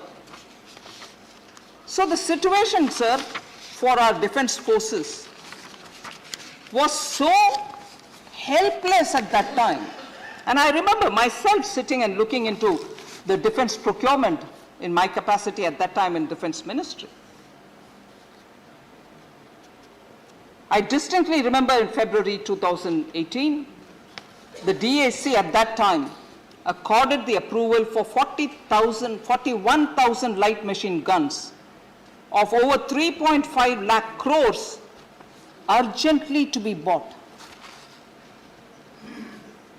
More importantly,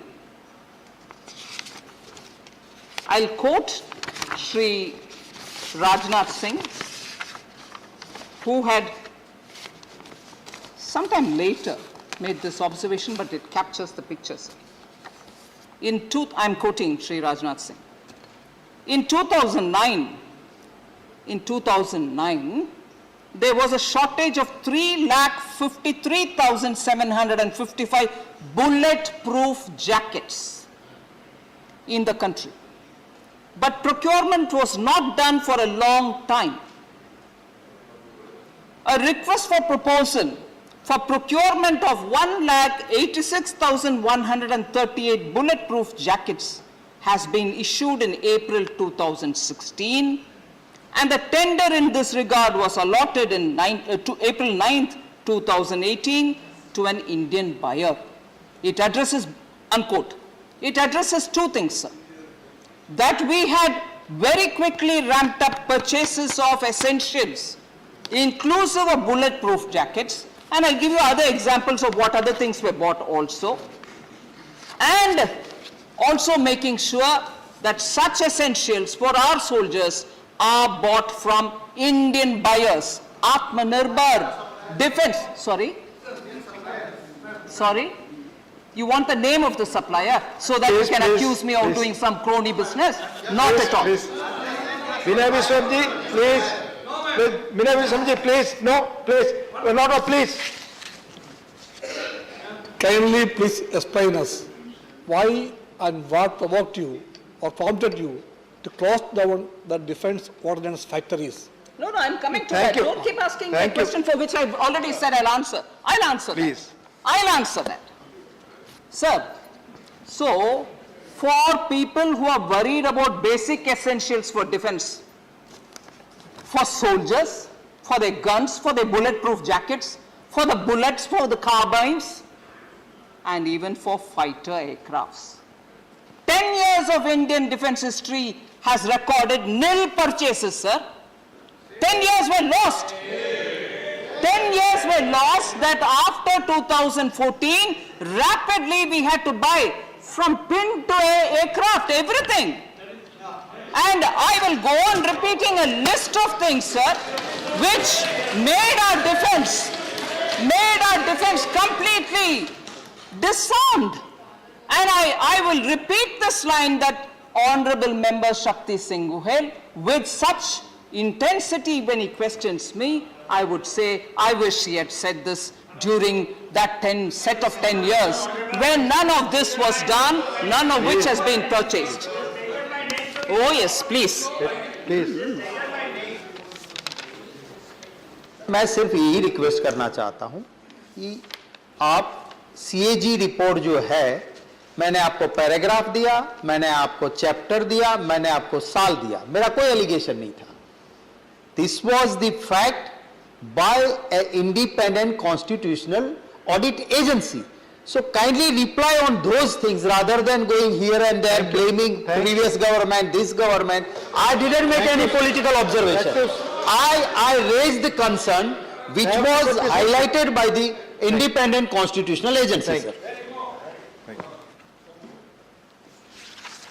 So therefore, the points that we will raise, and when I address it, no, it's not. You can't be talking about some other time. I've asked you a specific point on which you please give me a reply. I'm giving specific points and replies for that. But in defense, nothing arises overnight. The legacy problems are also festering us that we are trying to address that in... Please. Yes, 10 years was even longer time. Yeah. 10 years was even a longer time when nothing was purchased, sir. Let us concede that point. Please. 10 years' procurement is being done in 7 years will have to be appreciated, sir. Sir, so defense, Honorable Member Priyanka Chaturvedi also felt that defense expenditure, defense allocations have come down. I'd like to just highlight, sir, when we are talking of defense and defense-related allocations, there are 4 broad headings. They are not clubbed into one because the purposes are so drastically different from one another. Civil expenditure for defense, revenue expenditure for defense, capital outlay for defense, and defense pensions. So I'd like to just draw the attention of the Honorable Member that not on any one of those heads in the last 4 years has there been a reduction in the outlays. Instead of reading each one of them, I'll just read 1920 actuals to 22-23, but I'll submit this paper so that the details can be seen by the members. Civil expenditure, sir, 1920 actuals, 16,522, 22-23 BE, 20,100, and the trajectory is only upward going. Defense services revenue, 2,07,572, whereas now it is 3,33,000. Capital outlay on defense services, sir, 1,11,000 odd, and now it's 1,52,000 odd. Defense pensions, sir, 1,17,000 odd. Now it's gone 1,19,000 odd, but I will certainly lay this paper therefore on the table so that members can see it. Defense government corporatization, Honorable Member is not here, T.K. Selangovanji. I'd like to say corporatization is not necessarily privatization. Better performance, better functioning, better administration, bring in greater efficiency are one of the things on which the corporatization has happened. Sir, I have not even finished my answer. I've not even finished, sir. And there, because it was Sri T.K. Selangovanji coming from Chennai as he does, he's not here now, but I'll take this opportunity to say the Avadi tank factory, sir, which is the unit which is in Chennai, has been given a 7,523 crore worth order for building 118 Arjun class tanks for the Indian Army only a few months ago.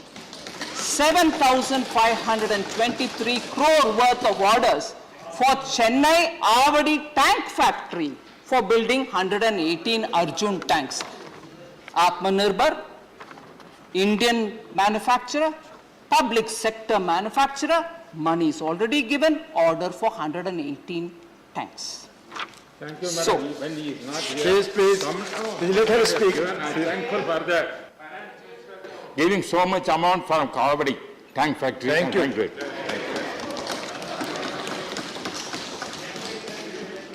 So questions were raised on food subsidy, fertilizer subsidy, allocation on Manrega, reduction in the outlay for health, and also negligible increase for social sector. So I think this has been answered even during the budget speech. However, I would just like to draw the attention of honorable members. These apprehensions about adverse impact on changes in the outlay are not well founded, sir. Manrega particularly is a demand-driven program. So as and when demand comes in, we do place it. The amount in 21-22 BE, sir, is 73,000 crore. And the actual, meaning the RE, revised estimate for 21-22, is 98,000, much higher than the BE. But the BE this year for 22-23, for the year beginning April 1st, is 73,000 again. So we've not reduced from the BE of last year. Meaning the current running year's BE is exactly the BE we have given for the forthcoming year commencing 1st April. And let me remind you, the RE for this year is already 98,000. Please, Vinay Vishwamji. Please, let her speak. Please. Sir, demand driven, demand is there, demand is there, demand is there. Provision is made, provision is made, provision is made whenever there is a demand. Sir, food subsidies, sir. Koi pending nahi hai, sir. I want to please someone, come on, don't keep giving running commentaries, sir. This is going on record and I am not even given a chance to give reply to each one of the running commentaries. Let's be talking on facts. You corner me on facts, I'll give you the reply. If I'm wrong, please hold me responsible. But no point if you keep shifting the milepost. When I've answered one, already a running commentary on a milepost being changed. I'll answer that also, sir. Is this going to be running like this? I'm sorry to have to seek your protection on this. I'm requesting all the members, please. I'm honestly ready to answer every question, sir. Please. Sir, on the food subsidy, again, concern was raised. Provision under food subsidy, is it coming down? The provision under food subsidy, again, sir, covers the gap between the issue price of the food grains and their economic cost. When there is no change in the issue price of PDS food grains, the question of any adverse impact on beneficiaries does not even arise. Now, food subsidy provisions, sir, 21-22, 2.43 lakh crores. 21-22 again, RE, 2.87 lakh crores. So when the food subsidy is required, more than what was mentioned in BE, we have readily provided without any hesitation. So the additional expenditure of 1 lakh crore has gone under the PM Garib Kalyan Anna Yojana. So Garib Kalyan Anna Yojana started with 2.43 lakh crores. Please, 1 minute. Finance Minister is replying to the demand for grants appropriation bill. I propose that we may extend the sitting of the House till her reply is over. Yes, BSc का भी निर्णय था, सदन की सहमति है, माननीय मंत्री जी की रिप्लाई तक हम बैठ रहे हैं. Please. Thank you, sir. So the food subsidy provision, sir, of 1 lakh, additional 1 lakh crore for the additional expenditure has gone for the Garib Kalyan Anna Yojana scheme, which was under the BE in 21-22, beginning of this financial year, we gave 2.43 lakh crores. In the RE itself, it has gone to 2.87 lakh crores. And for the coming year, we have given it as 2.07 lakh crores, and therefore, there is no reduction in the sense of that which is required, we are continuously giving. Fertilizer subsidies, sir. Another one very important concern, which I think even at the beginning we have mentioned about it, similar to the food subsidy. The outlay and the fertilizer subsidy covers the gap between the issue price and the economic cost. When issue price to farmers of fertilizers has not been changed, there can be no adverse impact on the farmers. In 21-22, which is the current year which is running, the BE was 79,530 crores. The RE, which is actually even now, has been raised to 1.40 lakh crore due to rising global fertilizer prices, and the input prices are also going up. So the BE 22-23, which is coming budget, we have already given fertilizer subsidy 1.05 lakh crores, which is 31% more than 21-22 BE. One, the last time when the import price went up, we bought it, we made sure that burden is not shifted. This time too, the allocation is 31% more than the last year's allocation. Manrega, I've already explained, sir.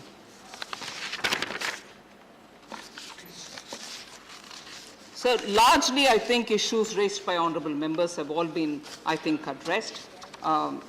The particular point about why we have to go through the infrastructure funding route has been severally explained, but the multiplier effect is what has made us go through that route than any other.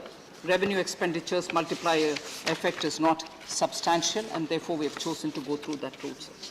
So therefore, the supplementary demand for grants has come with only demands which have immediate impact on the common people, particularly through the Awas Yojana and the explanations that I've given for those emergency expenditures.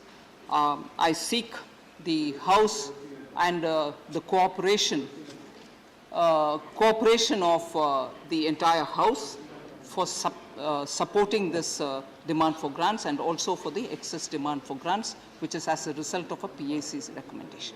Thank you very much. Thank you. I shall first put the motion regarding consideration of the appropriation number 3, Bill 2022 to vote. The question is that the appropriation number 3, Bill 2022, as passed by Lok Sabha, be taken into consideration, please. Those in favor will please say aye. Aye. Those against will please say no. I think the ayes have it, the ayes have it, the ayes have it. The motion is adopted. We shall now take up clause by clause consideration of the bill. Clauses 2, 3 and the scheduled stand part of the bill. Those in favor will please say aye. Aye. Those against will please say no. I think the ayes have it, the ayes have it, the ayes have it. Clauses 2, 3 and the schedule are adopted. Clause 1, the enacting formula and the title stand part of the bill. Those in favor will please say aye. Aye. Those against will please say no. I think the ayes have it, the ayes have it, the ayes have it. Clause 1, the enacting formula and the title are adopted. Srimati Nirmala Sitharaman to move that the bill be returned. So I rise to move that the bill be returned. Motion moved that the bill be returned. The question is that the bill be returned. Those in favor will please say aye. Aye. Those against will please say no. I think the ayes have it, the ayes have it, the ayes have it. The bill is returned. I shall now put the motion regarding consideration of the appropriation number 2, Bill 2022 to vote. The question is that the appropriation number 2, Bill 2022 as passed by Lok Sabha be taken into consideration.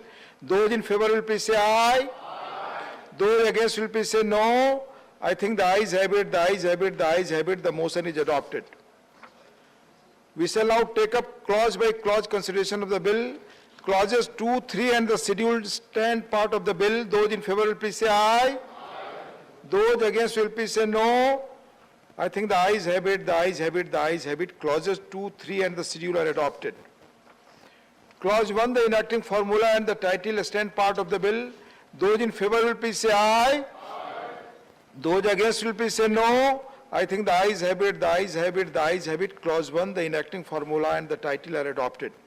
Srimati Nirmala Sitharaman to move that the bill be returned. Sir, I move that the bill be returned. Motion moved that the bill be returned. The question is that the bill be returned. Those in favor will please say aye. Those against will please say no. I think the ayes have it, the ayes have it, the ayes have it. The bill is returned. Honorable members, the House stands adjourned to meet at 11 hours on Tuesday, the 22nd March 2022.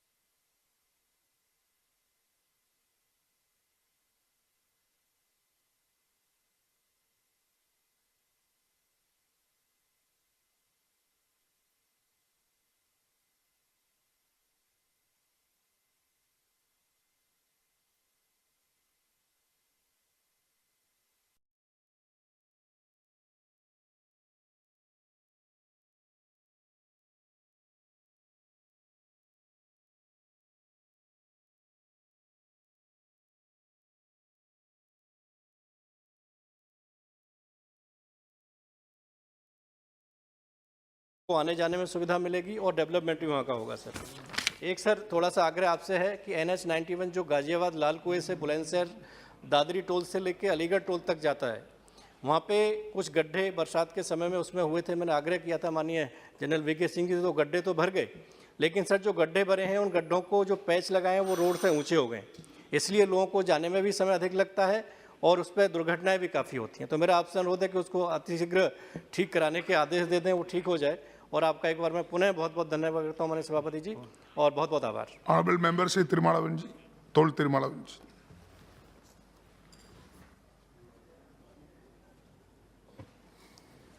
மாண்புமிகு அவைத் தலைவருக்கு வணக்கம். இந்த விவாதத்தில் பங்கேற்று எனது கருத்துக்களை பதிவு செய்வதற்கு வாய்ப்பளித்தமைக்கு நன்றியை தெரிவித்துக் கொள்கிறேன். National highways authority of India மேற்கொண்டுள்ள பல்வேறு பணிகள் தமிழ்நாட்டில் கைவிடப்பட்டிருக்கின்றன.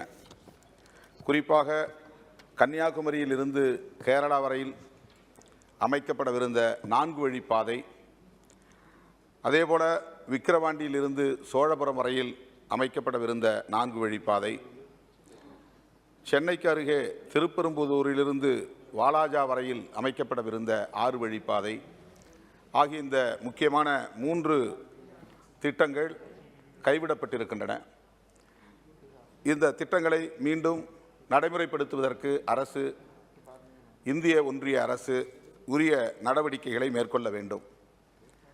இந்த திட்டங்கள் கைவிடப்பட்டதற்கு தமிழ்நாடு அரசு ஒத்துழைக்கவில்லை என்று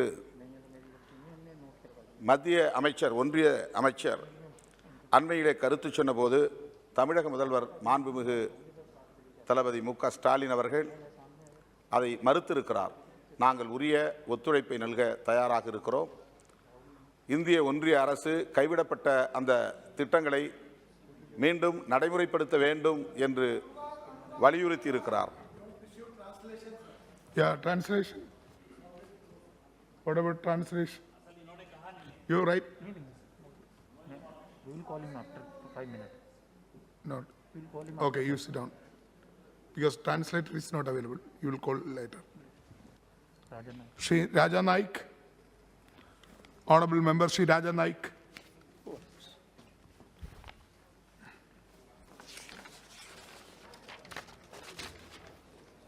ಸನ್ಮಾನ್ಯ ಅಧ್ಯಕ್ಷರೇ, ಸಾರಿಗೆ ಸಂಪರ್ಕ ರಾಷ್ಟ್ರೀಯ ಹೆದ್ದಾರಿ ಅನುದಾನ ಬೇಡಿಕೆಗಾಗಿ ಸಲ್ಲಿಸಿರ್ತಕ್ಕಂಥ ಈ ಪ್ರಸ್ತಾವನೆಗೆ ಕನ್ನಡವನ್ನು ಕೊಡ್ತಾ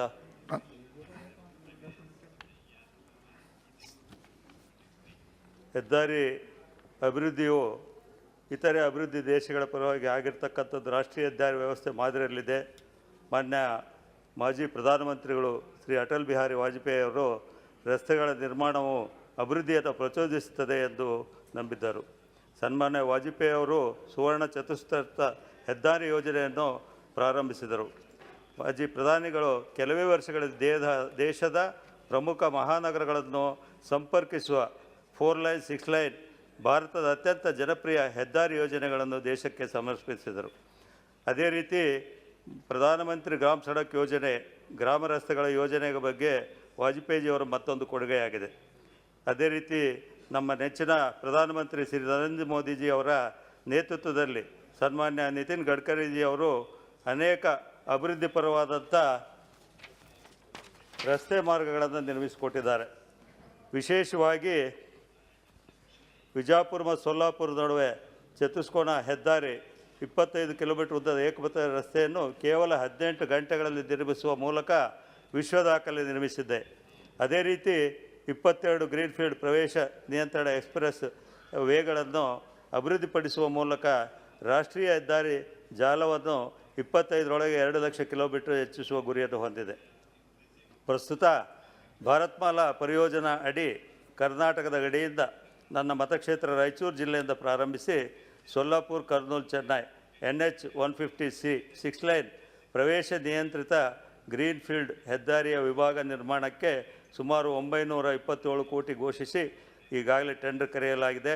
ಅದಕ್ಕಾಗಿ ನಾನು ಮಾನ್ಯ ಪ್ರಧಾನಮಂತ್ರಿಗಳನ್ನ, ಮಾನ್ಯ ನಿತಿನ್ ಗಡ್ಕರಿಜಿ ಅವ್ರನ್ನ ಕೃತಜ್ಞತೆಯನ್ನು ಅರ್ಪಿಸುತ್ತೇನೆ.